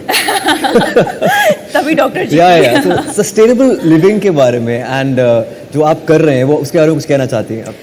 Yeah, I think, sustainable living, healthcare or any form of awareness about what you eat, how your environment is, everything goes hand in hand. Because आज हम बात कर रहे हैं, diseases की जो climate change की वजह से होती हैं. And any form of disease is in your body अगर आपकी immunity low है. And how do you keep that immunity up? Back in like 100 years back, 200 years back, from the age of Ayurveda, तब लोग दवाइयाँ नहीं खाते थे, but immunity बहुत स्ट्रॉन्ग थी। And it's I think the kind of food we consume, how aware we are. Obviously basic is कि आप अपना खाना अच्छे से साफ़ करके खाइए, अपने हाथ साफ़ करके खाइए, but what you are eating, the fast food culture जो है वो इतना ज़्यादा बढ़ चुका है। I was reading somewhere and I love that line and I even posted it, saying कि the fast food culture is grown so much that real food feels like diet. जब आप दाल रोटी सब्जी खा रहे हो तो लोग बोलते हैं डाइट। एंड जो हमारा हिंदुस्तानी खाना है उसमें the use of turmeric, ajwain, जीरा, हल्दी, all the basic ingredients, all the herbs are very, very good for your immunity and your body, and naturally, you know, your blood pressure, your diabetes, things like that. So I feel there is a lot of importance that needs to be given to health, workout, any form of physical activity, walking. आप खाली walk कर लो वो काफ़ी है. पुराने ज़माने में लोग घर के सारे काम खुद करते थे, you know. अब women are told when you are pregnant, please squat and pocha maro. But earlier days, everyone used to do it themselves. So all these small things actually help you in being stronger, have a stronger immune system, and hence deal with all the external, factors in a better way. Even COVID, for that matter, जब COVID हुआ था, I was doing pranayam, you know, and I know how much that helped me because I didn't want medicines. So I feel, yeah, holistic look at health is very important. Absolutely. We also have... Why don't you... No, I will just introduce the guests. Of course, thank you, Rakul, for joining us today. We also have with us Ravi Singh, Secretary General and CEO WWF India. Neeraj Jain, thank you so much. You've been a part of this campaign since the very beginning. Country Director, India Path. Sanjay Serene, Vice President, Access and Regional Programs, FIND. And of course, Ravi is with us. Yes, Ravi Singh is now with us. Let's see if we can have him on screen so that we can ask him the question. Ravi Singh, can you hear me? I can hear you. Thank you very much. Hi, good morning. You know, Ravi Singh, with the changing climate and extreme weather events, our hygiene and health needs are also going to change, you know, with the floods and waterborne diseases, they're all becoming more frequent and common. What, according to you, are the next big interventions that we need in the sector of health and hygiene? This is a area, or this is a sector which is beyond the purview of any single approach or any one institution or any one particular, consortium of work. Very importantly, we need to build an approach. I'll give you an example and just go from that. There's an example being developed which is called the One Health approach. This basically looks at what are the different areas of threat, be it calamities, natural calamities, regional disasters, etc. And we build an understanding of the interface between people, ecosystems, landscapes, what we call landscapes as natural landscapes, and people and beings that live there, for instance, villages, livestock, wildlife, largely to address zoonotic disease transmission. I just want to focus on this because not enough is being said here and a lot more needs to be done. We need to strengthen vulnerable rural households and to enhance community access to improve public health care for particularly people who live in forest fringe villages and such areas. And the idea is that we can connect this issue of One Health, see where the concentrations are, where possible threats could be, and to improve the flow of ecology and ecological services and the natural flow of what we have as a web of life.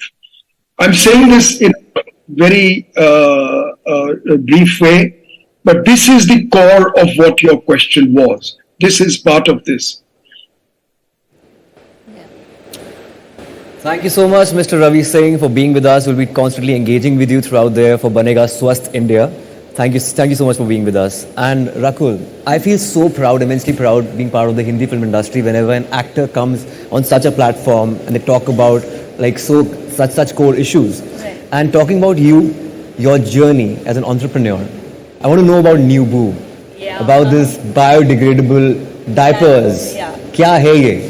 So basically, when New Boo came to me, I'm not a mother. I had no idea. But I loved the thought, and when I heard the facts and figures, right, I was alarmed. I said, we go to so many panel discussions, we talk about our environment, we talk about, being responsible citizens, and then we have zero idea of how much waste every family is generating. So, New Boo is basically a biodegradable, disposable diaper, and each child uses about 400, 500 diapers from the age that they need diapers till the age of 3. And each diaper requires about 500 years to decompose. So that means jahan pe pehla diaper bana tha, it's still lying somewhere in the planet. The regular ones that we use. So how much waste are we generating? You know, the landfill is packed with all sorts of sanitary waste, and then today the importance of solid waste being decomposed properly is being highlighted. So that's when my interest in the brand began, and I said, you know, I'm going to come in as a co-founder. So Nubu uses bamboo and cotton as the primary materials for the diapers, and obviously they're easy on the child, you know, rash free and easy on the environment. And that's my journey. That's when my journey began. We launched in February, and it's a small attempt to try and, you know, make planet more eco-friendly. You know, it's a very good idea. Not just new boo, old boo bhi hona chahiye for adult diapers. We should do that. But even moving on, even with sanitary napkins, everything. Wet wipes. Because kids are being born every minute. Everyone wants a child. So for a lot of things, I think these things are moving towards it. Like you said, a small effort, but definitely makes a difference. Rakul, just moving on, because you said about, you know, what we use in our kitchen, the herbs, but just talking about holistic well-being, the way our country also is. You really are into fitness. You speak a lot about fitness. How important is fitness, and how can one ensure, you know, healthy living? And especially if I can ask you that for women as well, because many times we were talking about self-care some time ago, and that's what it was about, that we don't prioritize ourselves. Right. So, you know, fitness is not necessarily just hitting the gym. Fitness is, like you said, holistic. It's finding time for yourself, making sure that you're doing some sort of physical activity. It could be just a walk. It could be just doing some yoga at home. And I hear this many a times where women or people, men also say that we don't find time. But I feel if you can find time to surf on your phone, if you can find time to watch Instagram reels, then you can find time for yourself, because the only place you truly live in is your body. Right? This is what is going to be with you and support you as you grow older. It starts from basic, right? The right use of right ingredients. Gut health is being given a lot of importance now. And now even doctors and science has proven that everything, even cancer, is curable with the right gut health. Like everything is curable if you eat with food. You know, the first go-to should not be medicine. Your kitchen is your biggest medicine. So yeah, as a lifestyle, if you adopt it, and then people say, I hear this also many times, कि यार जिंदगी तो जीनी है ना. So why do you want to live life with medicines? जिंदगी जीने के लिए ही बोल रहे हैं that, you know, adapt better habits. Healthy habits and more preventive rather than curative. Absolutely. And healthy habits are not difficult. A lot of times people think that healthy habits means expensive food. Oh, you know, grilled this and fancy and gourmet. No, it's your basic khana that Indian diet makes. Your millets, which are the richest source of so many antioxidants and iron and calcium. You know, have been in ages in our country, and rice, roti, dal, sabzi. Stay rooted, go back to grandma's kitchen. You know, they never had these problems. Go back to your grandma's kitchen, eat chutneys. Every region had something specific that was supposed to be immunity boosting. And if you do that and you sleep at the right timings, I think sleep is also very important. When it comes to fitness, we think we're getting those 8 hours, but those 8 hours are from 2 a.m. to 10 a.m. Then that's not how your body works. Absolutely. Thank you so much. Ayushmann is fine because he's a night person. We had this debate while we were shooting that I could not stay up at night and in a night shoot, and he was loving it. Full energy during night. Night person. I have to change that. But क्या करें? Night shift कभी actor की जिंदगी में होती है तो क्या कर सकते हैं? But रकुल जैसे मैंने बोला कि आधी डॉक्टर खुद बन चुकी है. And throughout doctor ji, doctor Rakul बुलाना शुरू कर दिया था मैंने.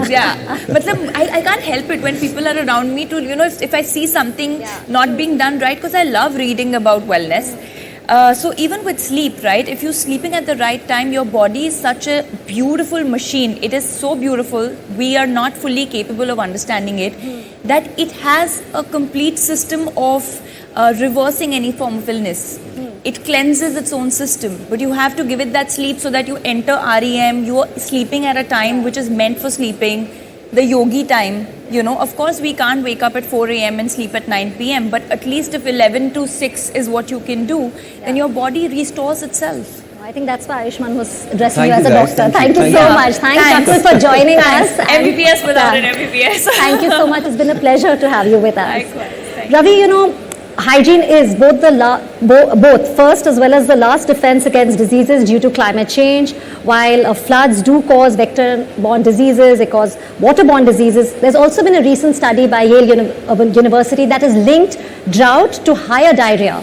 Can you tell us about that? Because we just saw the report on the CRI schools. We went to one in Uttarkashi and also now Rudraprayag. Can you tell us how we're trying to change that and make it a better place for our future generations?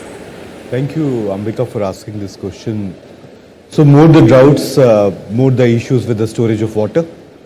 More the water is, used in various ways, and the contamination levels also increase after a period of time. And what it finally results into, the more diarrheal deaths and the more diarrheal cases. So we were actually seeing it only from the lens of when the floods come, then the cholera happens and the diarrhea happens. So this is the first time Reckitt invested very heavily in understanding the impact of overall climate, which also included droughts. Like how with the droughts, the diarrheal deaths and other things will also happen more. So there's a lot to learn from the report, and we are in the future years of our programming, we will be having more cases, the case studies, what we have done in that direction. But to start, the first step what we have taken in taking 5 districts in Uttar Pradesh which are drought prone and started working there. And we will be having the body of knowledge which will be coming in the times to come. We will be sharing more on that. Thank you.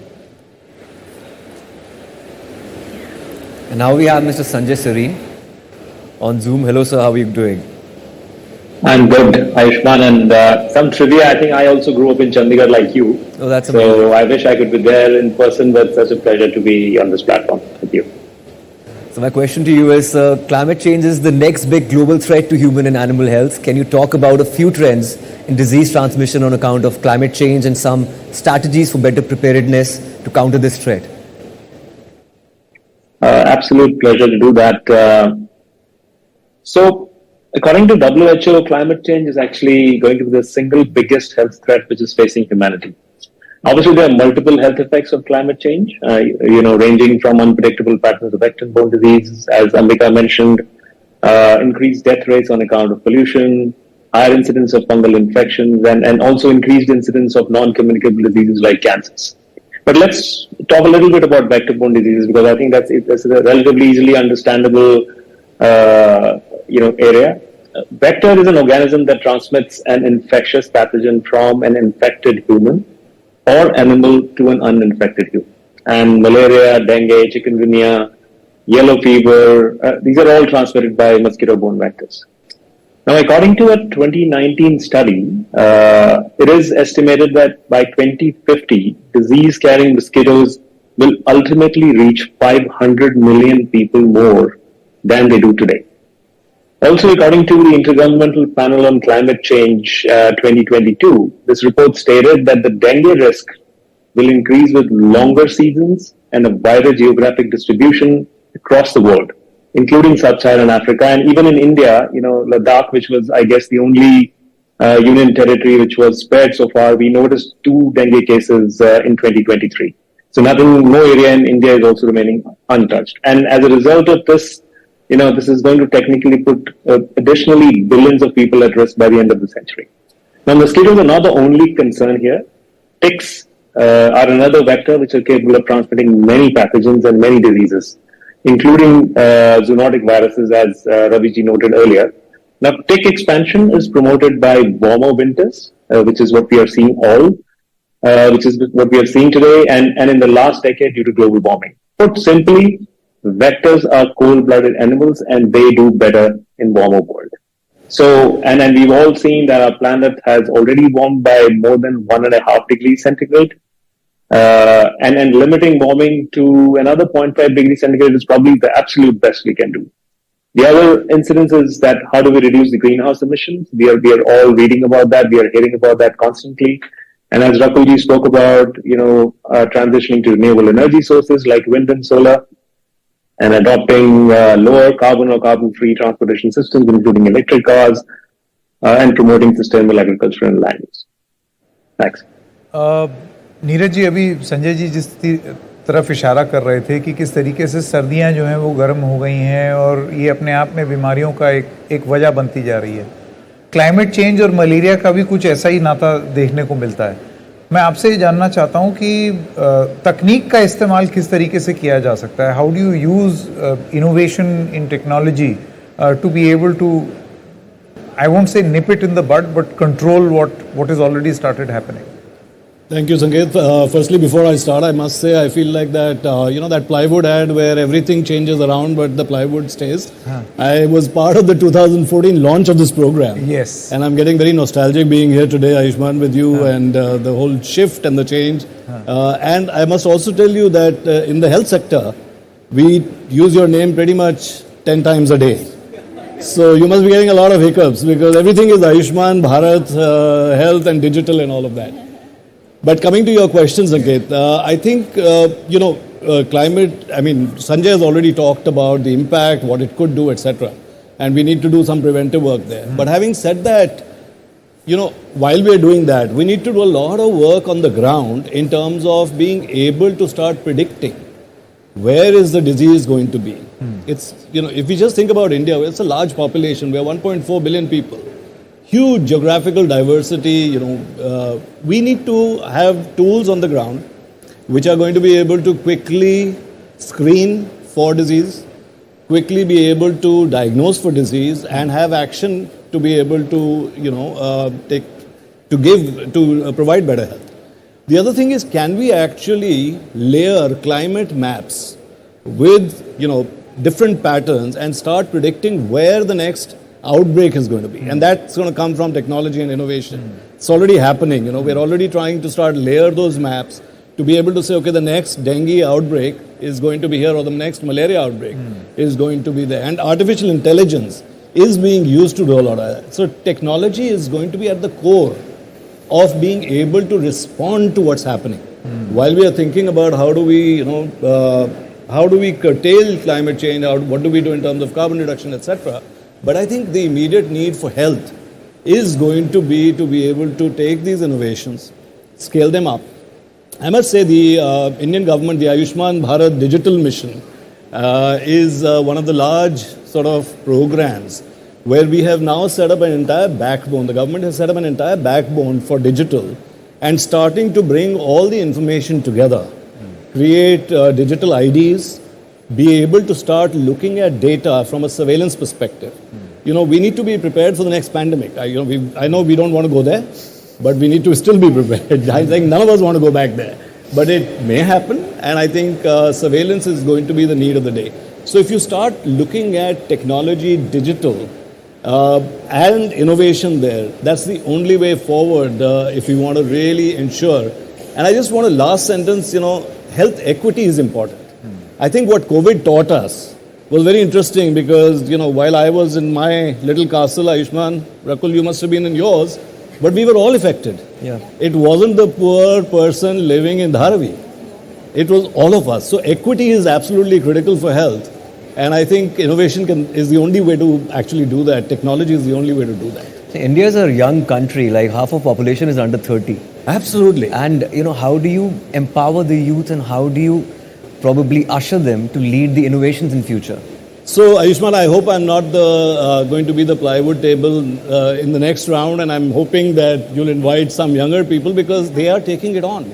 If you think about technology and innovation, it's not being led by people of my age.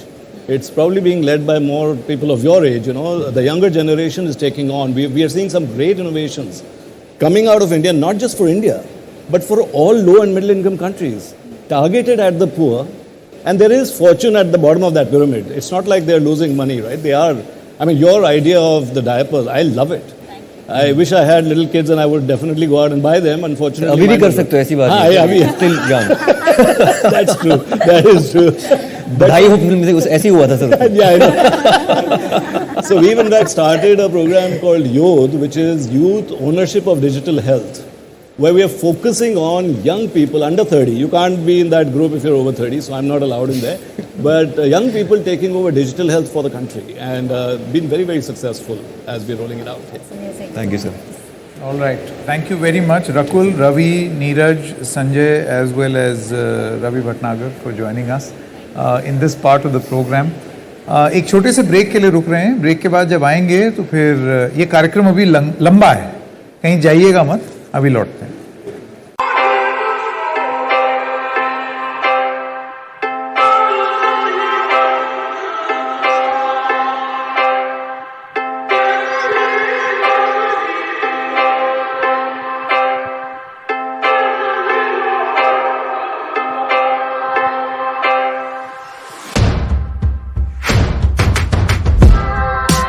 Hey, yeah, yeah. I ain't born there, flex from a rock, I'm a piece that will share. Drop off a blood from the heads of a spear. This is my statement, I am everywhere.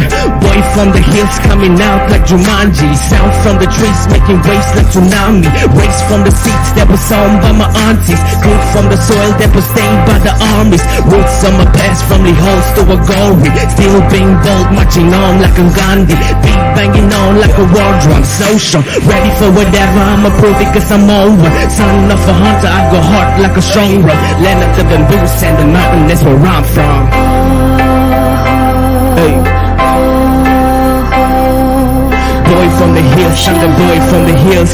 Know my story, bet you know it was real. Boy from the hills, I'm the boy from the hills. Know my story, bet you know it was real. Boy from the hills, I'm the boy from the hills. Know my story, bet you know it was real. Boy from the hills, I'm the boy from the hills. Know my story, bet you know it was real. Boy from the hills. Boy from the hills. Know my story, bet you know it was real. I'm the boy from the hills, but you know it was real. Hey. Yeah. There were bombs going off, there were houses being burned. The whole family had to hide in the forest. It wasn't even safe when the baby was born. Mama had to feed her when the rain starts falling. The whole year harvest went to the soldiers. The Japanese troops made camps and took over. On the mega meal, they were forced to survive. All of their supplies were eaten out and down. She never really knew how the outside was. Young and so fragile, she would get lost. My grandma told me stories how she went away from home. Shook by the war, seeing people on horse. The stories lives on through the tales in the night. She would put me to sleep singing this lullaby. And it goes like, boy from the hills, I'm the boy from the hills. Know my story, bet you know it was real. Boy from the hills, I'm the boy from the hills. Know my story, bet you know it was real. Boy from the hills, I'm the boy from the hills. Know my story, bet you know it was real. Boy from the hills, I'm the boy from the hills. Know my story, bet you know it was real. Boy from the hills. Boy from the hills. Boy from the hills. Know my story, bet you know it was real. Boy from the hills, I'm the boy from the hills. Know my story, bet you know it was real. Boy from the hills, I'm the boy from the hills. Know my story, bet you know it was real. Thank you. This next song is called Nagamanu. It's written in Nagamese dialect, which is the common language of the Naga people. The song talks about community, society, and bringing the unity to each other. I hope you guys enjoy. Hey. Ase ami ekta Nagamanu chokora di bloko hima down jono wala jaga amalaga pet para ola bole time tei Nagamanu khuntu buhikina olai se got gote jai ase sob manu bhai ko kai mukhan laga maiki khange beshi morom koina sai sabji bal khabole mon chokhate ahibi khelai dibo apni ke bastenga akhuni sai sabi kun piche para aise sob ehla bole ma kasam de ye to gana hone gena sob manu ahibi dikhai dibo ami khan Nagamanu ki aise bahar manu ki ko bhi etu moi na jane moi ki khai takhan lagi jai matha kati ke na agya manu ase de moi khan Nagamanu khan bhi komti no hoy de Nagamanu ki kwa naga ami Nagamanu ase de Nagamanu ki naga. Ami naga manu ase ami ekta naga manu chokora. Rasta lok pabo muke kini take pokora. Ahi take aje kali itu babana. Nakale for Christ koi mati kane jagara. Pusa kane giri ase muika naga manu kan. Mukto mita hoile bi hat na dikhai kam. Election time ahile to sob manu malama. Election time khotom hoile suka baat aruda. Throw your hands up now if you feeling me right. Mudu khaili to party every night. Will be itu mudu to kina pa ase ho. Pichi salu she no hoy. Mudu bahut hard to Nagaland te thaki kina asam laga mudu kai. Muika laga economy ki bye. Kazan ka lagorgi to mudu gore bisi jane muika naga manu kami kombi no day. Naga manu hui. Naga manu hui. Kikwa naga. Ami naga manu ase day. Naga manu hui. Naga manu hui. Kikwa naga. Ami naga manu ase day. Muttu rasta jabo kuntu. Suktu goru mila kuntu. Kingfisher lal na green color to. Bipi na khabo achito akibu. Muttu rasta jabo kuntu. Suktu goru mila kuntu. Kingfisher lal na green color to. Bipi na khabo achito akibu. Naga manu hui. Naga manu hui. Kikwa naga. Ami naga manu ase day. Naga manu hui. Naga manu hui. Kikwa naga. Ami naga manu ase day. Thank you.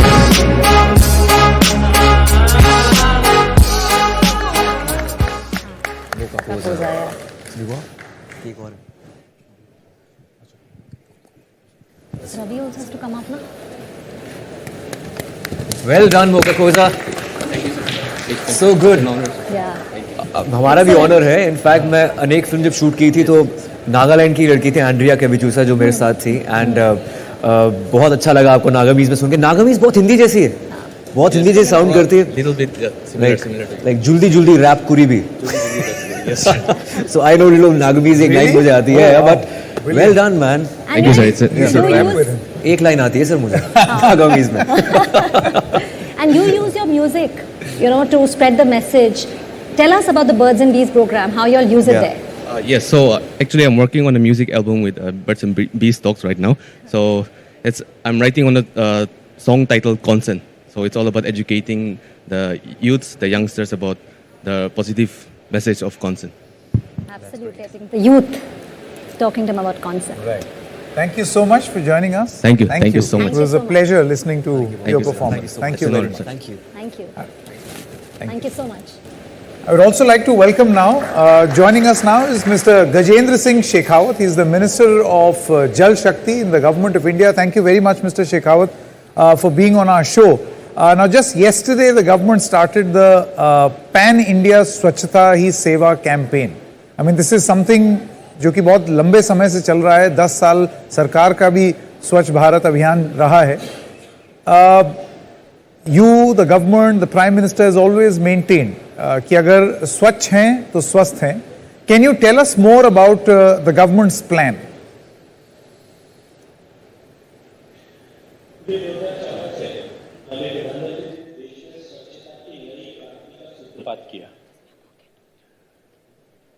देश खुले में शौच से मुक्त बने, open defecation free हो, इस संकल्प के साथ में एक 5 साल का लक्ष्य लेकर के 2019 तक 10 करोड़ से ज्यादा शौचालय बनाकर देश को खुले में शौच से मुक्त ऐसा घोषित किया. लेकिन उसके बाद भी माननीय प्रधानमंत्री जी ने उस लक्ष्य को प्राप्त करने के बाद कहा कि ये केवल एक पायदान मात्र था. It was just a landing. Now will move towards complete sanitation. और आज भारत संपूर्ण स्वच्छता की ओर बढ़ रहा है. मैं इस विषय पर बात करूं उससे पहले आपसे निवेदन करना चाहता हूं आपके माध्यम से देश की जनता को, आपके श्रोताओं को, कि आज देश के लगभग 66% गांव जो है वो संपूर्ण स्वच्छता की ओर अपना एक न एक कदम आगे बढ़ा चुके हैं. अनेक राज्य अपने आप को ODF+ ऐसा डिक्लेयर कर चुके हैं. जहां तक स्वच्छता ही सेवा का प्रश्न है, 2017 में माननीय प्रधानमंत्री जी ने देश का आह्वान करते हुए इस पखवाड़े का महात्मा गांधी जी की जन्मतिथि से 15 दिन पूर्व 15 सितंबर से लेकर के 2 अक्टूबर तक हम इस पखवाड़े का आयोजन देश भर में करें और इसे एक जन आंदोलन का स्वरूप दें, इस लक्ष्य के साथ में इस कार्यक्रम को प्रारंभ किया था। तब से निरंतर एक 2020 का कोविड की आपदा का साल छोड़ दे, हर साल स्वच्छता ही सेवा पखवाड़ा देश में मनाया जाता है और उत्तरोत्तर हर साल every year it is progressing. हर साल इसमें लोगों की सहभागिता बढ़ रही है और अब की वर्ष तो निश्चित रूप से अनप्रेसिडेंटेड वर्ष था। पिछले साल जहां स्वच्छता ही सेवा पखवाड़ा के निमित्त हुए कार्यक्रमों में देश भर में 9 करोड़ लोगों की सहभागिता हुई थी and this year till yesterday evening the data but my ministry have gathered on my the platform which what we have created, उस पर लगभग 39 करोड़ से ज्यादा लोगों ने अपने आप की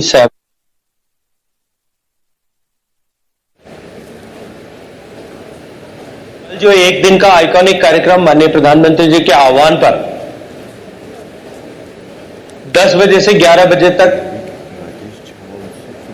स्वच्छता के लिए समर्पित 1 घंटा पूरा देश जब उस पर जुटा था, तब माननीय प्रधानमंत्री जी सहित देश के लगभग 10 से ज्यादा राज्यों के मुख्यमंत्री और करोड़ों लोग कल इस कार्यक्रम के साथ में जुटे थे।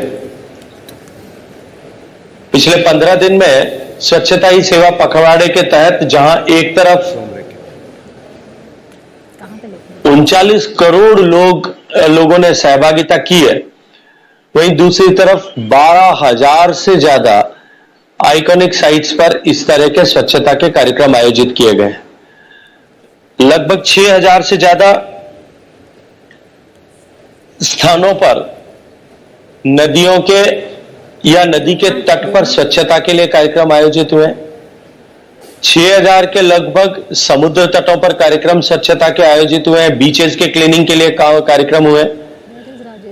कल केवल एक दिन में 9 लाख से ज्यादा जगहों पर ये जो an hour dedicated for cleanliness sanitation जो था, उस पर 9 लाख से ज्यादा जगहों पर कार्यक्रम हुए। और मैं ये मानता हूं कि ये जो जन आंदोलन माननीय प्रधानमंत्री जी की प्रेरणा से इस स्वच्छता ही सेवा पखवाड़े का विराट रूप जो कल देखने को मिला है, इसने देश में स्वच्छता की भावनाओं को एक बिहेवियर चेंज समाज के मन में लाने के दृष्टिकोण से एक बहुत अभूतपूर्व सफलता प्राप्त की है। माननीय प्रधानमंत्री जी के आह्वान से पर हमने whole of the government approach के साथ में इस बार इसे मनाया। इस कार्यक्रम का सूत्रपात, इसका लॉन्च करते समय में भी मिनिस्ट्री ऑफ रूरल डेवलपमेंट के माननीय मंत्री आदरणीय गिरिराज सिंह जी और urban development minister Hardeep Puri ji दोनों सम्मिलित थे। और इस बार जिस तरह से लगभग देश की सरकार के 70 से ज्यादा डिपार्टमेंट्स ने इसमें अपनी सहभागिता को सुनिश्चित किया, ये उसी का परिणाम है कि सब जब के मिले जुले प्रयास और समन्वित प्रयास के चलते हुए स्वच्छता ही सेवा पखवाड़ा अभूतपूर्व सफलता को प्राप्त करते हुए पूरे देश को अपने साथ में जोड़ने में सफल रहा है। नमस्कार शेखावत जी, मैं आयुष्मान खुराना हूँ। बहुत सौभाग्य की बात है कि इस वर्ष मैं बनेगा स्वस्थ इंडिया का हिस्सा बना हूँ और आपसे मेरा प्रश्न ये होगा कि आप बीइंग इंडियाज वाटर मिनिस्टर, कई चुनौतियों का सामना करना पड़ा होगा आपको, ensuring that everyone in India should have safe and clean water to drink. तभी मतलब हम उस स्वच्छ और स्वस्थ भारत की तरफ आगे बढ़ेंगे। आप कुछ बता सकते हैं कि इस क्षेत्र में आप क्या कर रहे हैं?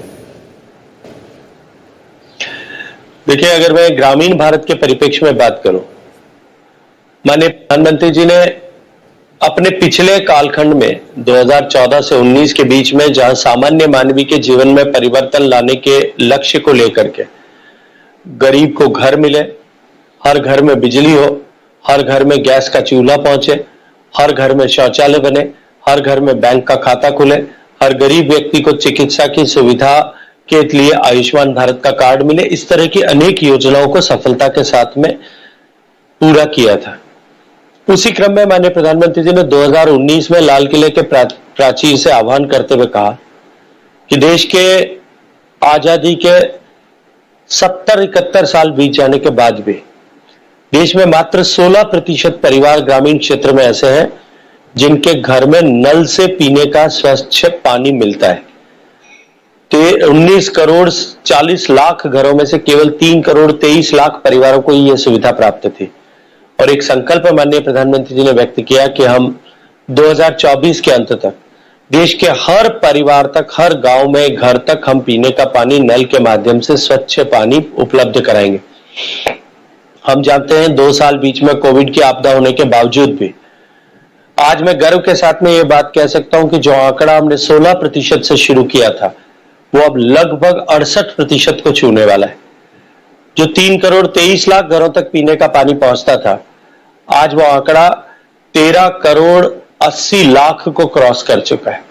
और इस तरह से देश में पीने का स्वच्छ पानी पहुंचाने, हर घर तक पहुंचाने, हर घर तक नल पहुंचाने और नल से जल पहुंचाने का जो मिशन लेकर के हम माननीय प्रधानमंत्री जी के नेतृत्व में चल रहे हैं, वो निश्चित रूप से सफलता के कीर्तिमान सर्जित कर रहा है। आज गोवा से लेकर के, गुजरात से लेकर के, हरियाणा से लेकर के, तेलंगाना से लेकर के, बिहार से लेकर के, हिमाचल प्रदेश से लेकर के, पंजाब से लेकर के, पुडुचेरी से लेकर के, दादरा नगर हवेली से लेकर के अनेक प्रांत ऐसे हैं जहां आज एक भी घर ऐसा नहीं है जिसमें पानी लेने के लिए किसी मां को घर से बाहर जाना पड़े। और प्रदेशों में एक स्वस्थ प्रतियोगिता का वातावरण इस मिशन को पूरा करने को लेकर के बना है। मुझे पूरा विश्वास है कि 2024 के अंत तक हम हर घर तक पीने का स्वच्छ पानी पहुंचाने में कामयाब होंगे। और जब माननीय प्रधानमंत्री जी ने जल जीवन मिशन की संकल्पना रखी, तब यह स्पष्ट किया था कि यह केवल नल लगाने का इंफ्रास्ट्रक्चर प्रोग्राम नहीं है, ये नल से जल मिले, गुणवत्ता युक्त जल मिले, उचित मात्रा में जल मिले और नियमित निरंतरता के साथ में जल मिले, इसको इंश्योर करने का मिशन है। इसी दृष्टिकोण से हमने जल की गुणवत्ता को लेकर के भी देश में नई क्रांति का सूत्रपात किया है। 2000 से ज्यादा एक्रेडिटेड लेबोरेटरीज को बनाया और उसके साथ साथ में गुणवत्ता युक्त पेयजल मिले। गांव की महिलाएं अपने हाथ से अपने गांव में डिस्ट्रीब्यूट होने वाले पानी को टेस्ट कर सके। तो village water and sanitation committee, जिसमें 50% कम से कम महिलाएं होती है, उसकी हर गांव में 5 महिलाओं को ट्रेन करके फील्ड टेस्टिंग किट दिए गए और देश भर में 20 लाख महिलाओं को इसके लिए ट्रेन किया गया। जहां देश में कुछ हजार सैंपल पीने के पानी को टेस्ट करने के देश भर में साल में एकत्रित होते थे, पिछले 1 साल में 1 करोड़ 60 लाख से ज्यादा सैंपल से एकत्रित हुए और हमने पानी की गुणवत्ता को साइमल्टेनियसली मॉनिटर करने में कल ये काम किया है। ये जो बात आप बता रहे हैं, बहुत बहुत धन्यवाद आपका। हमने अभी हाल फिलहाल एक रिपोर्ट भी देखी, एनडीटीवी पर रिपोर्ट भी की कि सूखा प्रभावित बुंदेलखंड इलाका, वहाँ किस तरीके से नल लग रहे हैं, वहाँ पानी किस तरीके से आ रहा है। तो ये जमीन पर ये जो काम हो रहा है उसका असर कुछ हद तक होते हुए दिख रहा है। बहुत बहुत धन्यवाद गजेंद्र सिंह शेखावत जी हमारे साथ जुड़ने के लिए। अब आइए आगे बढ़ते हैं। दरअसल पिछले 9 साल से बनेगा स्वस्थ इंडिया कैंपेन वो लगातार बच्चों के साथ जुड़ा हुआ है। बच्चों को एक मुहिम के तहत, एक जुनून के तहत, एक मूवमेंट के तहत कि बच्चों को ये सिखाया जाए। अभी थोड़ी देर पहले इस बारे में बात भी हो रही थी कि स्वस्थ कैसे रहें, हैंड हाइजीन, साफ सफाई, इसके अलग अलग तरीके। फिर चाहे वो कॉमिक बुक्स हों, प्ले पार्क्स हों, आपके क्लासरूम में लेसन्स हों, खिलौने हों, एक्टिविटीज हों, सॉन्ग्स हों, पपेट शोज हों। अब ये तो सब चीजें हो गई फिजिकल। आप जानते हैं बच्चों को गेम खेलने में बहुत मजा आता है और वो भी मोबाइल पर, आयुष्मान। अब हालांकि ये कोई माँ बाप नहीं चाहता कि खूब सारा मोबाइल फोन पर गेम खेले बच्चा, लेकिन अगर उस गेम के साथ साथ स्वच्छता अभियान भी आगे चले जाए तो ऐसा गेम अच्छा है। जैसे कहते हैं दाग अच्छे हैं, उसी तरीके से ये गेम भी बेहतर गेम है। तो आज इस मंच से हम, रवि भटनागर शायद इस गेम के बारे में और बता सकते हैं, हाइजिया गेम को यहाँ पर शुरू कर रहे हैं। रवि, अगर आप बताना चाहें कि ये क्या है। Thank you. इससे बच्चे ही खेल सकते हैं या आप और मैं भी? बहुत ही इंटरेस्टिंग क्वेश्चन है। सो रेगुलरली स्कूल से डिमांड आ रहा था कि आप स्कूल्स के अंदर एक्टिविटी कराते हैं, को करिकुलर एक्टिविटी का पार्ट है। इसी के साथ में एक ऐसा गेम डेवलप करना चाहिए आपको जिसमें आज के टाइम में जो न्यू एज बच्चे हैं वो लोग एवतार्स को चूज करते हैं, आप 6 एवतार्स को चूज करिए इसमें से, और उसके बाद में आपके पास में डिटॉल का स्वॉर्ड है जो कि आपको पावर देता है। और हर जो गेम है वो 2 सेकंड्स का एक गेम है, वो गेम के लेवल्स बढ़ते जाते हैं। जैसे जैसे बच्चे गेम्स को खेलेंगे, तो जैसे कैंडी क्रश अनएंडिंग होता है, तो ये जो गेम है वो अनएंडिंग है। और गेम बेसिकली हाइजीन में 5 चीजों को फोकस करता है: hygiene at home, hygiene in neighbourhood, personal hygiene, hygiene during illness. हमने इस गेम को अराउंड 200,000 स्टूडेंट्स के अंदर फर्स्ट पायलट हम लोग करने वाले हैं। और इंटरेस्टिंग बात यह कि जैसे इंडिया जो देश है वो देवी देवताओं का देश है, तो ये जो गेम का जो नाम है हाइजिया, ये हाइजिया जो है ये ग्रीक गॉडेस है जो कि हाइजीन की गॉडेस है। तो हमें लगा बहुत ही इंपॉर्टेंट है कि हम अपने कल्चर में जब हम शुभ और लाभ की बात करते हैं तो शुभ भी सबका हो और लाभ भी सबका हो। तो हम लोग ने अलग अलग टूल्स दिए, टूल्स बनाए। तो ये भी एक बहुत इंपॉर्टेंट हमें लगता है फ्यूचर में ये जो टूल है जिसको हम रेगुलरली, ये एआई बेस्ड टूल है, एआई बेस्ड गेम है जिसको हम अलग अलग जगह पे लेके जा रहे हैं। फिलहाल ये 2 लैंग्वेजेस में उपलब्ध है, इंग्लिश और हिंदी में, एंड्रॉइड प्लेटफॉर्म के ऊपर। और इस पे फर्दर वर्क चल रहा है अभी। और ये जो गेम है ये सारी जितनी भी नेशनल लैंग्वेजेस हैं और डायलेक्ट्स हैं सबके अंदर हम इसको आगे फर्दर ट्रांसलेट करने वाले हैं। बहुत ही बढ़िया, थैंक यू। बहुत ही जबरदस्त ये गेम, हाइजिया गेम जो है वो खेलेंगे और इसका एक आप हाइजिया कॉन्टेस्ट भी कराइएगा। जी बिल्कुल। लेकिन हाइजिया गेम तो मोबाइल पर हो गया, इसके साथ साथ दर्शकों को ये भी बता दें कि there is another fantastic engagement with children that has been the Dettol hygiene olympiad, the largest such Olympiad in the country. This year was the 2nd edition and it reached a staggering 30 million children spread across the country, Ambika. I mean, in fact, it was the 2nd season. And to give away the prizes, I would like to call up on stage some of the partners who have supported this massive endeavor. To begin with, could I call upon Mohammed Arif, Executive Director, Plan India, Sahil Tarwal, Director, Jagran Pahel, Sai Damodran, founder and CEO of Brahmalai, also Padma Shri awardee, Rashid Ansari, State Manager, Jagran Pahel, Sanjeev Dham, Deputy CEO of Mamta HIMC, and Syed Ali, State Manager, Plan India. Would also like to start calling the children who have received the award. We start with the top 3 winners in level 1. Could we please have Avreet Kaur, who studies at the Akal Academy School, Baru Sahib, Silmaur District, Himachal Pradesh. Roshan Panika. Asif, could you please give the award to Avreet?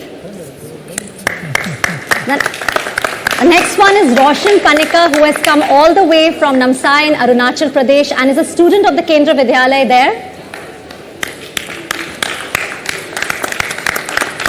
Well done. So for this set, Mr. Asif, please give the awards.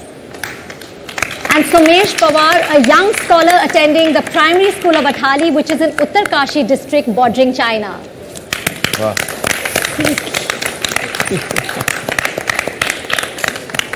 Check ज़्यादा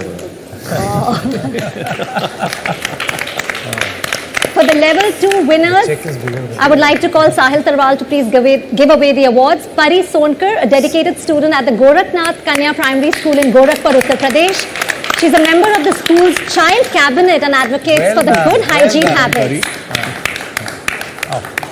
Then we have Naveen, who comes from Pugal, Bikaner, a town near the Pakistan border. Well done, Naveen. Well done. बहुत बढ़िया रहा।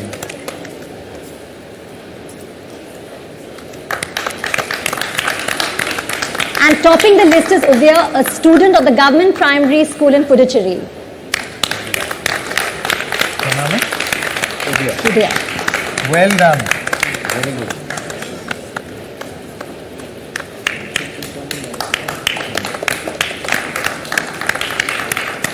On to our top 3 in level 3. Ayushmann requests you to please give the awards. Yeah. We have Shamanur Majgul. She lives in a remote corner of Gujarat's Gir Forest, Jambur village, where the Siddhi tribe has been living for hundreds of years. Well done. Very good. Our next winner in this category comes from the other corner of India. Stanzan Puzang is a student of class 5 at the monastery Spituk in Leh, Ladakh. Well done. Well done.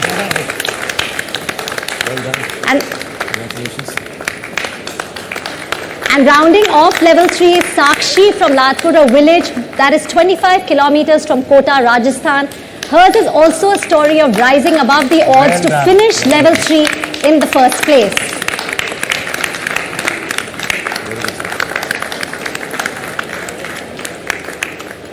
For level 4 winners, could I please call Mr. Damodran? In our list of top 3 winners in level 4 is Saran Kumar, who is an 8th standard student from the KAP Vishwanathan Higher Secondary School, Tamil Nadu. Incidentally, this is also where Sai Damodran ji has studied. So he's from the same school as you. Wow. Then we have Nikhil Chaube, who is a student of Shri Gurunath Gorakhpur Sanskrit School. The school is very close to the Nepal border. And topping level 4 out of 30,000 entrants is Safina Batul, a student of class 7, a Madarsa Babul in Uttar Pradesh, Amroha, Uttar Pradesh. Congratulations. And our last set of winners come from level 5. Could I please call Mr. Sanjeev Dham to give the awards? We have Pema Tamang, a young student from a remote village in Sikkim in the Himalayas. Uttarai is the last village in Dhal Singh district sharing the border with Nepal. So she's come all the way from there. The second rank goes to Fozia Zehra from Jammu and Kashmir, who has become the voice of hygiene and health for her state. यहाँ पर एक चीज जो सब लोगों को बतानी जरूरी है, look at the remotest corners of this country from where these kids have come. So I think this is the Against all odds. Against all odds. Against all odds, yeah. And rank 1 is you, Dinesh, who belongs to the primitive tribal group of the Chenchu community, a tribe living in and around the Amrabad Tiger Reserve in Telangana. Well done. And Sanket, I've been. And could I please call all the children on stage, and Gaurav and Mr. Jha, if you all could please come on stage and have a photograph with the children and all the partners who have worked towards, ensuring that these children can give the exam.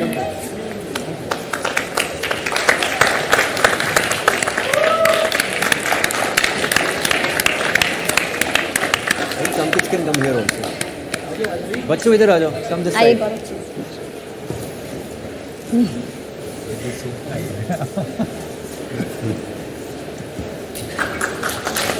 Let's give a big round of applause to all these children, to all the winners and also all those who participated. स्वस्थ बनेगा India, आप सोचिएगा महात्मा गांधी के बारे में, उन जमाने के अंदर स्वच्छता की बात है. आप सोच सकते हो कि स्वच्छता का क्या महत्व है जिंदगी के अंदर, इंसान की जिंदगी में क्या, देश का दुनिया का क्या माहौल बदल सकता है, स्वच्छता कितना जरूरी है, इससे बड़ा अभियान क्या हो सकता है. तो एनडीटीवी ने काम में अभियान शुरू किया, मैं उसको बधाई देता हूँ. Joining us now in the studio is Lakshmi Narayan Tripathi, transgender rights activist. Thank you, Lakshmi ji, for joining us today. You've been part of this campaign, but also you've been working for the rights and the upliftment of the LGBTQ community, especially the transgender community.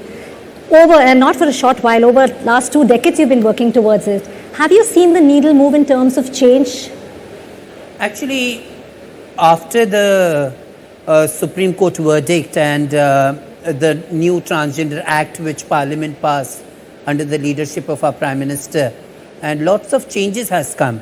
In the health sector, when you see health-seeking behavior has come, doctors are not being that much of stigma and discrimination. Now RML hospital in Delhi has a complete new ward for transgenders, and everything is been opening now. But there is, I believe that lot has to be done. Stigma is coming down, things have been changing, and change is there. Seeking for a quality health services has become one of the issues in the transgender community, whether it is a trans man, trans woman, whether you call the hijras or the kinnars, all the communities, I feel that now are very health conscious. And after COVID, it has become more evident in the lives of the transgender people that they have become sensitive towards their own seeking of health that how it would be and how safety should be maintained. So things have changed. Hi Lakshmi ji. Namaskar. Namaskar. In fact, we traveled together once. Yes. We were in the same flight. आपसे बातचीत हुई थी मेरी उस Yes, समय. yes. And मैंने एक film भी की है चंडीगढ़ के आशिकी. Of course, I saw it and I really liked the whole topic and the Thank you so much. sensitivity, the way you handled it. Thank you so much Lakshmi ji. In fact मैं एक धनंजय चौहान एक transgender activist हैं चंडीगढ़ में, उनको भी मैंने एक food truck उनको प्रोवाइड किया था. वो एंटरप्रेन्योर, उनकी एक तरह की एक रिप्रेजेंटेशन होती है सोसाइटी में. तो मैं आपसे मैं ये जानना चाहता हूँ कि क्लाइमेट चेंज की हम बात करते हैं, अलग अलग इश्यूज़ की बात करते हैं, और क्या इश्यूज़ हैं जो मार्जिनलाइज कम्युनिटीज़ को एड्रेस करनी चाहिए. अब देखिए, जैसे भारतवर्ष में एक ही अभी हॉस्पिटल हुआ है. आई बिलीव कि डॉक्टर्स को सेंसिटाइज करना बहुत ज़रूरी है और सही डॉक्टर्स को ट्रेन करना ज़रूरी है. अभी हम नवंबर में पार्थ करके एक इंटरनेशनल ऑर्गेनाइजेशन है, एम्स के डॉक्टर्स को ट्रेन कर रहे हैं कि राइट सर्जरी कैसे हो, क्योंकि बहुत सारी सर्जरियां गलत हो गई हैं और ये लोगों को लगता है कॉस्मेटिक सर्जरी है, पर ट्रांसजेंडर्स के लिए ये जिंदगी और मौत का सवाल होता है. अगर गलत सर्जरी हो जाती है तो लोग सुसाइड कर लेते हैं, लोग अपनी ज़िंदगी को ख़त्म कर देते हैं, ट्रॉमा में हो जाते हैं. तो हम किसी के टेबल पे गिनी पिग्स नहीं हैं. तो डॉक्टर्स को भी सेंसिटाइज होना चाहिए, डॉक्टर्स को ट्रेन होना चाहिए according to the international standards. और आई बिलीव मेडिकल ICMR भी अपने एजुकेशन सिस्टम में ट्रांसजेंडर्स का चैप्टर लाए, क्योंकि अभी कॉस्मेटोलॉजी और वगैरह में तो लोग पैसे बना रहे हैं. फेमिनाइजेशन, मैस्कुलिनिटी को लेके ट्रांस मैन, ट्रांस वुमेन, सब लोग इतना पैसा खर्च करते हैं कि वो अपनी ज़िंदगी को बेहतर करें, पर उसके बदले वो कभी कभी निराश होते हैं. तो आई बिलीव कि अभी भी बहुत सारी चीज़ हेल्थ सेक्टर में करना बाकी है. गवर्नमेंट हॉस्पिटल्स को सेंसिटाइज होना बाकी है.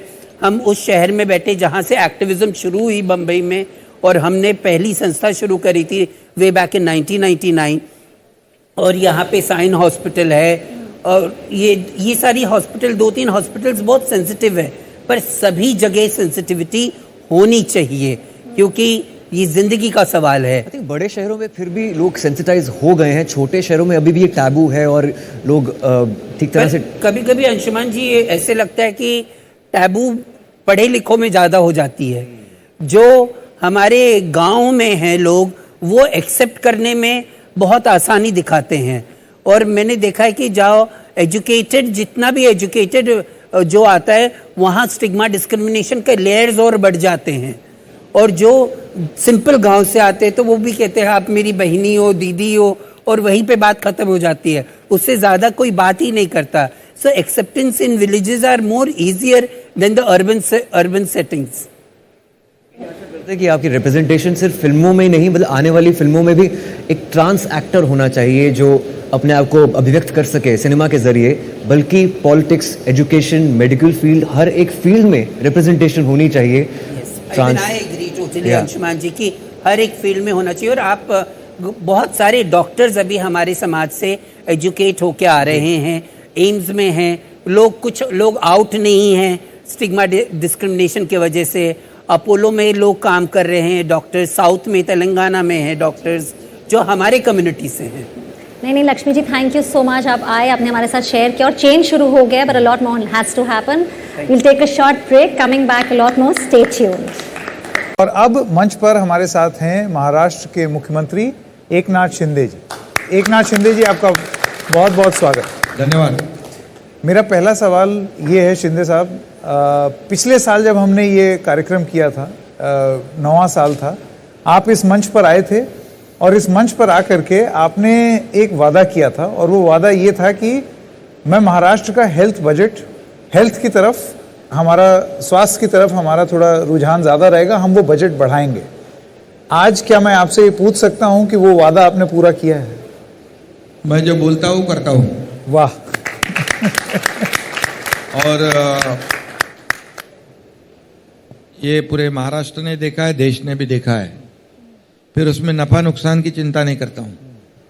एक सिद्धांत होता है और हमारे राज्य का फायदा किस में है, राज्य के लोगों का हित किस में है, इसके ऊपर मैं काम कर रहा हूँ. आपने सही कहा, आपको बराबर याद है और मुझे भी बराबर याद है। अच्छा, याद है।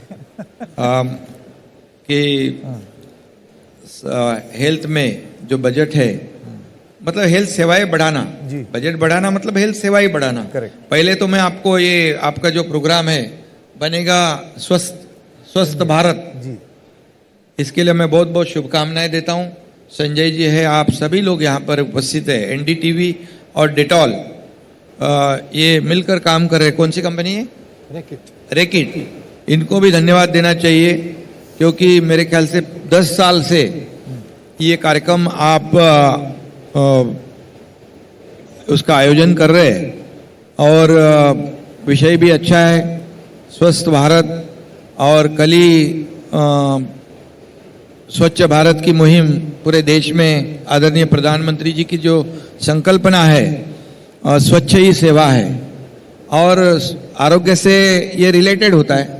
स्वच्छता हो वहाँ आरोग्य आता है, स्वच्छ नहीं हो तो फिर सब कुछ गड़बड़ होती है। इसलिए का सफाई तो जरूरी है। और कल पूरे देश में सभी जगह पर लोग, आदरणीय प्रधानमंत्री जी खुद रास्ते पे उतरे थे झाड़ू लेकर। हम सब लोग, सभी राज्य के लोग, सभी मुख्यमंत्री, मैं खुद भी था, और हमारे सब लोग लगभग 72,000 जगह पर ये स्वच्छता मुहिम कल महाराष्ट्र में आयोजित की हुई थी। कहने का मतलब ये है कि स्वच्छता जो है वो आरोग्य का मूल मंत्र है, हेल्थ का। तो इसलिए आपने इस कार्यक्रम का आयोजन किया है, पिछले 10 साल से कर रहे हैं, ये बहुत बड़ी बात है। और जो विषय आपका है लोगों के हेल्थ से रिलेटेड है। और मैं पिछले साल भी आया था, और ये भी मैं कहूँगा कि जो मैंने कहा था कि ये हेल्थ में ज़्यादा हम काम करेंगे, हमारा राज्य ज़्यादा काम करेगा, ये आपको मैं बताऊंगा कि यहाँ पर हमारी सरकार ने पूरे राज्य में आज हेल्थ सुविधाएं बढ़ाने का काम किया है। आपको ये भी बताऊंगा कि हमारी जो माता बहनें हैं, जो हमारे परिवार के प्रमुख होती है, वो काम में व्यस्त होने की वजह से अपनी जांच करवाना या हेल्थ चिकित्सा करवाना वो भूल भी जाती है और उसको ज़्यादा महत्व देती नहीं। इसलिए हम लोगों ने, हमारी सरकार ने पहले एक प्रोग्राम हाथ में लिया, हमारे महिलाओं का हेल्थ चेकअप। 4,60,00,000 महिलाओं का चेकअप हो गया, हेल्थ चेकअप, जो प्रिवेंटिव की दृष्टि से बहुत बड़ी बात है। और उसमें कई महिलाओं को जो डायग्नोसिस में प्राइमरी स्टेज में कुछ बीमारियां होती है तो इस पे इलाज भी संभव है और वो ठीक भी हो जाती है। उसके बाद हम लोगों ने बच्चे लोगों का भी जो है उनकी जांच करवाने का काम किया, युवाओं का जांच करवाने का काम किया, सब फ्री में, मुफ्त में। और जो सीनियर सिटीजन हैं उनके लिए कई योजनाएं हमारी सरकार ने बनाई है। और उसके साथ जो हर एक को चिंता होती है कि हमारा जब परिवार में कोई बीमार हो तो उसका इलाज कैसे हो, तो हमारी सरकार ने 1.5 लाख का महात्मा ज्योतिबा फुले योजना जो थी 1.5 लाख की, आयुष्मान भारत की प्रधानमंत्री जी की 5 लाख की है, जो 1.5 लाख की जो योजना थी उसको हमने 5 लाख कर दिया। अभी 5 लाख तक परिवार का कोई भी सदस्य मुफ्त इलाज कर सकता है। और पहले उसमें कैटेगरी थी, कोई पीला ration card, Kesari ration card, अभी सब हमने हटा दिया। अमीर से लेके गरीब तक सब लोग 5 लाख रुपए तक ये इलाज मुफ्त में होगा। दूसरे बात हमने ऐसी की कि किसी को लगता है अस्पताल में जाऊंगा थोड़े तो पैसे भरने पड़ेंगे, केस पेपर निकालना है उसका भी पैसा है, कुछ ट्रीटमेंट का, कुछ ऑपरेशन के थोड़े पैसे भरने पड़ते। तो हमारी सरकार ने गवर्नमेंट के जितने भी अस्पताल हैं उसमें कैशलेस सेवा देने का निर्णय लिया है। जिसके जेब में 1 रुपया भी नहीं हो वो जाए अस्पताल में अपने इलाज करवाए। ये देश में पहला राज्य है जो ये हमारी सरकार ने किया है। उसके बाद आपको बताऊंगा कि जो जैसे मोहल्ले होते हैं, झुग्गी झोपड़पट्टियाँ होती है, चॉल सिस्टम होती है, जहाँ गरीब तबके के लोग, सर्व सामान्य लोग रहते, मिडिल क्लास लोग रहते, उनको टेंशन होता है क्या करे, बुखार है क्या करे, तो पैसे कहाँ से लाए। तो उनके घर के बाजू में ही बाला साहेब ठाकरे आपला दवाखाना ये हमने शुरू किया मुंबई में 160 जगह पर, और पूरे राज्य में 700 जगह पर ये बाला साहेब ठाकरे आपला दवाखाना शुरू किया है। उसमें MBBS डॉक्टर है, वहां पर एक स्टाफ नर्स है, बाकी एक वार्ड बॉय है, ऐसे 4 लोगों का स्टाफ है। जहाँ स्ट्रक्चर नहीं, बिल्डिंग नहीं, वहां पर 3 कंटेनर लगते, एयर कंडीशन कंटेनर। वहां जाते लोग और इलाज करवाते, गोलियां दवा जो है मुफ्त में मिलता है, और 137 प्रकार के जो टेस्ट है वो फ्री होती है। मतलब अभी तक 10 लाख लोगों से ज्यादा लोगों ने इसका फायदा उठाया है। ये योजना जो है इसमें और कई योजना है हमारी, मैंने आपको बताऊंगा कि आज जो महात्मा ज्योतिबा फुले उनको ये तो कहा, मुख्यमंत्री वैद्यकीय कक्ष जो है, जो तुरंत पैसे हम देते हैं। मतलब किसी का ऑपरेशन है तो पिछले 2.5 साल में, मैं आज किसी के ऊपर टिका टिप्पणी नहीं करूंगा, लेकिन 2.5 साल में 2.5 से 3 करोड़ रुपए का बंटवारा हुआ था। मतलब जो तत्काल उनको चेक हम दे सकते हैं 1 लाख 2 लाख 3 लाख का। मेरे कार्यकाल में 1 साल में 124 करोड़ रुपया का बंटवारा किया है उनको इलाज के लिए। 124 करोड़, 124 करोड़। मेरे पास लोग आते हैं, फला फला ऑपरेशन है, उसके लिए पैसे चाहिए। आपको बताऊंगा मैं कि मैं ऑफिस में होता हूँ, मंत्रालय में होता हूँ, घर पे होता हूँ, या गाड़ी में होता हूँ, कहीं भी कार्यक्रम में होता हूँ, तो जैसे मुख्यमंत्री सहायता निधि का फॉर्म मेरे सामने लेके आते हैं तो मैं तुरंत साइन पेन निकालता हूँ, साइन करता हूँ, क्योंकि मेरे एक साइन से उसकी जान बच सकती है। इसलिए 124 करोड़ रुपया साल में दिया है कम से कम 67,000 मरीज को, मतलब 67,000 मरीज को ये भी दिया है। मतलब तो ये जो है मरीजों के लिए हम लोग कर रहे हैं। दूसरी बात है, यहाँ पर 2 करोड़ लोगों को हेल्थ कार्ड बांटा है, और उसमें 5 लाख रुपए तक मैंने जो कहा अभी, और इसमें जो हमारा वैद्यकीय कक्ष है बाला साहेब ठाकरे जी के नाम का, उसमें भी देखो पूरे राज्य में जहां भी कितने कैंप लगते हैं, मेडिकल कैंप लगते हैं, वहां मुफ्त में दवाई होती है। कई डॉक्टर जो है वो डॉक्टर वहां अपना समय देते हैं। ये शहर राज्य में 250 से ज़्यादा जो एम्बुलेंस है, एम्बुलेंस की बहुत ज़रूरत होती है तुरंत। अपना सरकार की तो 108 है, लेकिन 250 एम्बुलेंस भी दूर दराज के गाँव में लोगों को उसका जिसका फ़ायदा हो, इसके लिए उसका भी डिस्ट्रीब्यूशन किया है। ऐसे कई निर्णय जो कुपोषित एरिया जो है, जैसे वहाँ पर लोगों के लिए सुविधा आवश्यक है, वो सुविधा देने का भी काम हमारी सरकार कर रही है। ऐसी कई योजना अपने सरकार ने की हुई है, जैसे प्रधानमंत्री जी की आयुष्मान भारत जो योजना है, उसके तहत ये जो 5 लाख की योजना बहुत ही लोगों को फायदेमंद होगी। मतलब आपने कहा था कि हेल्थ बजट बढ़ाएंगे, दुगना करेंगे, मेरे ख्याल से तिगना चौगुना हो गया है। तिगना चौगुना हो गया है। बिल्कुल नहीं, ये मुख्यमंत्री जी बिल्कुल सही है कि जो डायरेक्ट बेनिफिट ट्रांसफर की बात है कि इंडिविजुअल को मदद हो जाए, इसमें तो केंद्र और राज्य के स्तर पर आप लोगों ने काफ़ी काम किया है। मेरा एक सवाल दूसरा है, वो ये है कि देखिए, निजात से महाराष्ट्र के लोग सफाई पसंद हैं। आप गांव खेड़े में चले जाएं, घर उनका बड़ा साफ मिलेगा, लेकिन जो पब्लिक हेल्थ और सफाई का मसला है, खास करके महाराष्ट्र के बड़े शहरों में आबादी ज़्यादा है, चाहे जो भी वजहें हैं, वहाँ पर बीमारी, सफाई, स्वच्छता का संबंध है। आपका इंफ्रास्ट्रक्चर कैसा है? बाढ़ आ जाती है, सीवेज सिस्टम साफ नहीं है, और ये बहुत बड़ा चैलेंज है क्योंकि ये इनविजिबल इंफ्रास्ट्रक्चर है। इस पर मुझे लगता है कि चैलेंजेस बड़े हैं और बहुत काम करने की ज़रूरत है।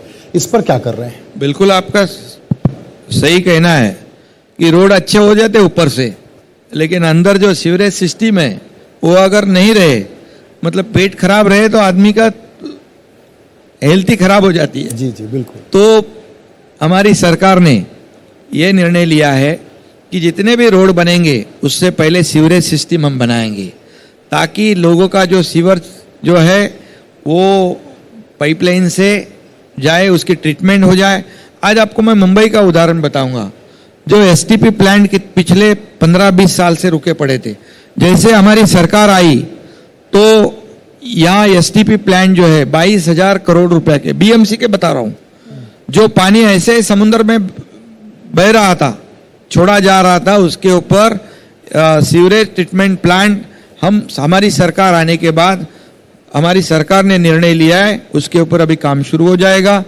आप देखते हुए झुग्गी झोपड़पट्टियों में यहाँ पर रोड नहीं है, खड्डे जो है पॉटहोल का हमेशा आपको हर बारिश में तकलीफ होती है, उससे भी कई बीमारियां होती है, पानी जमा होता है। तो हमारी सरकार आने के बाद पहले कमिश्नर को बुलाने के बाद मैंने कहा भैया ये हर साल ये गड्ढों का सामना करना पड़ता है लोगों को मुंबई में, और लोगों को ये हर साल बारिश में परेशानी होती है, सरकार की भी बदनामी होती है, कारपोरेशन की बदनामी होती है, इस पे क्या कर रहे हो? तो बोले अभी तक हर साल हम 50 किलोमीटर कंक्रीट के रोड बनाते हैं। मैं आपको बताऊंगा कि उनको मैंने पूछा कि रोड कितने बचे हुए हैं, तो बोले 900 किलोमीटर है। मैं बोला 900 किलोमीटर हम क्या साथ में नहीं ले सकते? तो बोले ले सकते हैं। तो बोले फिर कि इंतजार किस बात का है?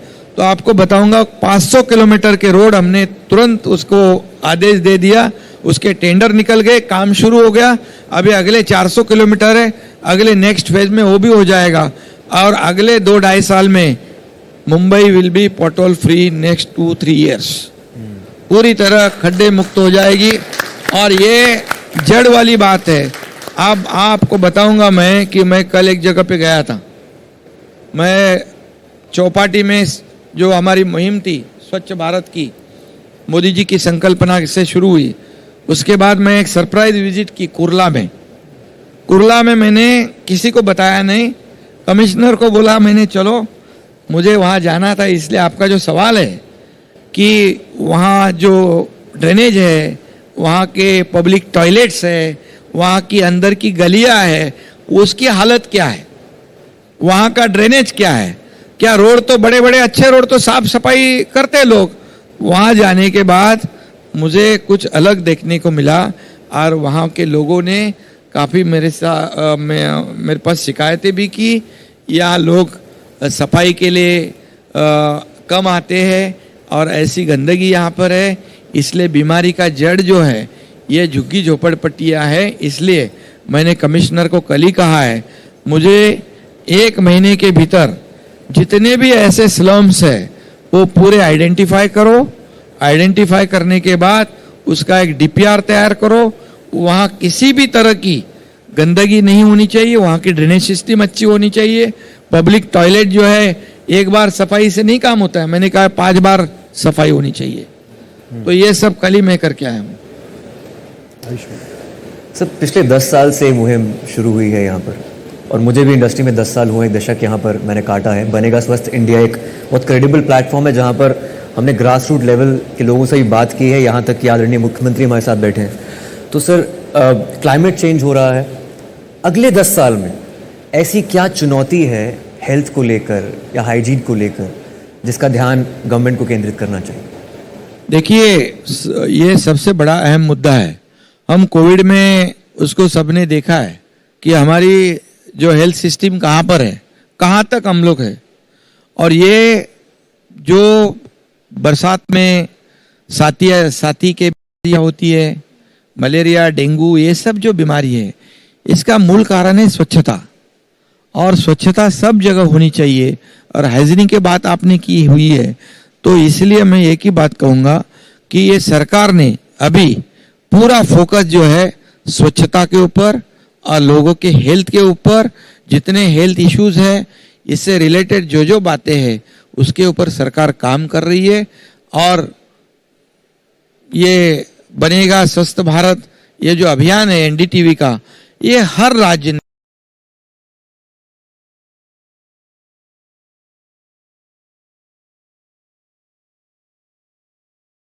किया है और हेल्थ के ऊपर बहुत हम काम कर रहे हैं और इसका नतीजा आगे अब हमें देखने को मिलेगा। Mr. Jain, you are relentless towards this campaign and I think जितना आपने इसको दिया है, it's very heartwarming. One World Hygiene, वासुदेवाय कुटुंबकम, taking India to the world. One World Hygiene हम बात करते हैं बनेगा स्वस्थ इंडिया में. How are you taking this forward? ये हम अचीव कैसे कर पाएंगे? So Ayushmann ji, we chose this theme because one is it echoes the very successful presidency of India in the latest G20. The theme was Vasudev Kutumbakam, which means the world is one.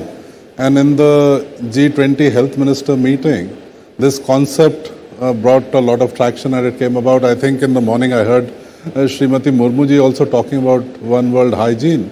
So basically what it means is that and the pandemic showed us that the world is one when it comes to pandemics, when it comes to disease. And you could stop the disease in one part of the world, there's no way you'll stop the disease everywhere else. And I think initially during the pandemic, everybody, all the health ministries of the world were working in quite a bit of silos. लोग अपनी दवाइयाँ, अपनी research अपने पास रख रहे थे. And I think towards the end, जब सबने ये सब चीज़ें शेयर करना शुरू किया और उससे इंडिया ने I think 300 million vaccines जो दुनिया को दी, I think it played a major role in stopping the pandemic globally because there's no way कि आप. So this whole concept is all about embracing this, understanding the world is one. It's to me it's not a slogan, it's a commitment to make a healthier, cleaner, safer world for the future. And I think there are 3 or 4 concepts this talks about. It talks about the world being one and global health is local health. It talks about the concept of empathy and equity. I think it's a major problem when developing nations versus developed nations. The access to healthcare, access is very different. And this whole concept talks about bringing that equity across the world. It talks about prevention is better than cure. I think somebody in the panel was talking about it. हम लोग इसकी बात करते हैं, हम करते नहीं हैं. हम सब सुनते हैं कि prevention है, but हम कुछ करते नहीं हैं. And I think there is enough studies and research to show कि अगर आपने prevent कर लिया, the amount of burden you can stop on the healthcare services जो मुख्यमंत्री जी कह रहे थे और सारी गवर्नमेंट्स को जो फायदा हो सकता है और millions of rupees will be saved and can be focused on the bigger problems if we do this. And then it talks about environment sustainability and how do you inculcate more sustainable practices to create a healthier, safer world. So हमारी मुहिम वही है. हमारी मुहिम है proactive and practice hygiene. हमारी मुहिम है work as change agents. हमारी मुहिम है support global initiatives. ये सब चीज़ें चलती रहेंगी और हम उसको और कितनी जोर से इस कॉन्सेप्ट को एम्ब्रेस करें जो कि अब सब गवर्नमेंट्स एम्ब्रेस कर रही हैं. That is our small way of saying कि हमें इस चीज़ में जाके और तेजी से ग्लोबली काम करना चाहिए. So that's basically it. ये जो बात सही है, जैसे पहले हमारे प्रधानमंत्री जी ने मेरे ख्याल से 8 साल पहले ये स्वच्छ भारत अभियान की शुरुआत की. 15 लाल किले से उन्होंने अनाउंस किया और 2 अक्टूबर से काम शुरू किया, खुद झाड़ू हाथ में लिया. तभी कई लोगों ने कहा कि ये सिर्फ दिखावा है, लेकिन जब लाखों लोग उस मुहिम में शामिल हो गए और हर एक बच्चा उसमें शामिल हो गया और तभी जाके हम कल का जो कार्यक्रम भी किया है, तो इसका नतीजा जो है ये 8-10 साल लगे. इसलिए आपका कहना बराबर है कि हम जो सोचते बोलते करते नहीं, उसको करना जरूरी है और हर एक की इन्वॉल्वमेंट उसमें होनी जरूरी है. और ये मतलब हर एक को एक मूवमेंट की तरह देखना चाहिए. सिर्फ एक स्वच्छ भारत अभियान नहीं, एक मूवमेंट बननी चाहिए. वो अभी मूवमेंट बन गई है और इसलिए किसी ने तो इनिशिएटिव लेना चाहिए. वो हमारे प्रधानमंत्री जी ने लिया है और सब लोग हम लोग आगे बढ़ रहे हैं. इसलिए G20 का भी आपने जिक्र किया है. G20 के माध्यम से भी हमारे देश को पूरे दुनिया में हमारे देश का नाम रोशन करने का काम हुआ है। मैं ये मुंबई में भी ये बताऊंगा कि G20 का समिट था, महाराष्ट्र में समिट था, तो और दिल्ली में भी उस कार्यक्रम में मैं जब G20 की काउंसिल थी वहाँ मैं मौजूद था।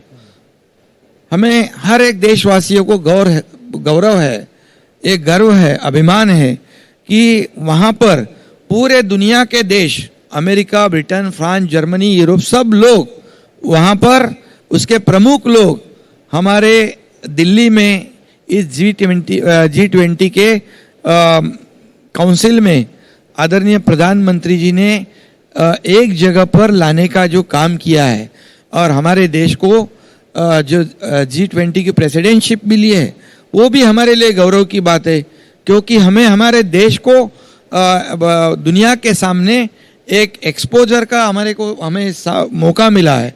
और इसीलिए ये बात शुरुआत होती है स्वच्छता से ही, आगे बढ़कर हाइजीनिक की बात है, ये सभी जो बात है, ये डिटॉल तो आपका तो हर जगह लगता है सफाई के लिए। वो किसी भी तरह की तकलीफ में, बीमारी में जरूरत पड़ती है, वैसी हर क्षेत्र की सफाई जो है आवश्यक है। राजनीति में भी वो सफाई आवश्यक है। और जो 1 साल पहले हमने उसकी शुरुआत की, कई लोगों को गोलियां मतलब दवाई की गोलियां, कई लोगों के इंजेक्शन की आवश्यकता थी, कई लोग बीमार थे, फटाफट खड़े हो गए, घूमने लगे सब जगह पे।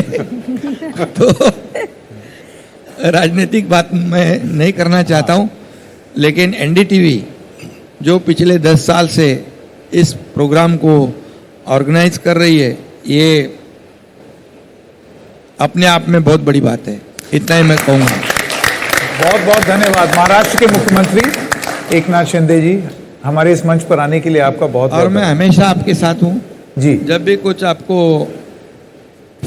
सजेशन हो, जो भी राज्य के जनता के हित के लिए कुछ करना हो, तो हम तो कर ही रहे, लेकिन आप भी कुछ सजेस्ट करोगे तो बिल्कुल उसे भी अमल हम करेंगे, क्योंकि आपका जो ये प्रोग्राम जो है हेल्थ का इशू लेकर पिछले 10 साल से होता है। कई कॉन्क्लेव होते हैं, कई एग्जीबिशन होते हैं, उसमें बड़े बड़े इंफ्रास्ट्रक्चर के इशू होते हैं, अलग अलग विषय को लेकर कॉन्क्लेव भी हो जाते हैं, एग्जीबिशन हो जाते हैं। लेकिन ये जो NDTV ने और डेटॉल, इन्होंने जो पिछले 10 साल से एक ही इशू को पकड़ के रखा है कि लोगों के हित का, लोगों के हेल्थ का, इसलिए मैं राज्य के मुख्यमंत्री होने के नाते आपको धन्यवाद देना चाहता हूं और आपका अभिनंदन करना चाहता हूं। Thank you. बहुत बहुत धन्यवाद एकनाथ शिंदे जी, गौरव, रवि, संजय पुगलिया जी, आयुष्मान हमारे साथ हैं ही, एंड अंबिका। एक छोटे से ब्रेक के लिए रुक रहे हैं, लेकिन कार्यक्रम अभी खत्म नहीं हुआ है, कुछ धमाकेदार होने जा रहा है ब्रेक के बाद।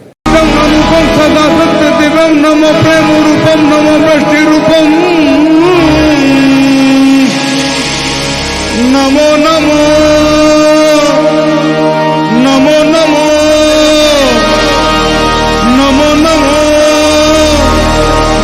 नमो नमो